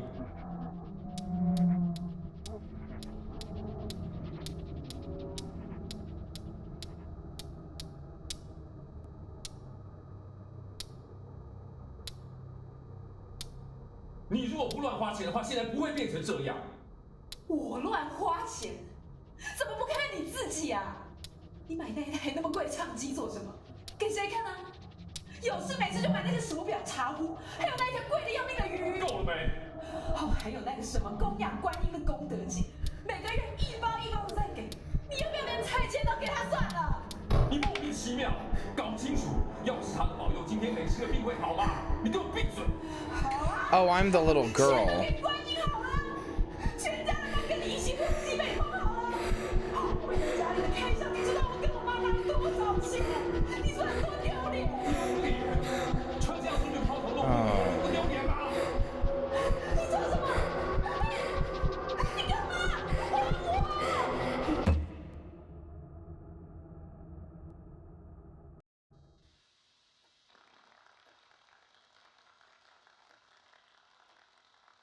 挑战者小朋友呢，歌声相当的优美，情绪也相当的投入。Okay. 最困难的几个地方呢，都感觉不到杜美心小朋友有任何的失误，真的是相当的不容易。Yeah, sure did feel like I was a little kid, sure did feel like I was a little kid listening to my parents argue again, which is the point. Like, that was effective.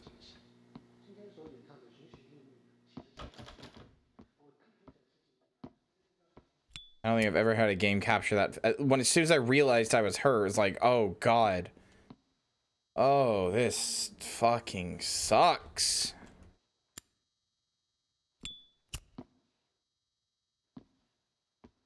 I thought I was the dad at first.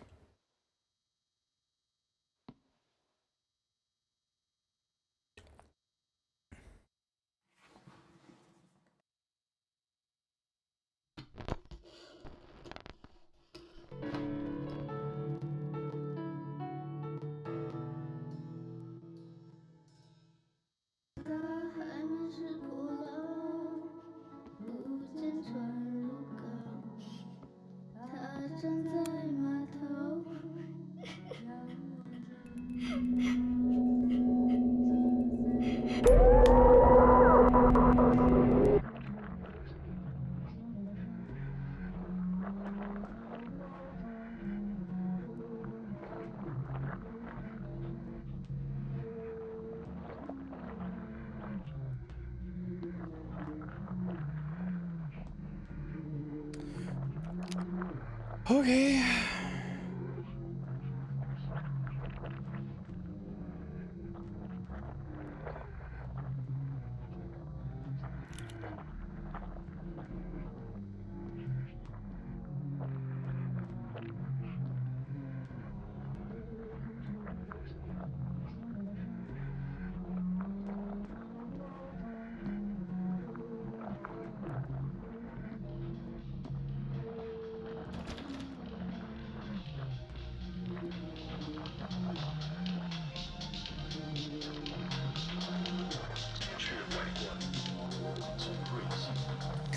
Not just an eyeball room, an eyeball house.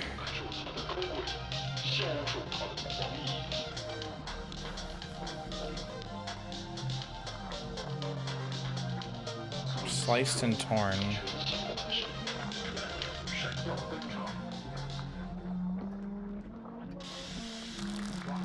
比赛真的是龙争虎斗啊！好，那现在我们评审老师的分数也已经统计完毕了，我们马上就来揭晓。我们卫冕者的星数是1颗、2颗、3颗、4颗、5颗、6颗、7颗星。好的，接着我们来看挑战者所得到的星数是1颗、2颗、3颗、4颗、5颗、6颗、7颗、7颗星。红星。那么接下来我们来看分数。我们卫冕者的分数是85。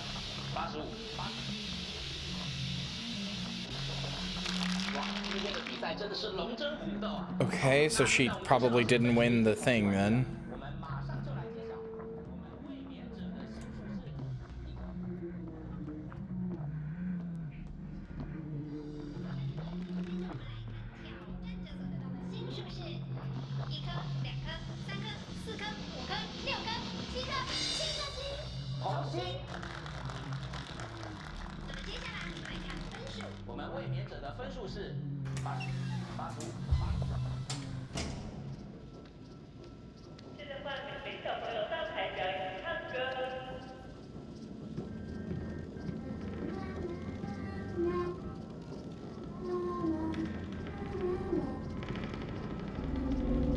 Oh god.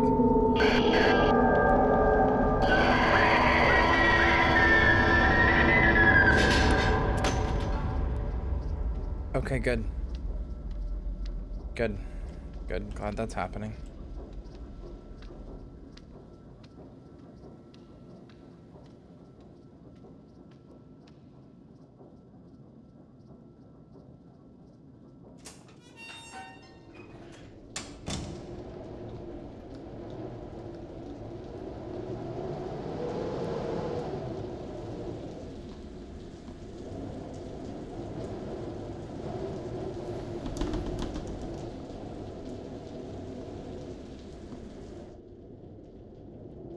I need the hair. Is it, wait, is it that? Is it the crown? It is. Okay. So that'll probably be in the next year. Hi, Maddie. You missed maybe the most uncomfortable scene I've seen in this game so far. Like, genuinely, seriously. You were POV little girl, like, while math was in front of you, and you were clearly struggling with it because it had like the thing where there's like a bunch of equations around you on the screen, and then you were tapping marbles together while images of the math, like the equations of the math, went around you, but also images of like screaming open mouths because your parents were fighting with each other, and you kept having to tap the marbles together faster to try to calm yourself down. Until you get an anxiety attack and pass out from hearing your parents yell at each other. Wasn't easy.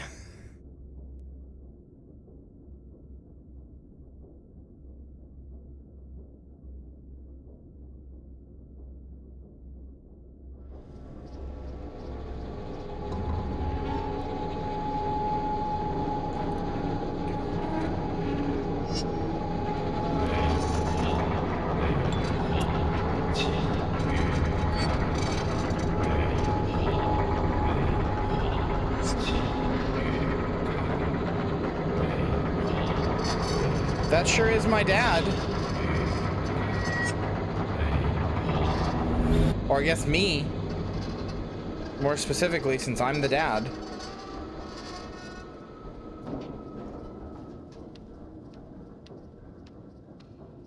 Why are you eating all day, dummy? Go eat. Well, I guess you're eating now, but don't do that.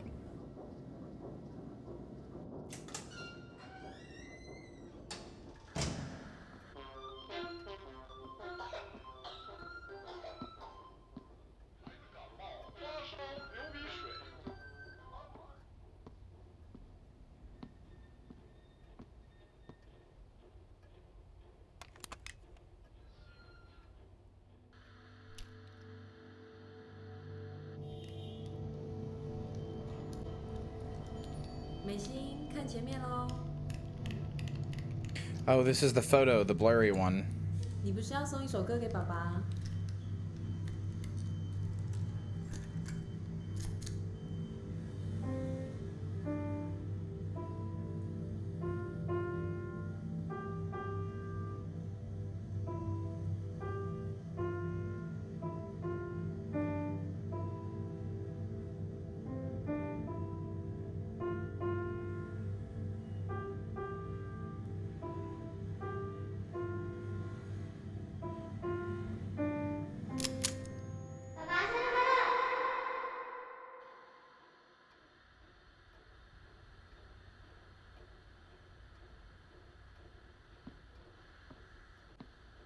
Bring back some good memories someday. It sure won't.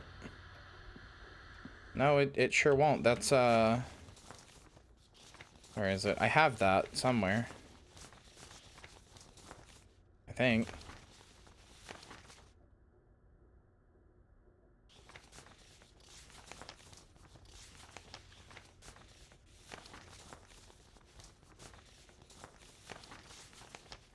Maybe I don't.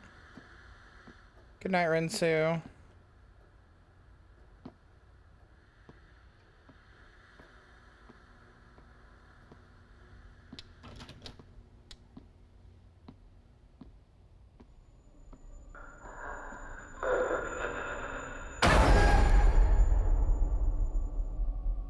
Okay, that might be the... It's done that like twice now. That might be the weakest scare in this.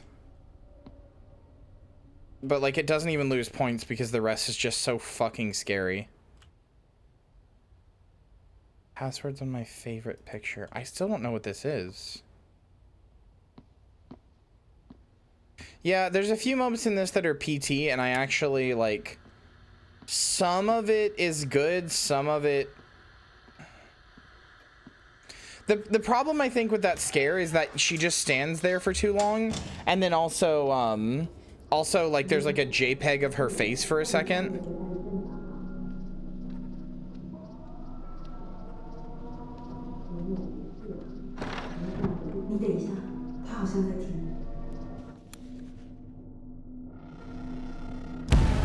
Okay, hi. Yeah, every once in a while it does something like that, and I don't think it's very scary, but the rest of this is so genuinely unnerving.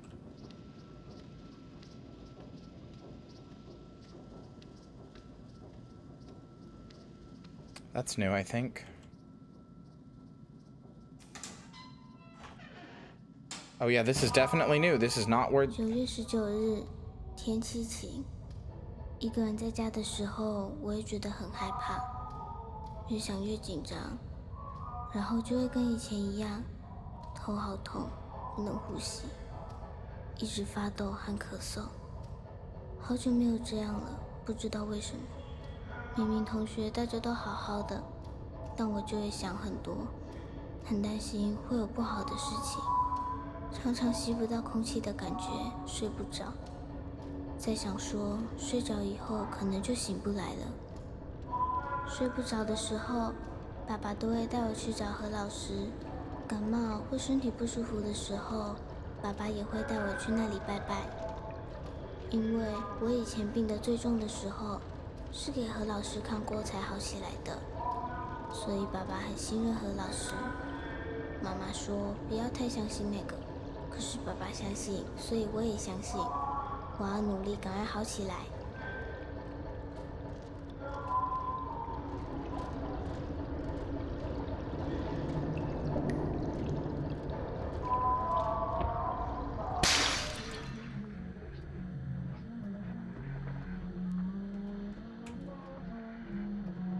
Why is like Pogo playing?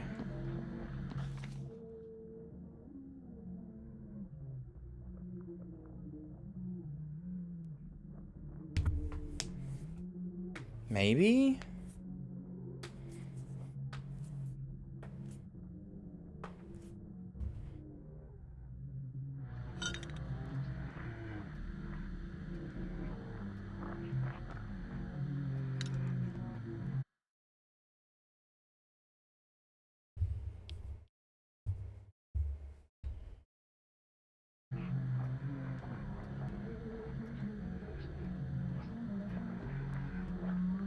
We actually played some last October too, and that's basically how I felt about it. And then 3D Kyria lost the coin toss, so fuck her. Not like I needed that fucking cunt anyway.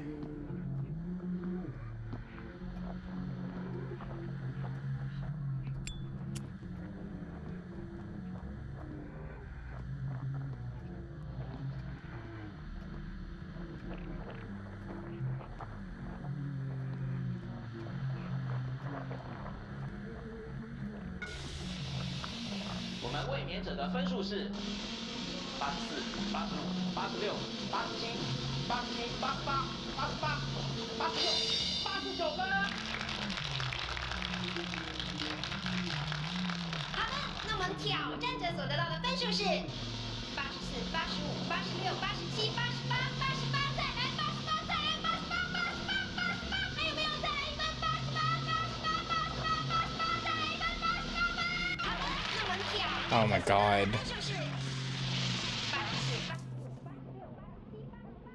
Oh, 716, that's probably it. Oh wait, no. Wait, the photo changed. Wait, the photo changed.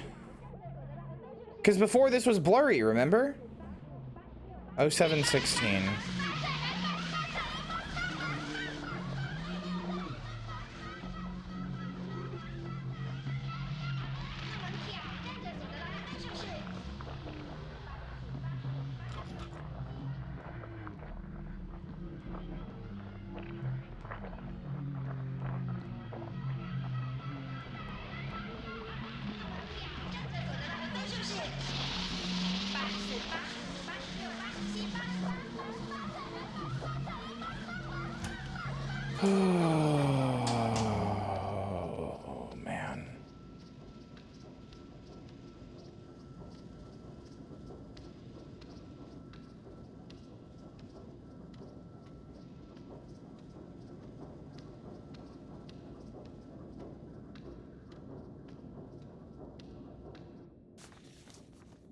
0716.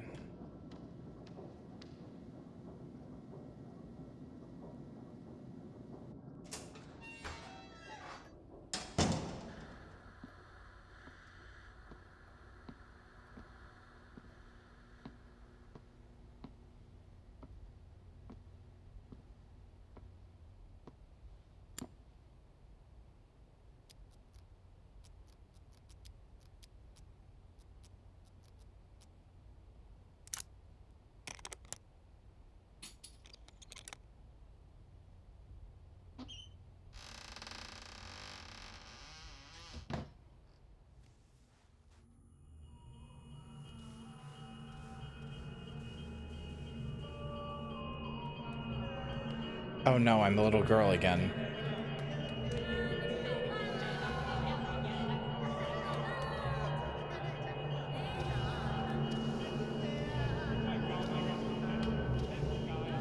I'm a fucking baby.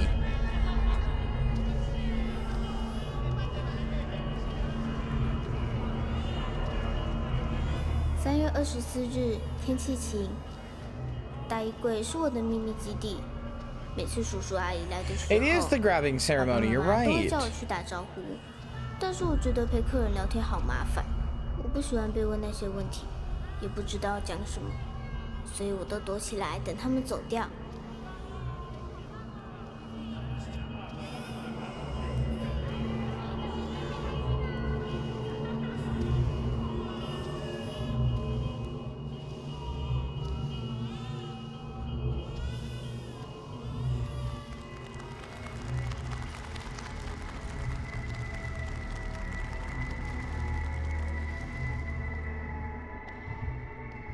在衣柜里面，我可以小声唱歌，反正没有人在听，所以我都乱唱。我觉得在衣柜里，我唱的比在台上还好听。要是比赛都办在衣柜里就好了，这样就不会在大舞台上发抖，也没有人会在台下用力盯着我。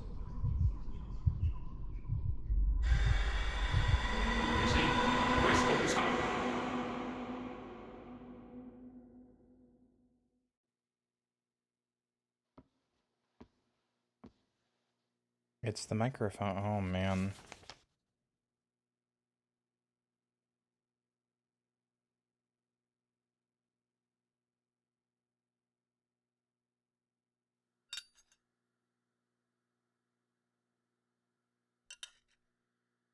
I don't know what the fuck you're talking about. Noah's a great father. You shut your mouth.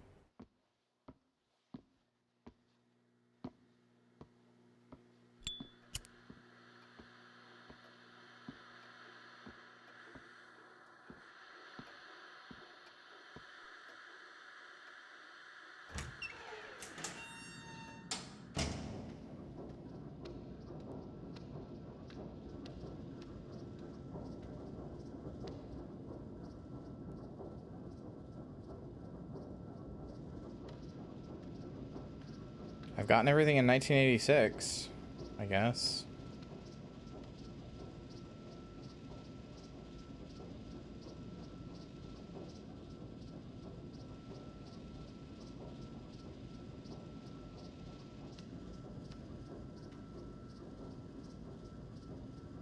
I'm missing Child Relief Fragment 2.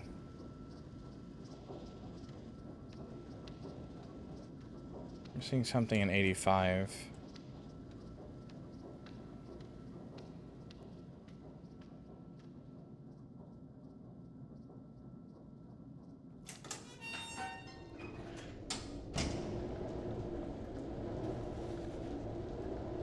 I read her the book.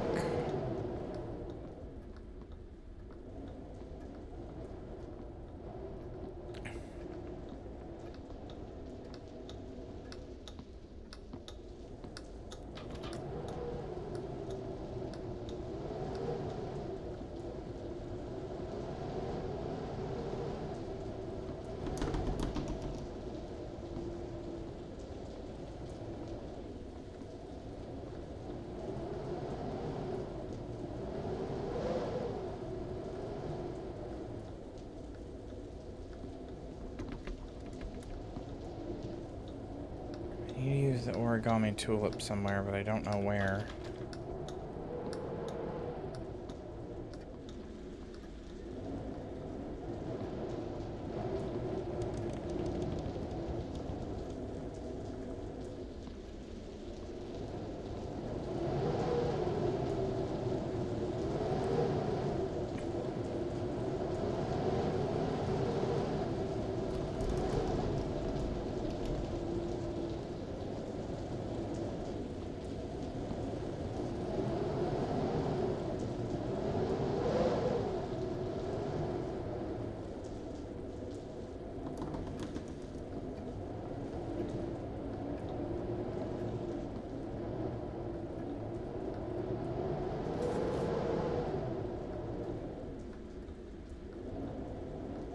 Wait.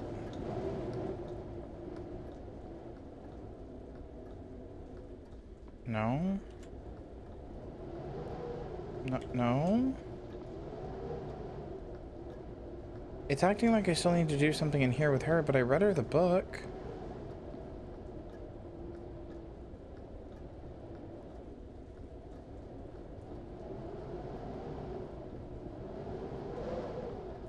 I'm not totally sure what to do. I'm a little lost.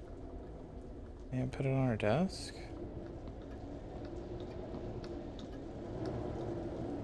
Maybe I put it here?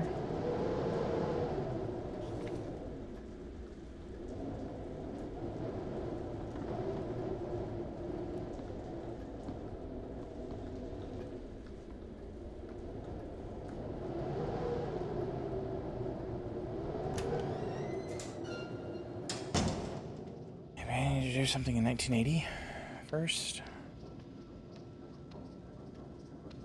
The one thing I'm missing there will lead to the one thing in there. I'm not sure.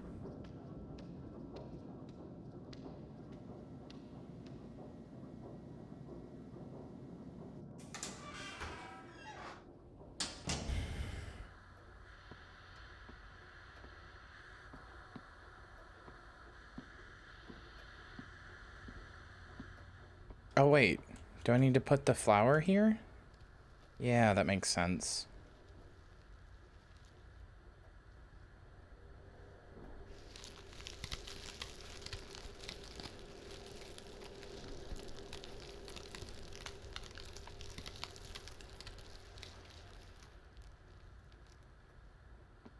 Blossoms beautifully in the future.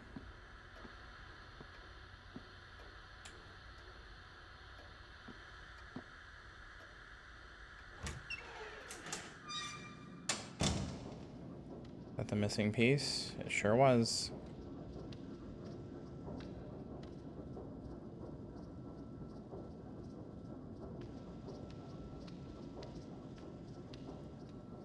Oh, and now there's a bunch of tulips all over.10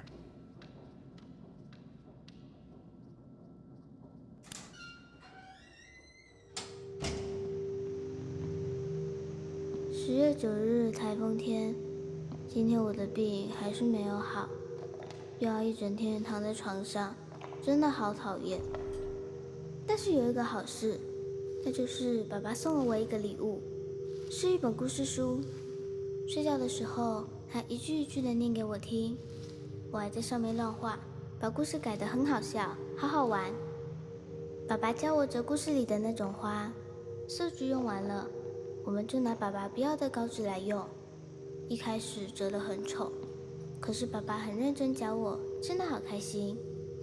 而且折了很多魔法的郁金香后，我的呼吸就变得很顺，真的好神奇哦。我偷偷把最漂亮的一朵藏在书里面，这样下场念故事的时候，爸爸就会看到了。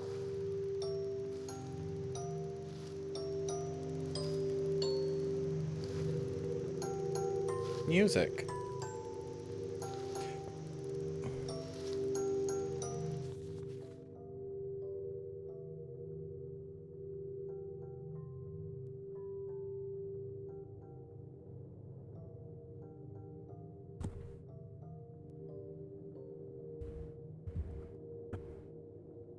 Oh, that last line.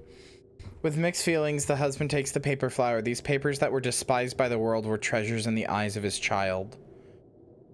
Oh, that's so...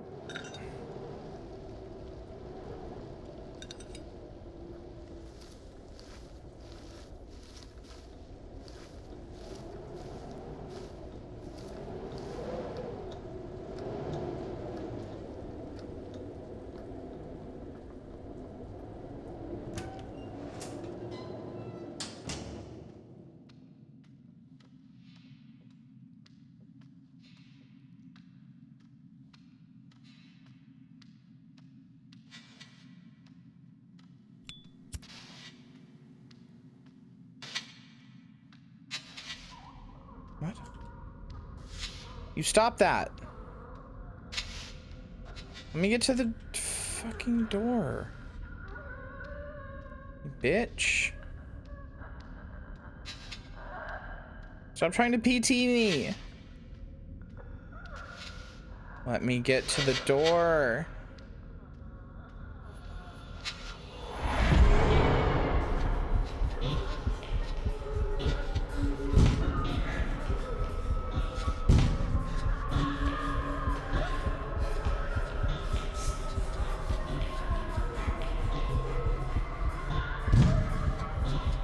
Trying to literally escape my Sunderland wife. It really is Silent Hill 2, babes. All the way down. Oh, Chinese James, we're in it now. We're in it now, James.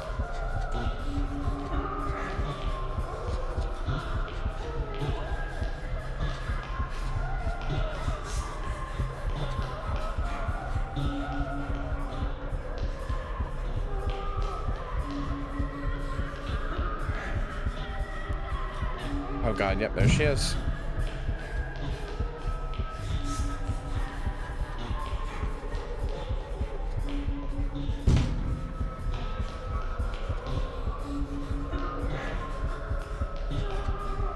Feels like I have now looped.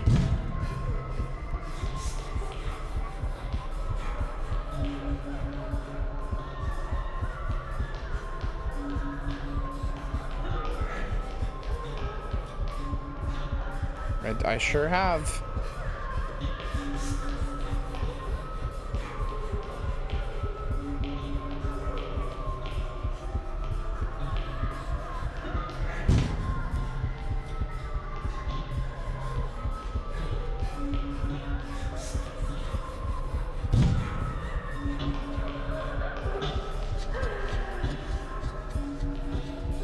Honey, leave me alone.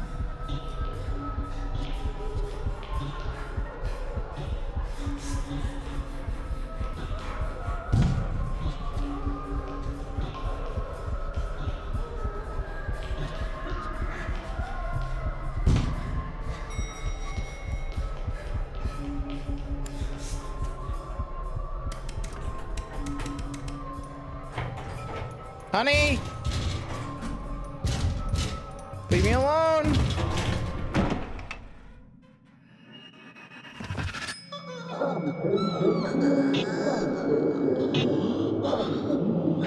See, now this is PT inspiration used correctly, IMO. This is actually very unnerving. She's not just spooky ghost lady, she's like... and she's crawling at me. That's fucking terrifying. That makes her look like she needs help.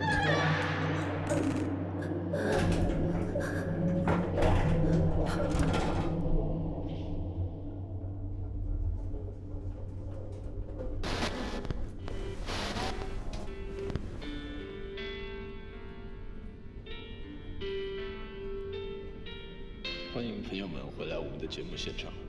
今天邀请到的特别来宾是好久不见的玉女歌手巩俐芳小姐。俐芳，恭喜你要复出了。是啊，谢谢刘大哥。国民女星回来了，这可真是个大消息。我相信听众朋友们一定都非常的开心，大家都非常的想念。不过同时，应该也都跟我一样很好奇，究竟是什么原因让你决定继续回来拍戏的？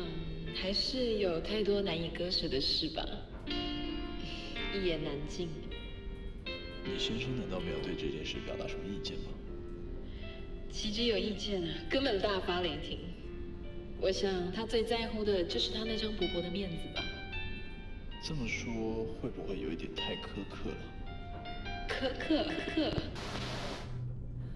我努力让这个家还有家的样子，他呢，整天包红包给那个老师，花大钱去买那些怪东西，到处烧香，到处贴符，把家里弄得越来越邪门。还说我被不好的东西附上了，要我去向观音忏悔。你能想象吗？被自己的丈夫当成妖魔鬼怪。Yeah, this is very upsetting. 就爱黏着爸爸，父女俩3天2头就往老师那边跑，我根本没办法，所以我决定。And think about how many people will never play this game because of it's the way that it got censored. 去一个平静点、沉淀的地方。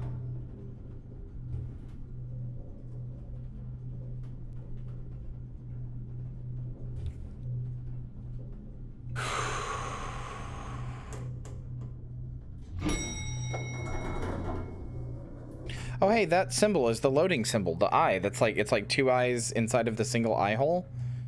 That's the loading symbol. Really kind of feels like something special. I agree.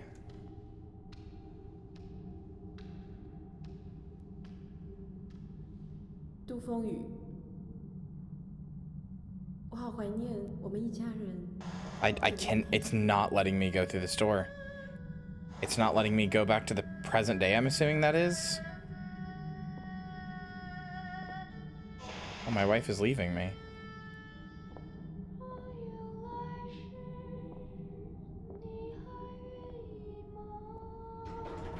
Yeah.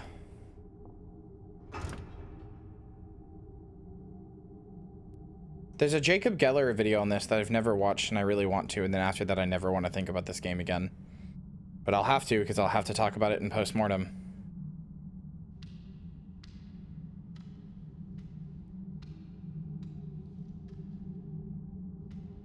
Well, that's not true. I don't have to. You know, I'm only going to talk about something in post-mortem if I have thoughts on it, but I do have thoughts here, so...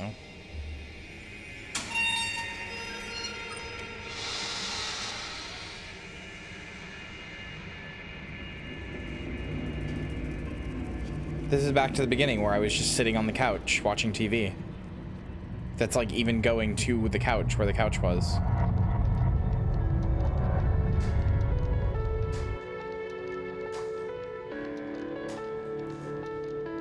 Yeah, this is the beginning of the game.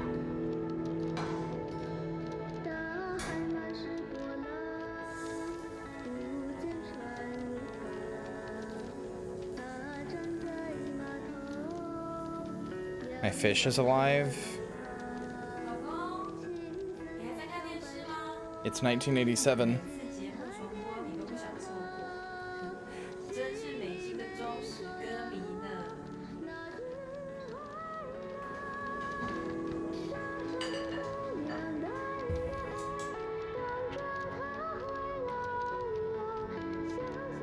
God, that song is beautiful too.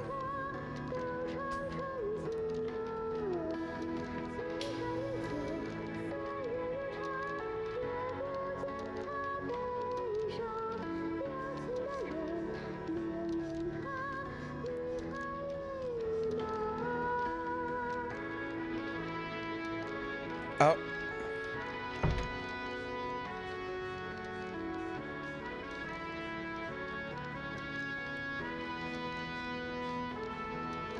Oh, but this is bittersweet, isn't it? I love the daughter on the TV, not the actual daughter that I have. This is the daughter that I love. There's a, you couldn't see it, but there was a prompt that told me to focus. That's what this is when I zoom in. This is the daughter I love, not that one. Not the one that's suffering and actually alive and has to, you know, be a human. Only the one that I can live vicariously through. Because I'm a failed screenwriter.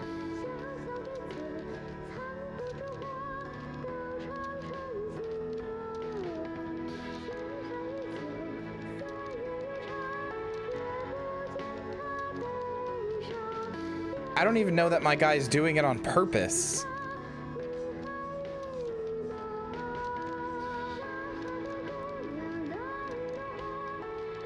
There's a prompt right there to leave seat, and I just don't want to. I just don't want to. Not because I want to sit here and be enthralled by this, I just...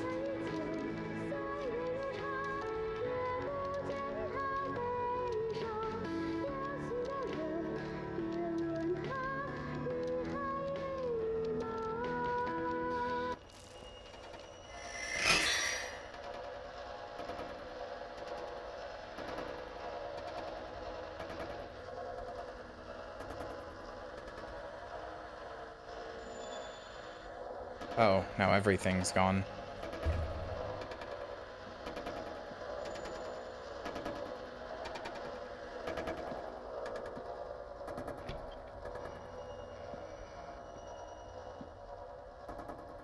None of her stuff is here. 妈妈什么时候会回来？妈妈去哪里？我真的好想妈妈。Oh Christ.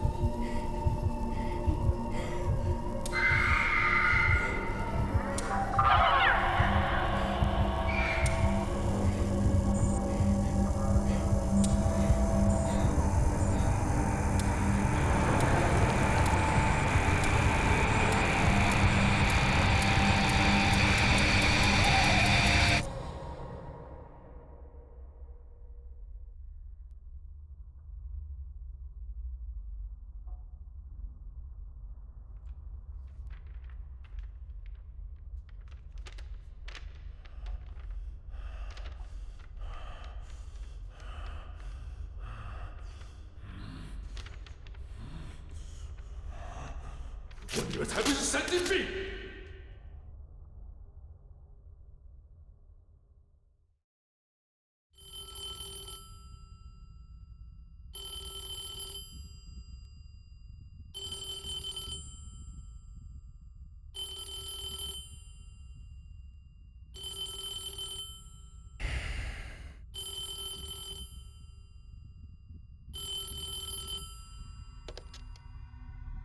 喂，杜先生，我是何老师。我听说了，美心这次真的有这么严重吗？你别慌，赶快带来给我看。我们请示慈姑观音，求求看有没有解。不要担心，照我说的做。上一次治好了，这一次一定也可以。 Now's really not the time, Snipria. Now's really not the time.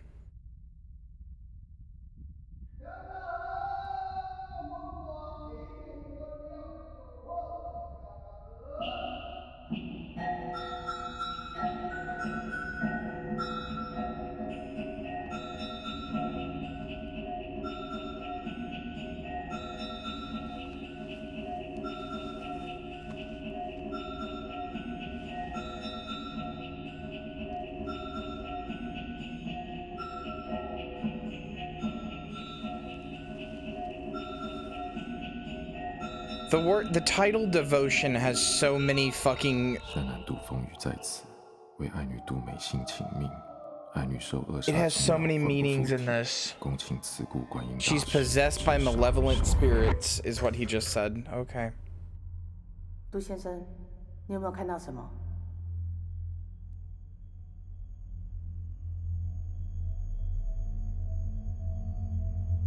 有看到烛火吗？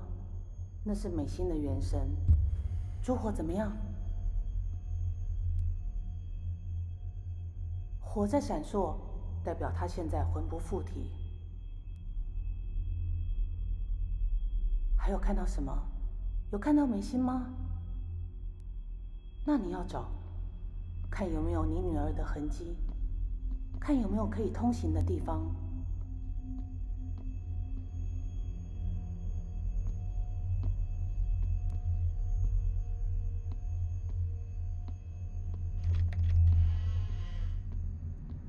慈姑观音会引你门路。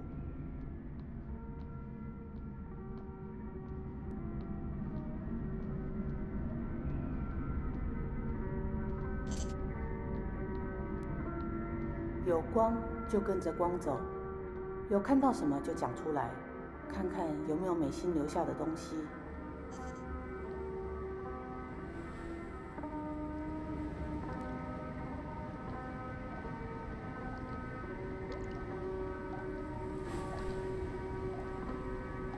看到什么？纸船？船是不是漂在水上？水是慈姑观音在引路，跟着我念：水能通灵，船为摆渡，恭请慈姑观音引路。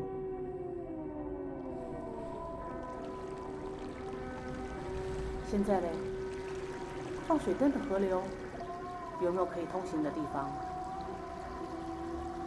河上有沙洲，沙洲是慈姑观音的化身，她要当你的路，你走过去。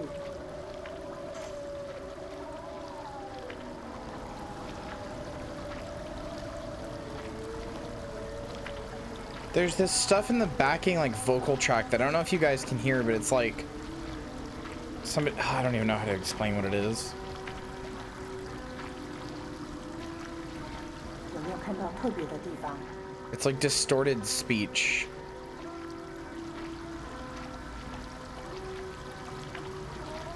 Right there.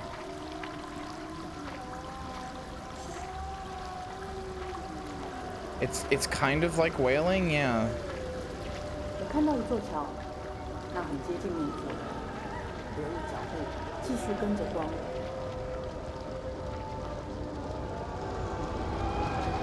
不要管桥下的人，他们在受自己的业火。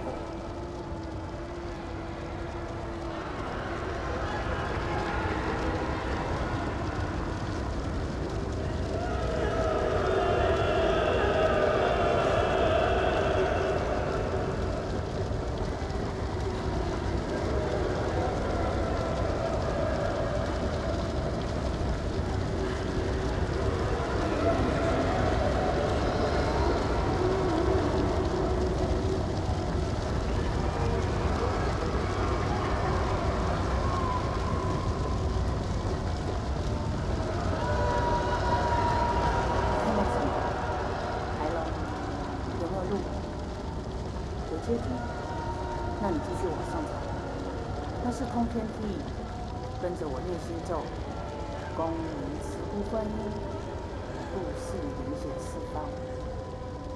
恭迎慈姑观音，度世灵显四方。恭迎慈姑观音，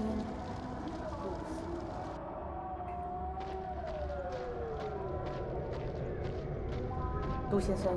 这是地狱惩罚罪人的地方，这边和你没有关系，不要碰任何东西，赶快走过去。别担心，你女儿不在这里。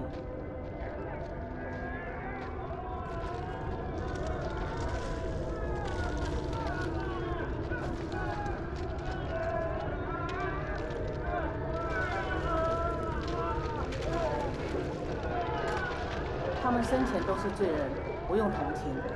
你只要看好自己的脚步。I think the worst part about all of this is that all of this suffering, all of this, like everything you're seeing here, none of it matters because this is all basically homeopathy for his daughter's illness that he doesn't understand what it is.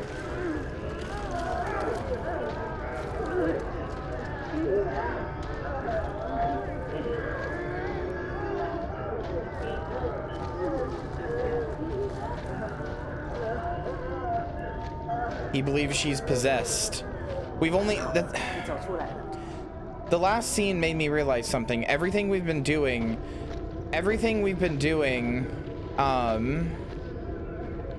we've seen from his perspective, right? And it's almost seemed like the little girl really wants to sing and her illness has been holding her back and she really wants to be like her mommy and everything else, right? I don't think that's what my daughter wants at all. Because the second we saw her perspective... just a minute ago, she was having a fucking anxiety attack about like the people and everything else. Like, seems like we've been devoting her to something she doesn't want to do. 树，那是你的本命树。想见到慈姑观音，要先内观自己，你要走进自己的心。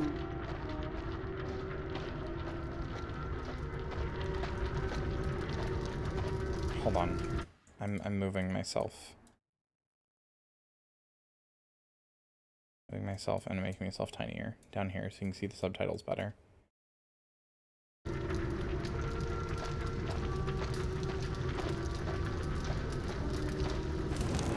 Literally, this is my hole. It was made for me. 这边看到的就是你的内心，你要找到往上走的路，这条路会带你走到内心深处。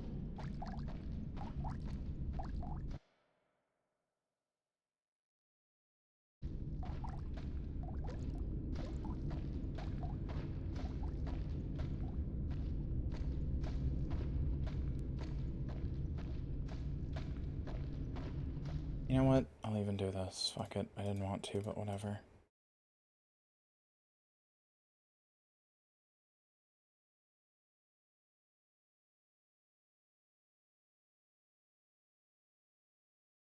There.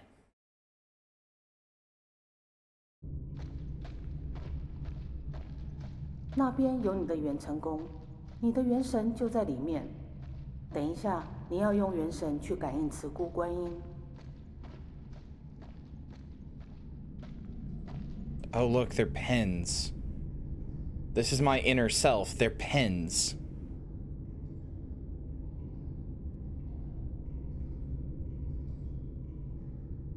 Because I'm a writer.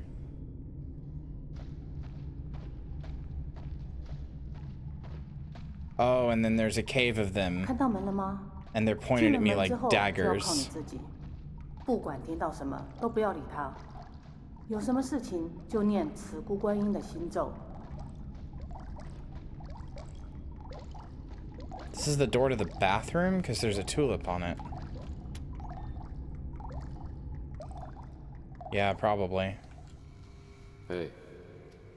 Hey. 杜风雨，看这里，是我啊。几年不见都不记得我了吗？你还记得那朵花吗？我种的那朵。那女孩好喜欢那朵花。She told me not to look at this. 盯着她看。每次掉了一片花瓣，她就拔自己的指甲去重新完美它。花黄了，枯了，她就拿自己的血来浇。 终于让小花开花结果，她就是那么宝贝它。可是我告诉你，小花终究是小花，结了果以后，它承受不了重量，终于还是被压死了。很遗憾吧？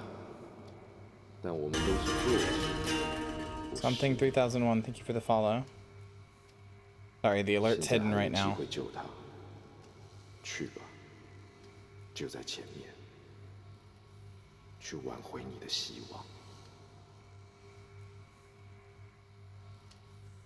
Oh God, he's not mirroring me anymore.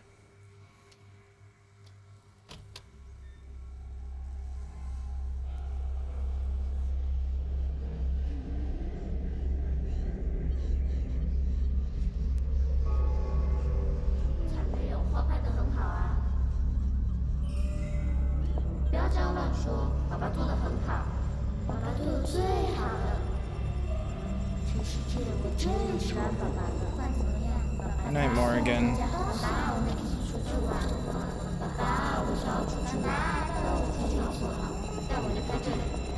Bring me a nice crisp piece of meat. Guletti, hi, thank you for the raid.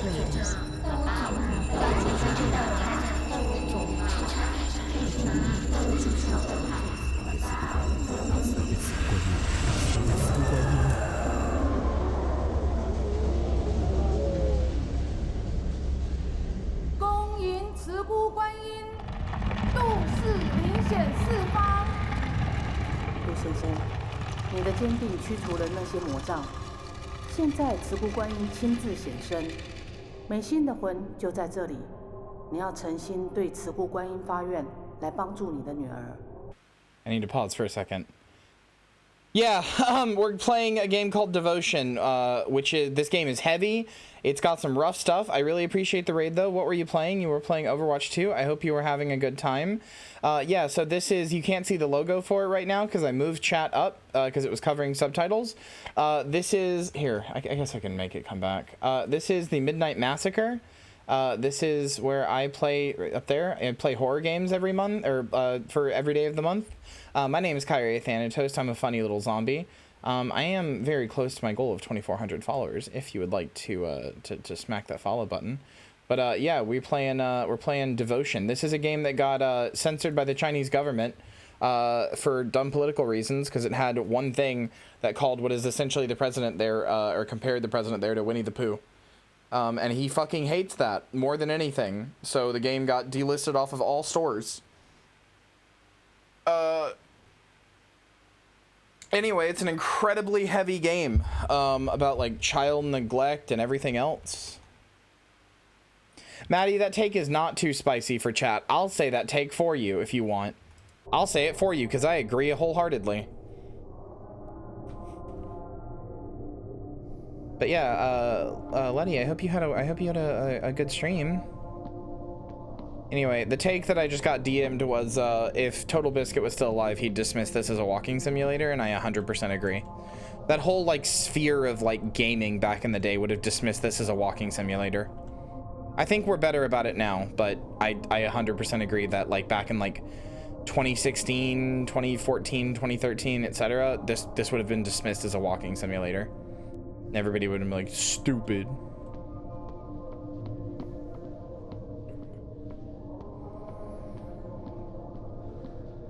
Yeah, it's frustrating, but like she's right. I'm not even really saying that to be insulting to him. It's just that's what would have happened. Gaming journalism and coverage back then was really bad.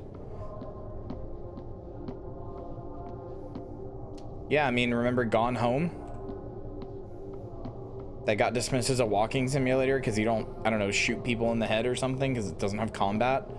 Because it's a small puzzle game where you walk around and learn the story of a lesbian.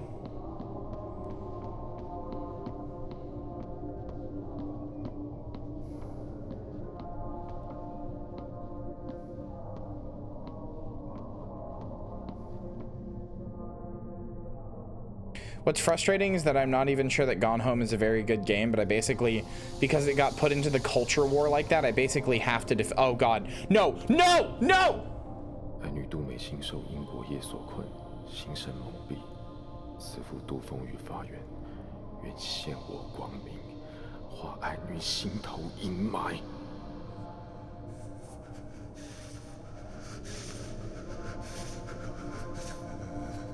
Chat, is it done? I'm not looking. Chat, is it done? I just see chat. Is it done?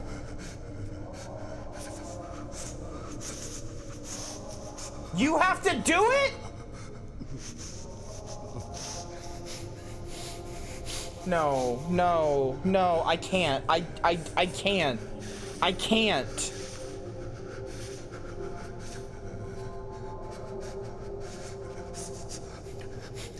It's not a matter of loving my daughter. This is like my one fear. This is like my one actual real life fear. I can't do this. Nighthair, thank you for the follow. I'm unironically turning off my monitor. I'm unironically turning off my monitor. Chat, tell me when it's done. Tell me when it's done. I'm turning off my monitor. I'm taking off my headphones. I can't do this. I can't. Tell me when it's done. What do I have to do? What do I have to do? Mouse down? Okay. Tell me when it's done, please. Is it done? I don't hear anything. Mouse left? Are you fucking kidding me?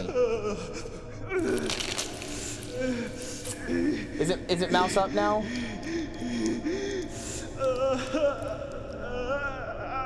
Mouse right?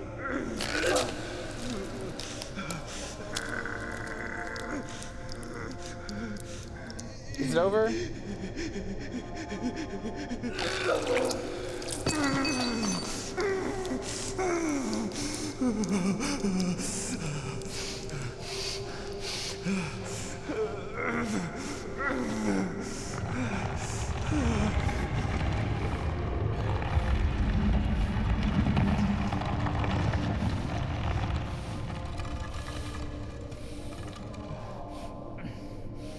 Is it over?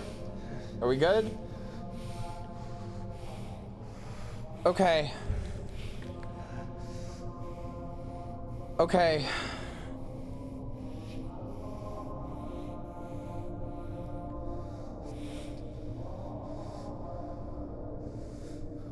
No, I don't think you understand. I don't think you understand how badly watching that would have fucked me up, chat. I'm not a baby about anything. I'm not a baby about horror, but like, that's my one actual real life fear. I could not have watched that.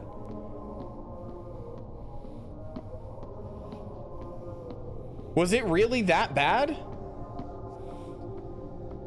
Like, I know it's my fear, but was it?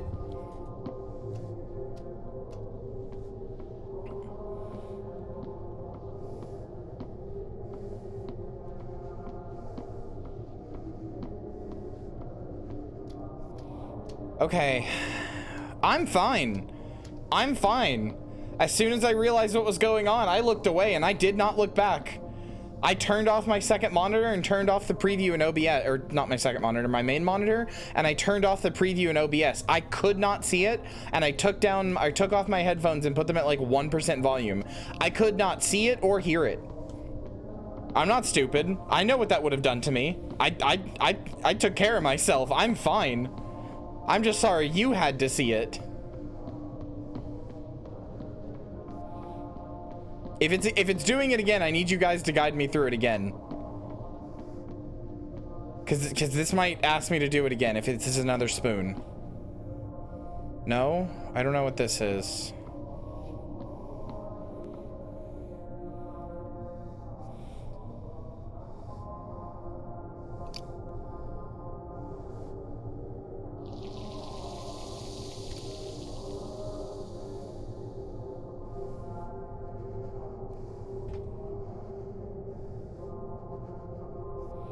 If it's any other part of the face, I'm okay with this.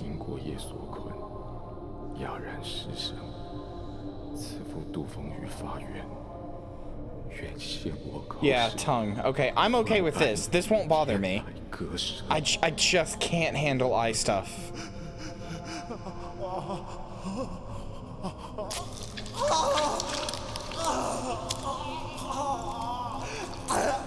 Oh, that's pretty bad.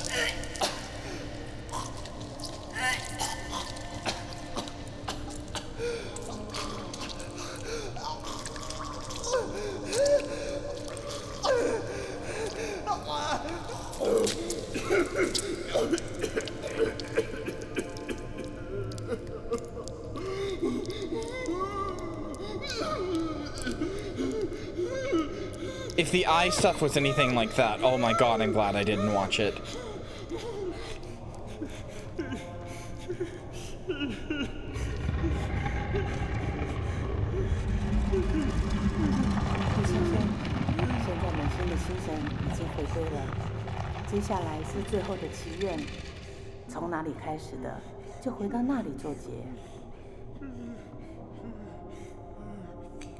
Okay, nope, stop.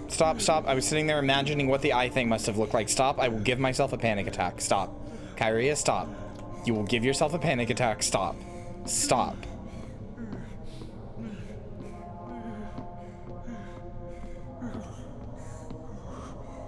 God, you can hear him breathing without the tongue. You can hear, like, the air being gone. Oh, Christ. Don't watch the VOD for this one? I don't watch the VOD for my own stuff anyway. It's maybe a VOD nuke? No, it'll be going up on YouTube. They're on the Midnight Moon. This is true. I genuinely thank you. Yeah, I think he's gonna cut off his ears. Or a finger? His whole hand? Just drain his blood? I don't know. I can't imagine this is all real. I can't imagine he's actually doing these things to himself.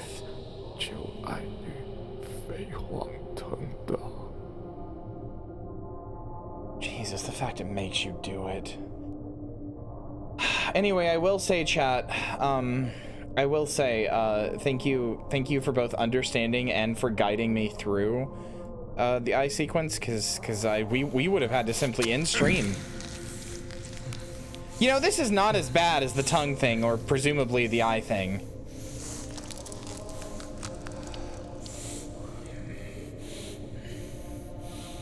He also ripped out the entirety of like his tongue muscle, not just his tongue. 好，现在算是完成了。最后诚心的叩拜。Like it wasn't just like the front of his tongue or whatever. That was the whole ass like muscle. 一切就会圆满。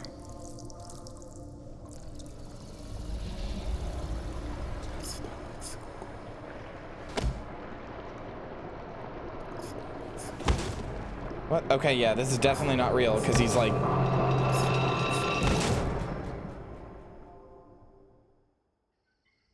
Okay, I don't think this was real. I think this was example or something.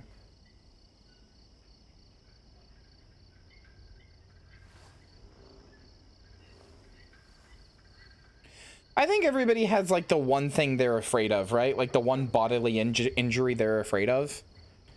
I mean, that's why I was so precise in Dead Space 2. I think I said this during Dead Space 2. To this day, I've never seen what happens when you fuck up that thing in Dead Space 2. I've never seen it. I refuse to look at it. I know it will scar me. I know I will think about it for the rest of my life. I've never seen the scene where you fuck it up, and I never will.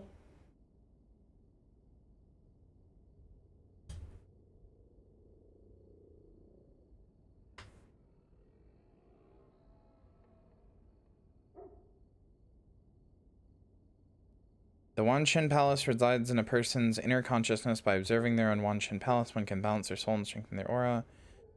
Write down their address and horoscope. Eye stuff is too much, yeah. I just can't do eye stuff. Oh hey, this is the... Those are the things that were there.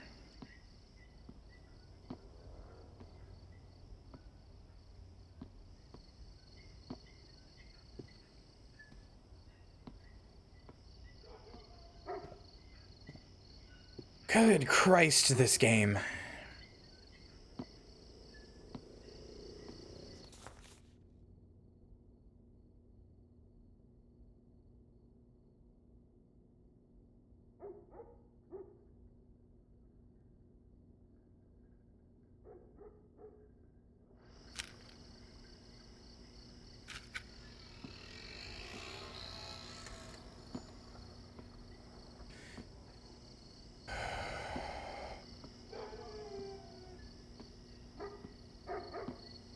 Gets you know what in the armpit? Wait, do you mean like... Do you mean... I'm sorry, I actually don't know what you know what is in this case. I'm assuming you mean something violent and not something other not violent? Okay, okay. Sorry, when you said you know what, I was like, did somebody get fucked in the armpit in Halloween Ends? Was really confused for a second. I'm sorry. I'm very dumb. Was like, that's a weird place for that to turn to.来，叶妈妈，你再说一次。我们每次这样拜过以后，身体、心理有没有感觉比较好？是很舒畅，但是怎么了？ It fucks me up that so many people never play this game. 对我们家弟弟是不是没有笑？ Because of like censorship stuff. This is an incredible piece of art. 都有在求，但是他成绩还是没有变好，是不是要补功的经？需要什么我都可以做，我会更努力拜。麻烦老师跟我说要怎么办。不要紧张，这个一定有方法，我会再教你。拜托拜托，何老。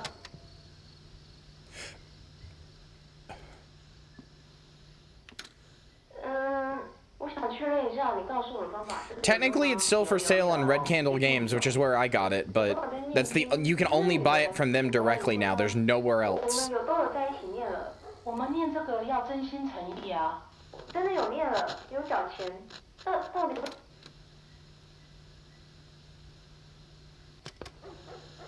你这个神棍，那个符根本没有用啊！先生，我有录起来哦。10年来，我每个月都缴这么多钱，大小事都办。你不是说植物观音什么都帮吗？我爸也相信你，后来才没去做化疗。你明明说可以多活2年的，现在人都走了，最好解释清楚，不然我一定告你。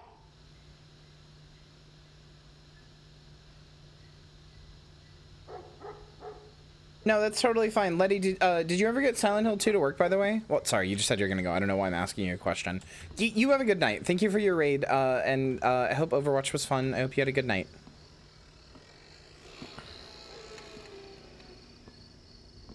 Okay, if you need any help, let me know.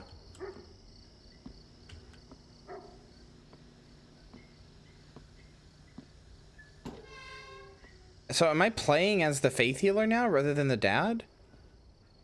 Good night. No, I'm playing as the dad. Okay.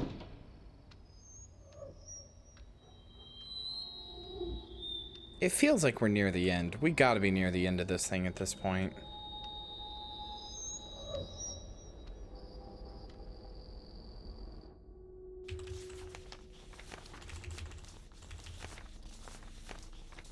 I've got almost all of the things. I just don't have 9.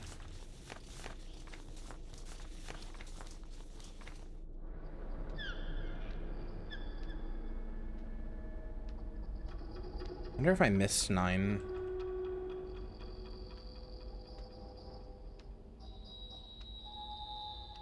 See, this is why horror games should be short. This is why so many horror games fall apart in the end, is because imagine if this went on for another 8 hours. Like, at some point, the tension would leave. You'd just start to get bored. Like, nothing would be scary anymore, because how do you top a scene like what just happened, you know?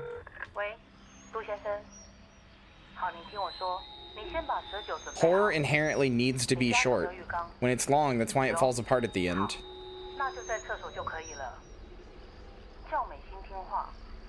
I think 6 hours is the max I'd say for a horror thing.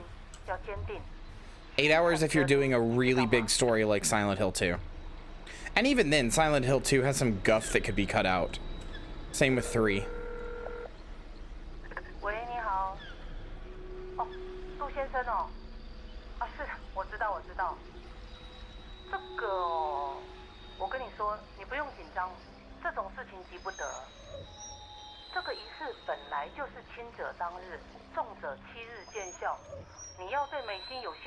Man, the title devotion can go so many ways.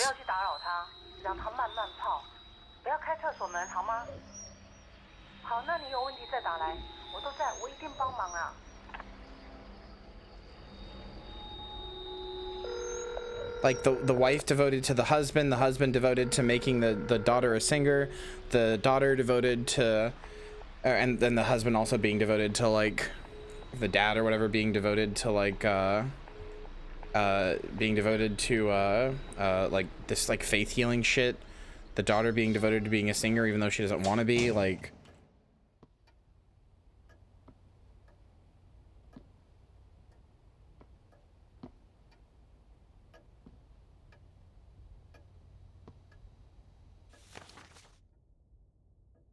Nations doodles.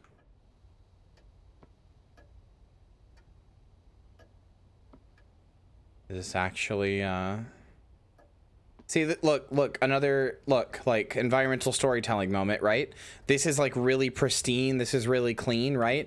If you just saw, like, this picture, you'd be like, oh, you know, it, like, looks a little dirty, but, like, this is a pretty nice place.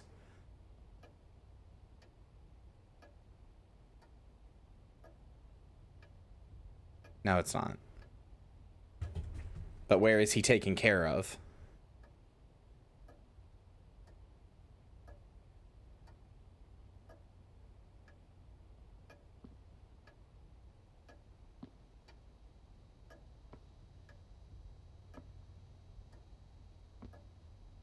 Even his old job station, like if you take a screenshot of this frame, right? And then you go back and you take a screenshot. God, I'm slow. If you take a screenshot of over there and you go back and you take a picture of, like, right here, they don't look like the same house.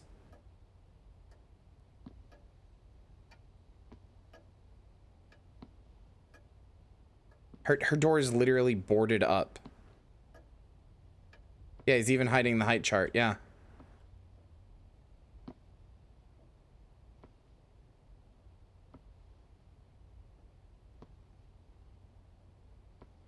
Can't even go this way. The fish tank has mold in it from having not been cleaned.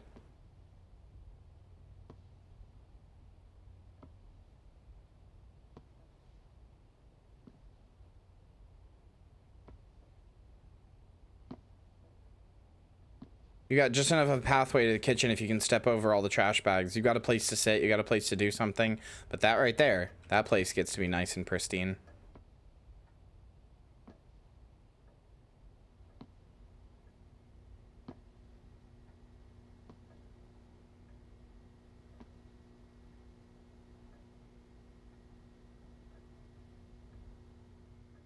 Cats gets high.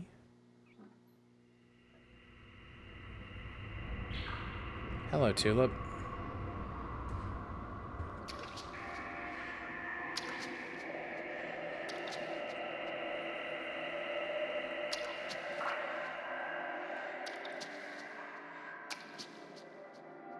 月29日，下雨天，妈妈很久没有回家了，我很想她。我忍耐不要哭，可是越忍，胸口越不舒服。有一天，就开始不能呼吸了。爸爸说这次不用看医生，明天我们去看何老师，病马上就会好。但是爸爸一定不知道，我已经有治好病的方法了。我已经折了好多郁金香了，还差一点点。I mean, that means it is psychological. If folding tulips makes her feel better, it is psychological. It's the only way she knows how to relax herself. The breathing problems are anxiety. 病好后，我要继续练唱，变得更厉害，唱得更好。然后，总有一天，一定会实现我的生日愿望，变成大明星。让爸爸妈妈一起坐在电视机前面看我唱歌，大家开开心心的聚在客厅。我好喜欢那个时候哦。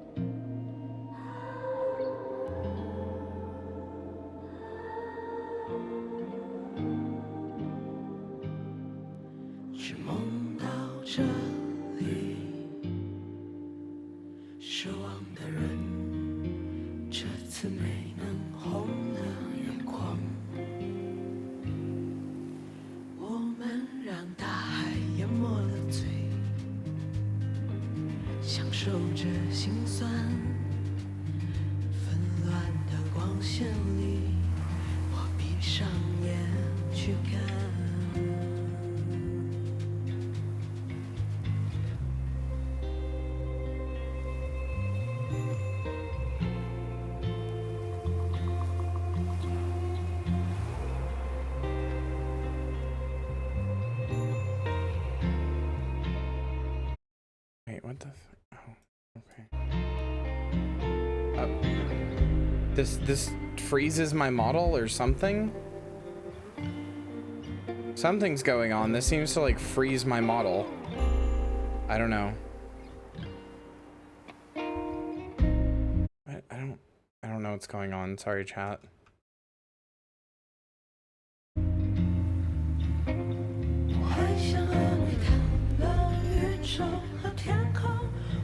沙滩里的随时和人生，你会不会还是坦率地想着我的荒唐？ Oh, wow.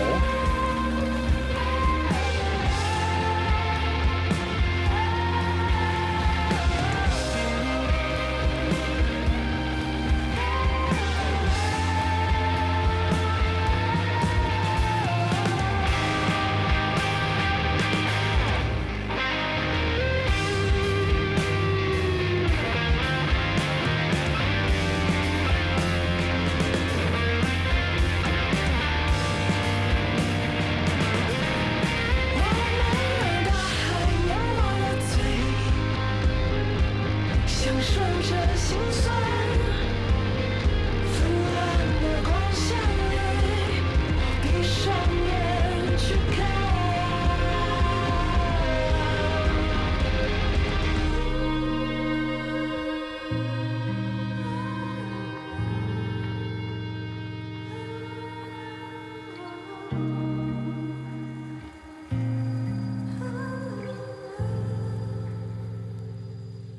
我还想和你谈论宇宙和天空，或是沙滩里的碎石和人生。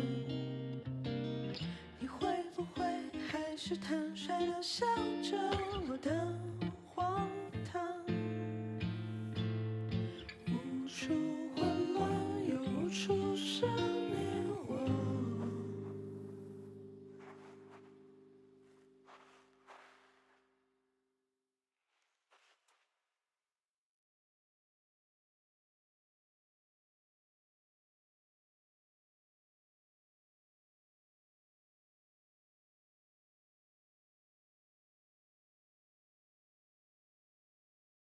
爸爸，我们回家吧。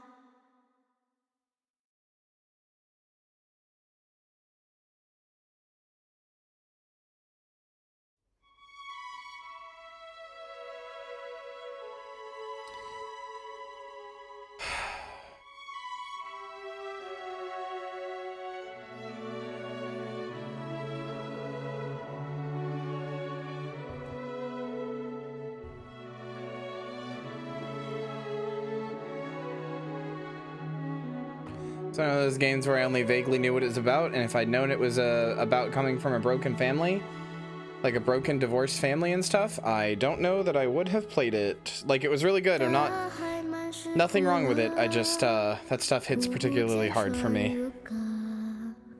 他站在码头，遥望着北方，青丝飞上白霜，心还惦着他，心里没说的那句话。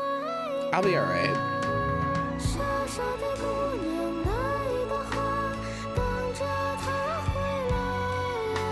小小的嘴，藏不住话，都唱成情歌。今生依旧，岁月如常，也不见他悲伤。有情的人，别问他，你还愿意吗？ You're absolutely fucking insane if you think I'm not opening the next stream with either this song or the one that just played.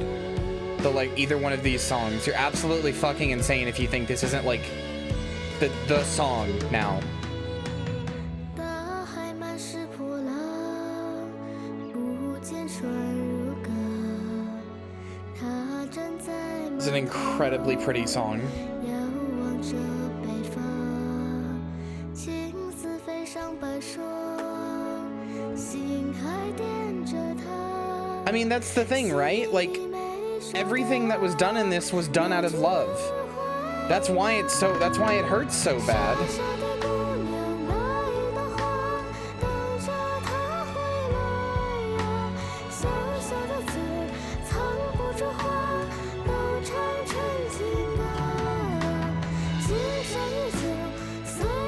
The wife left the dad out of love because they couldn't be together anymore, because they knew that there wasn't a love there anymore. The daughter was doing everything she was doing because she loved her dad, and the dad was pushing her so hard into something she didn't want to do because he loves his daughter and wants her to be better. They're all devoted to each other in different ways.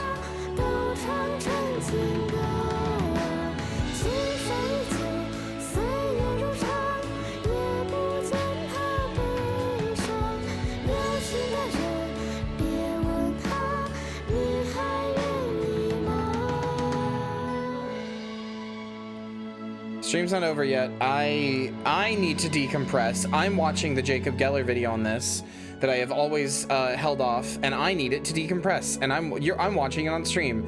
You can watch it with me, or if you need to go, you can go. But I need to decompress. I need to have the nice bearded Jewish man talk to me for a little while. Watch something goofy? No, I want to watch the video on this.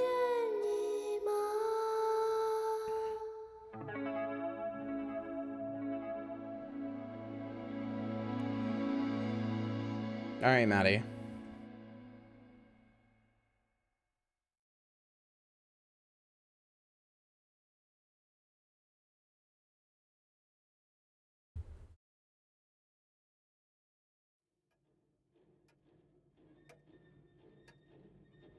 Impossible not to think of how many people will just never play this game. I need the nice bearded Jewish man to help me. Exactly.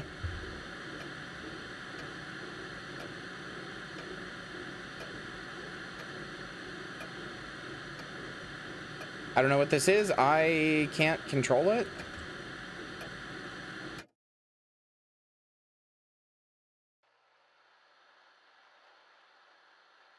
Nostalgia, devotion, and homecoming.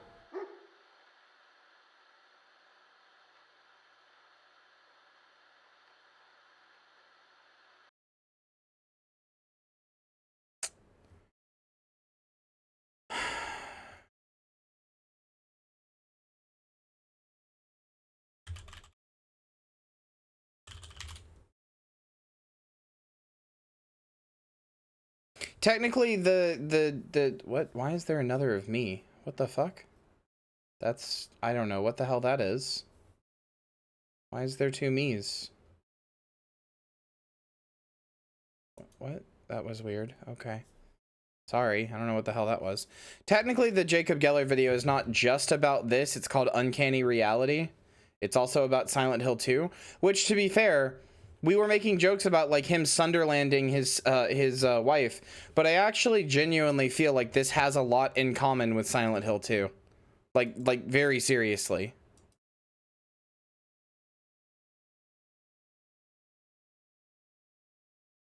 Okay. We're watching this. I'll switch us to just chatting. We're watching this and then the stream's over, but I need a minute. This video was sponsored by Audible.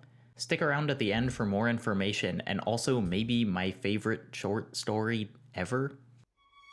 James, honey, did something happen to you? This isn't what PS2 games looked like. I mean, it is. This is Silent Hill 2, almost 2 decades old, released for the PlayStation 2 in 2001. But still, this isn't what PS2 games looked like.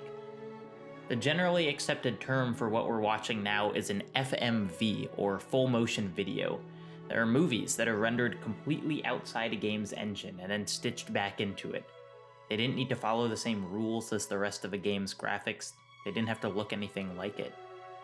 And while most FMVs were used to pull a player deeper into the world, there are a few exceptions to that rule. Scenes that unmoor a player instead and send them spinning into a sort of limbo, where everything is equally untrustworthy, and reality is a promise that can't be kept.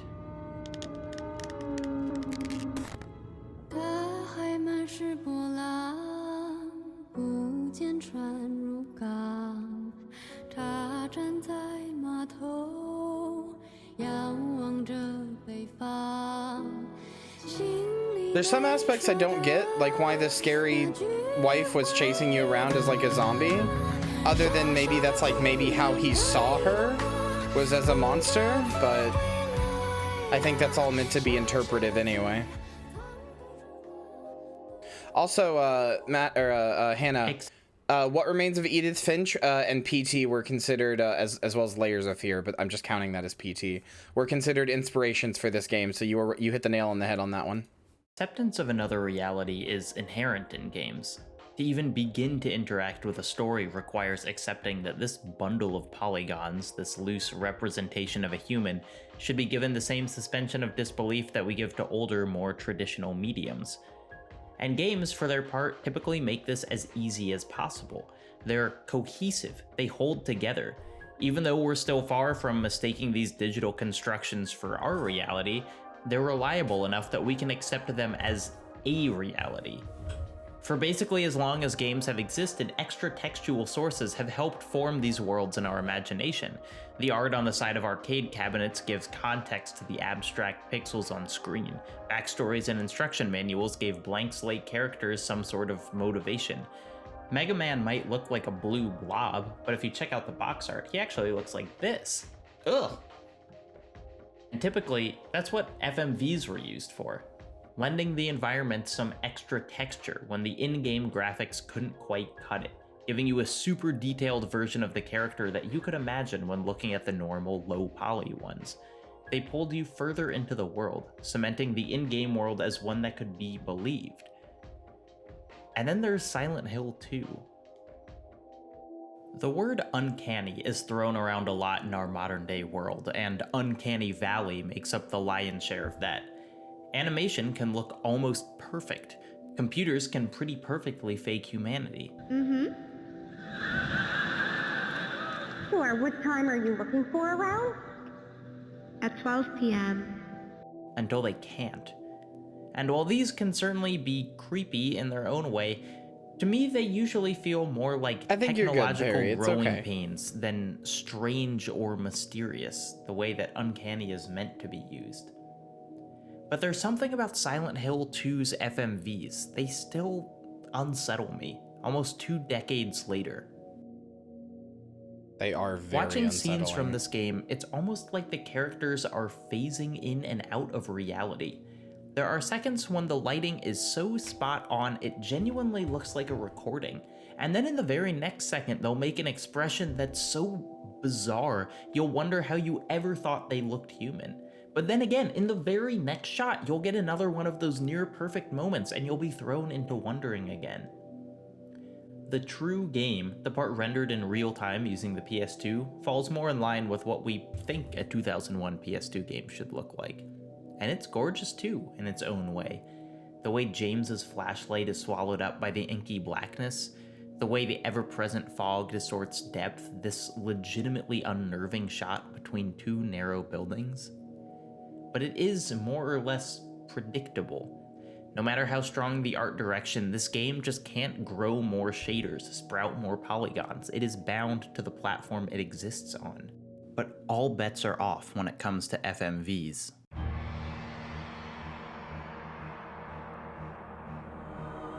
God, I honestly miss Full FMVs. CGI animation was still really in early days here. I know that we can just make CGI, like make cutscenes that are rendered in engine because they look the way that FMVs used to look, but I honestly just miss them. I miss the idea of them. I miss there was this period right before FMVs got phased out because in-engine looked as good as FMVs did. There was this period where a game that looked like as good as like Uncharted 4 does would cut to an FMV that was like movie quality, that was like even more immaculately rendered, where you could see fucking Nathan Drake. I mean, Uncharted didn't do this, but like where you could see Nathan Drake's like fucking like the each individual pore or whatever, right? Like where is as highly detailed render as possible. And I miss that shit. I think it was cool.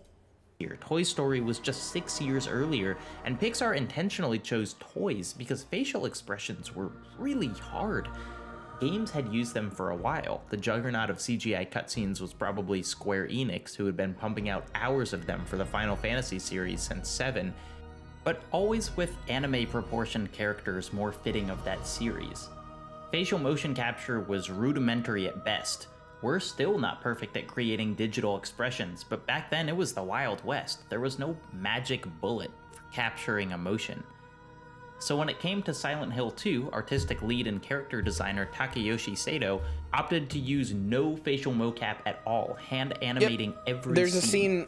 He even acted out. Yeah, that's Ito. That's a different person actually, but that's Ito, the creator of the game. I was gonna say there's a scene of him doing the thing that James does in the beginning, which is why I was so pissed off with the Bloober Team remake, how it shows this and how James just touches the side of his face. The whole point of the original opening of that shot was that James is cloaked in shadow. There's a fan theory that Ito, I mean, even just recently got into like arguments on Twitter about with people. There's a fan theory that James is looking at the character, like in James's reflection, he's looking at the player. That he's looking at the like his eyesight, his eye line is looking at the player. It's not true, but he's so cloaked in shadow that you don't have any idea. That was the point. That James feels unmoored from himself and unmoored from reality. That James is not here. He does the thing over his eyes as if he is dead because he feels dead inside. The thing he does over his eyes, the thing he's about to do here. About the character's expressions in a mirror, using himself as a reference. This thing right there, where he like brings it down over the front of his face. That's what you do when you're like putting it, like when a body is dead and you're like closing their eyelids. You're like pulling their eyelids down. That's the same motion. He does that because James is essentially dead inside. Like, and then inside in the fucking Bloober Team remake, the first shot they show is this, and he touches the side of his face. Like, God. Which high quality of graphics is a lot to bit what we need to use to style to cover up lower quality stuff. Yeah, no, we have. I mean, it's a well-known fact that people, not people generally, but it's a well-known fact that one of the better ways to design stuff is to put constraints on yourself. Like, oh, you know, I can model anything in 3D, right? So since I can model anything, if I put some constraints on myself, then I'm forced to bring out my creativity to get around those constraints. But we don't have that. We don't have those constraints anymore, really. So you can just do whatever the hell you want, and it's too much. Because of that commitment, you get these moments, folds of skin and micro expressions that are impressively realistic, even today. But for every perfect little moment, there's an equally imperfect one. When you watch Silent Hill 2's FMVs, you can feel that conflict. An artist struggling to reconcile the reality he wanted to represent with the limitations of his own ability and the system he was working within. But what's remarkable about this bizarre, halfway real aesthetic is that it absolutely works. See? I'm real.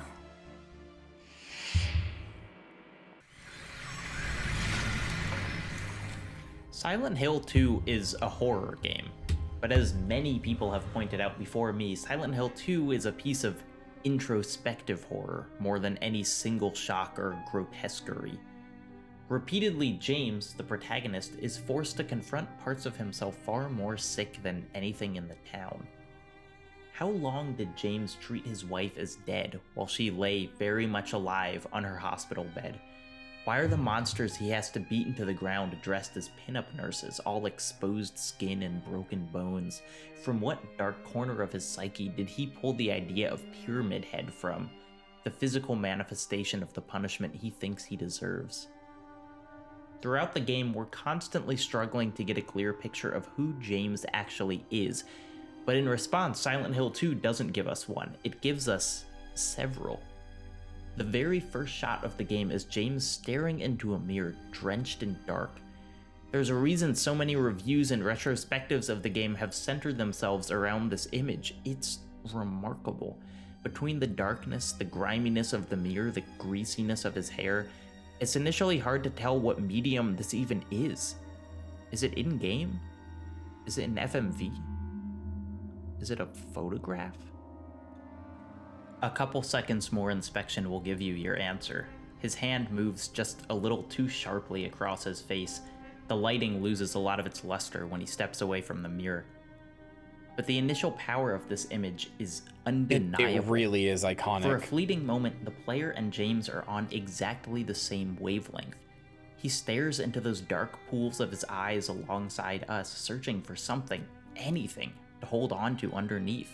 Like, the fact that so many people think that James is looking at them, even though that's been confirmed to not be the case, the fact that so many people think James is looking at the camera, at the player, at them personally, rather than himself, is like, it speaks to the testament, or it speaks to the testament and quality of that scene, right? People wouldn't be able to have theories about it if it wasn't so impactful, so iconic. It makes our very first seconds in this world one of questioning. And no matter how many hours we spend there, a concrete answer always eludes us. This is not the only time mirrors are used to fragment reality in Silent Hill 2.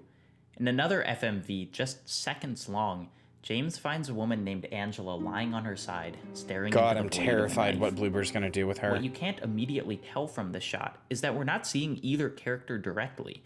Instead, Angela and James are only visible from this angle because of the wall-sized mirror in front of them. We open the scene by seeing their reflections, doubles of themselves, bathed in dark just like James in the opening.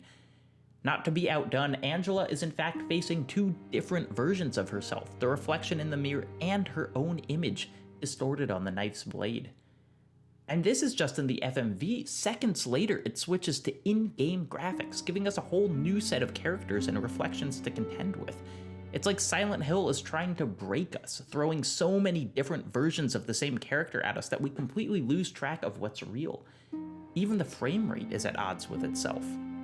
The FMVs run at 60 frames per second, twice as fast as the in-game 30 FPS.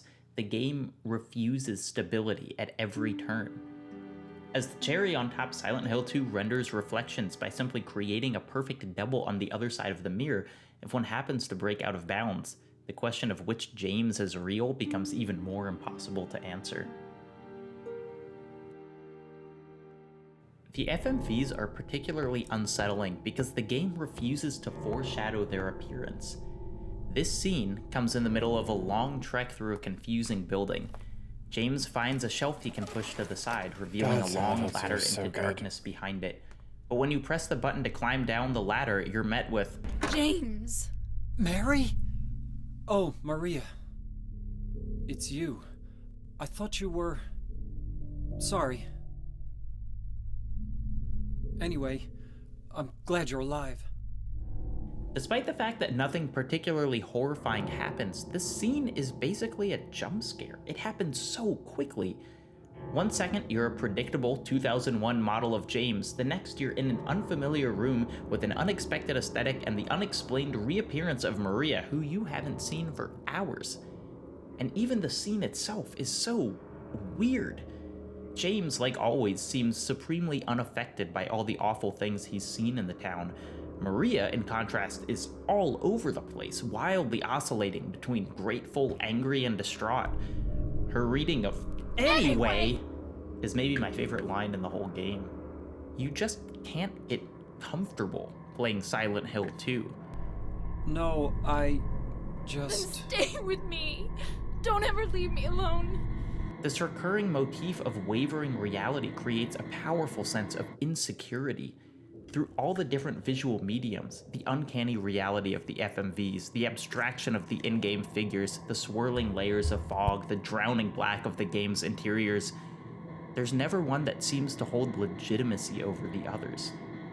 Each is just another layer of the darkness that is Silent Hill 2.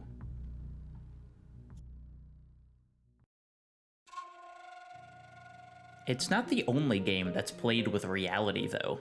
Devotion, created by Taiwanese developer Red Candle Games, arguably does so on a much more fundamental level, because Devotion, in some ways, doesn't exist.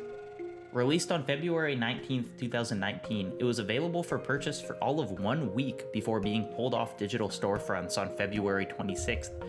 The reason for the axing, a small piece of graffiti that compared Xi Jinping to Winnie the Pooh, was quickly patched out, but not quick enough to avoid the dissolution of Red Candle Games' Chinese business license and the disappearance of Devotion from all store shelves. It's a terrible shame, because not only is Devotion's takedown a suppression of art and a quashing of political speech, Devotion as a game is really freaking good. It's a game that deserves to be played. But as it happens, hanging in this limbo, finished but not available, released but not for sale, is somewhat thematically appropriate for Devotion. Yeah, really. I was gonna say, Silent Hill it 2 really is a game that bends reality. The basic setup for Devotion isn't complicated. We mostly play as Du Feng Yu, a man who lives with his wife and daughter in an apartment in Taipei. He was a moderately successful screenplay writer. His wife, Gong Li Fan, was a singer and pop icon. Both of their glory days are behind them, though, and now it's their daughter, Mei Xin, who's attempting to enter show business by singing on a reality TV competition. But Devotion isn't a game about healthy family values.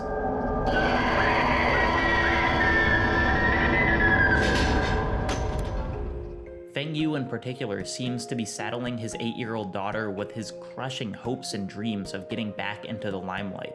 Mei Xin, wanting her parents' approval but terrified of actually performing, gets sick.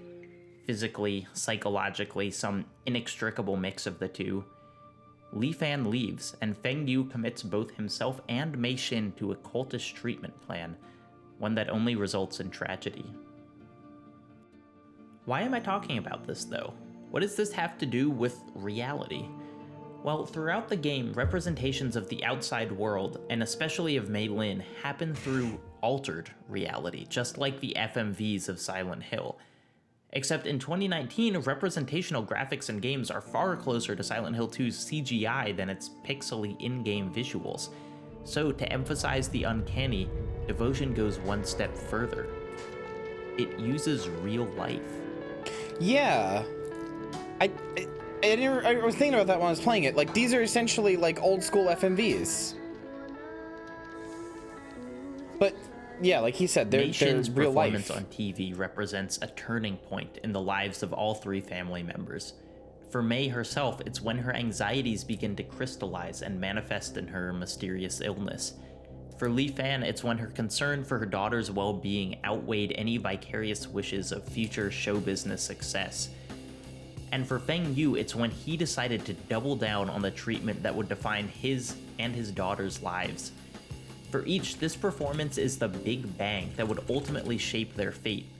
It's easy to imagine that each thinks about this program on a daily basis. So it's only appropriate that in the game, it takes on a completely uncanny aesthetic. The ramifications that have rippled outward from this show have retrospectively magnified the recording's importance, giving it a life of its own in each of their memories. What happens on the TV looks fundamentally different than everything else in the world. There's the apartment where they live, their possessions, their selves. And then there's how they exist with their names and flashing lights. Repeatedly throughout the game, your character, Feng Yu at this point, comes to on a couch watching his daughter perform. He's obsessed. And when we learn about his wife's former career as a pop icon and all of his attempts at screenwriting, this fundamental difference in aesthetic makes sense.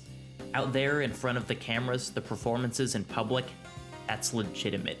It is more real than anything else in his world. That's what I was saying. Everything he does and makes. That's what I was saying when I was watching that exact same scene.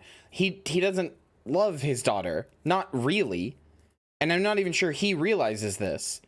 But Feng Yu only loves Mei Xin when she's on the TV, when she's living out the dream that he's set aside for her. When she's devoted to the cause that he created. That's the only time he actually loves her. That's the only time. That's the thing he's actually obsessed with. He really doesn't care that much about his actual daughter. Makes his daughter do is an attempt to break back into that reality. Disturbingly, this isn't the only representation we see of Mei Xin. She's real when she's on TV. But in the house, where she lies sick or listens to bedtime stories from her dad, she's a literal doll. Unmoving, unfeeling. Like an object. We even get to watch the doll go through an automaton-like day's routine. This is the other thing I was talking about. It's really smart that she's depicted as a doll and not like a person. We know what she looks like. It's not like they're trying to hide that, but this isn't his daughter.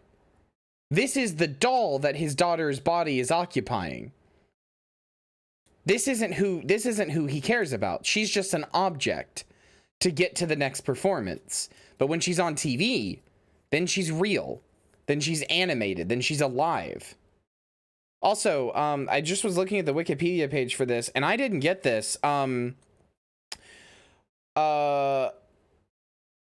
That thing at the end where she was walking through the, where she was walking, like when we went in the bathroom and she was walking around, that was him drowning his daughter.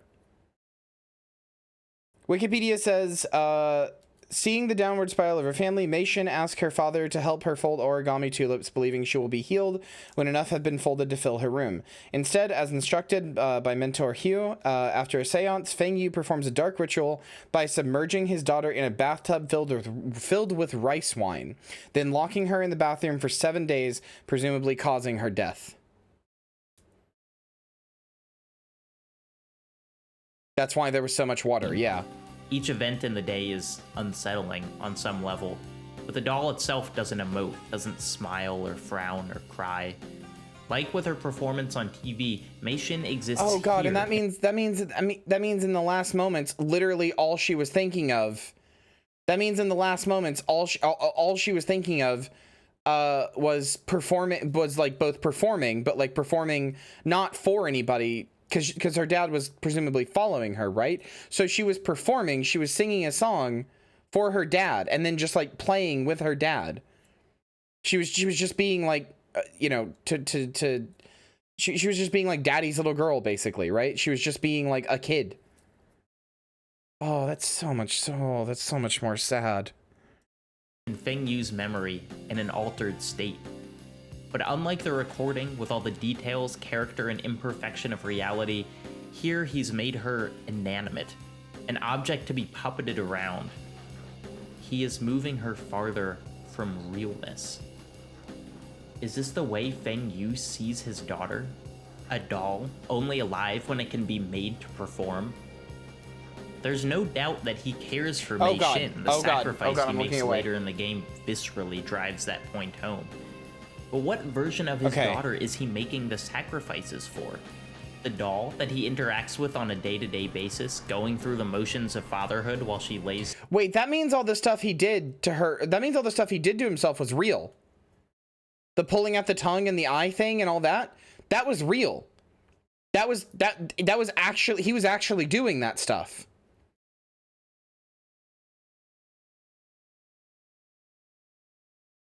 Sick in bed, or the one on TV he keeps returning to, his real daughter that only exists on a videotape, the one that performed in the public eye so beautifully.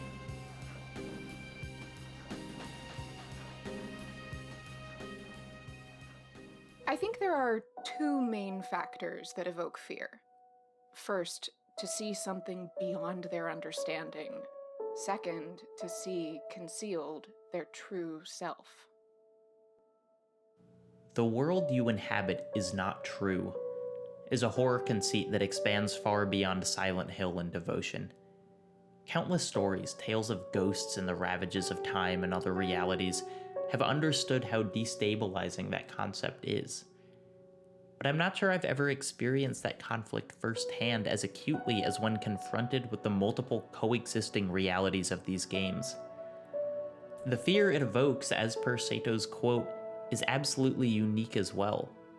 It doesn't come as a shock, nor does it have the distinctive lump in your throat and cold sweat of rising suspense, although both these games do have both of those.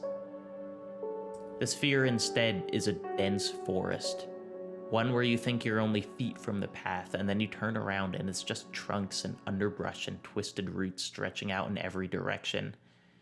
It's the realization that this place, which you thought you knew well, is as strange and unfamiliar as it has been to everyone else who enters it.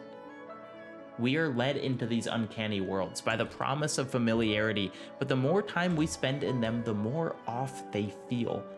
Every emotion is an alien interpretation. Every reflection is wrong. And also, unlike a jump scare, unlike rising tension, there's no release. These works introduce us to this forest, they lead us in, and then they just end. And we're still in the woods.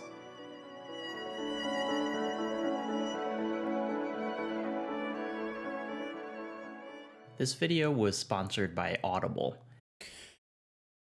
Wow. What a game.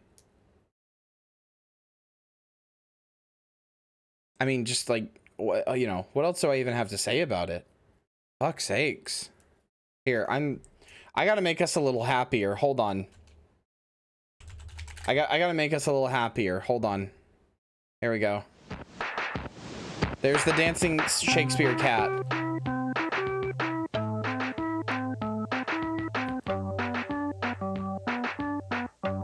There's the dancing Shakespeare cat.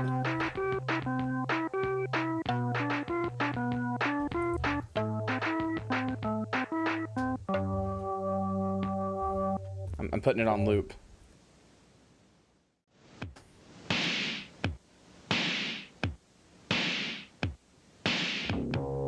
What the fuck? Fuck this. I don't know what the hell that was.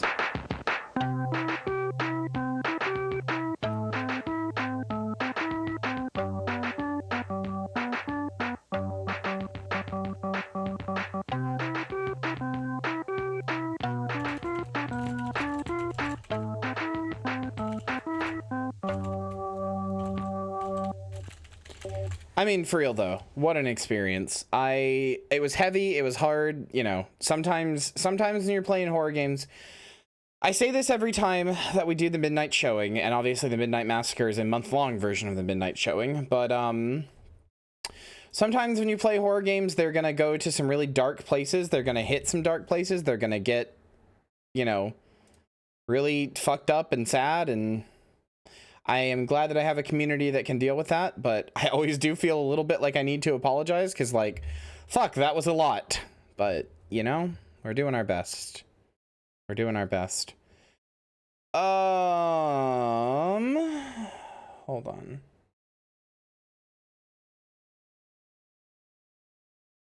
That was pretty heavy. It was. But you know what? We got through it, and I think it was worth getting through it. I think it was good. I think it was a good time.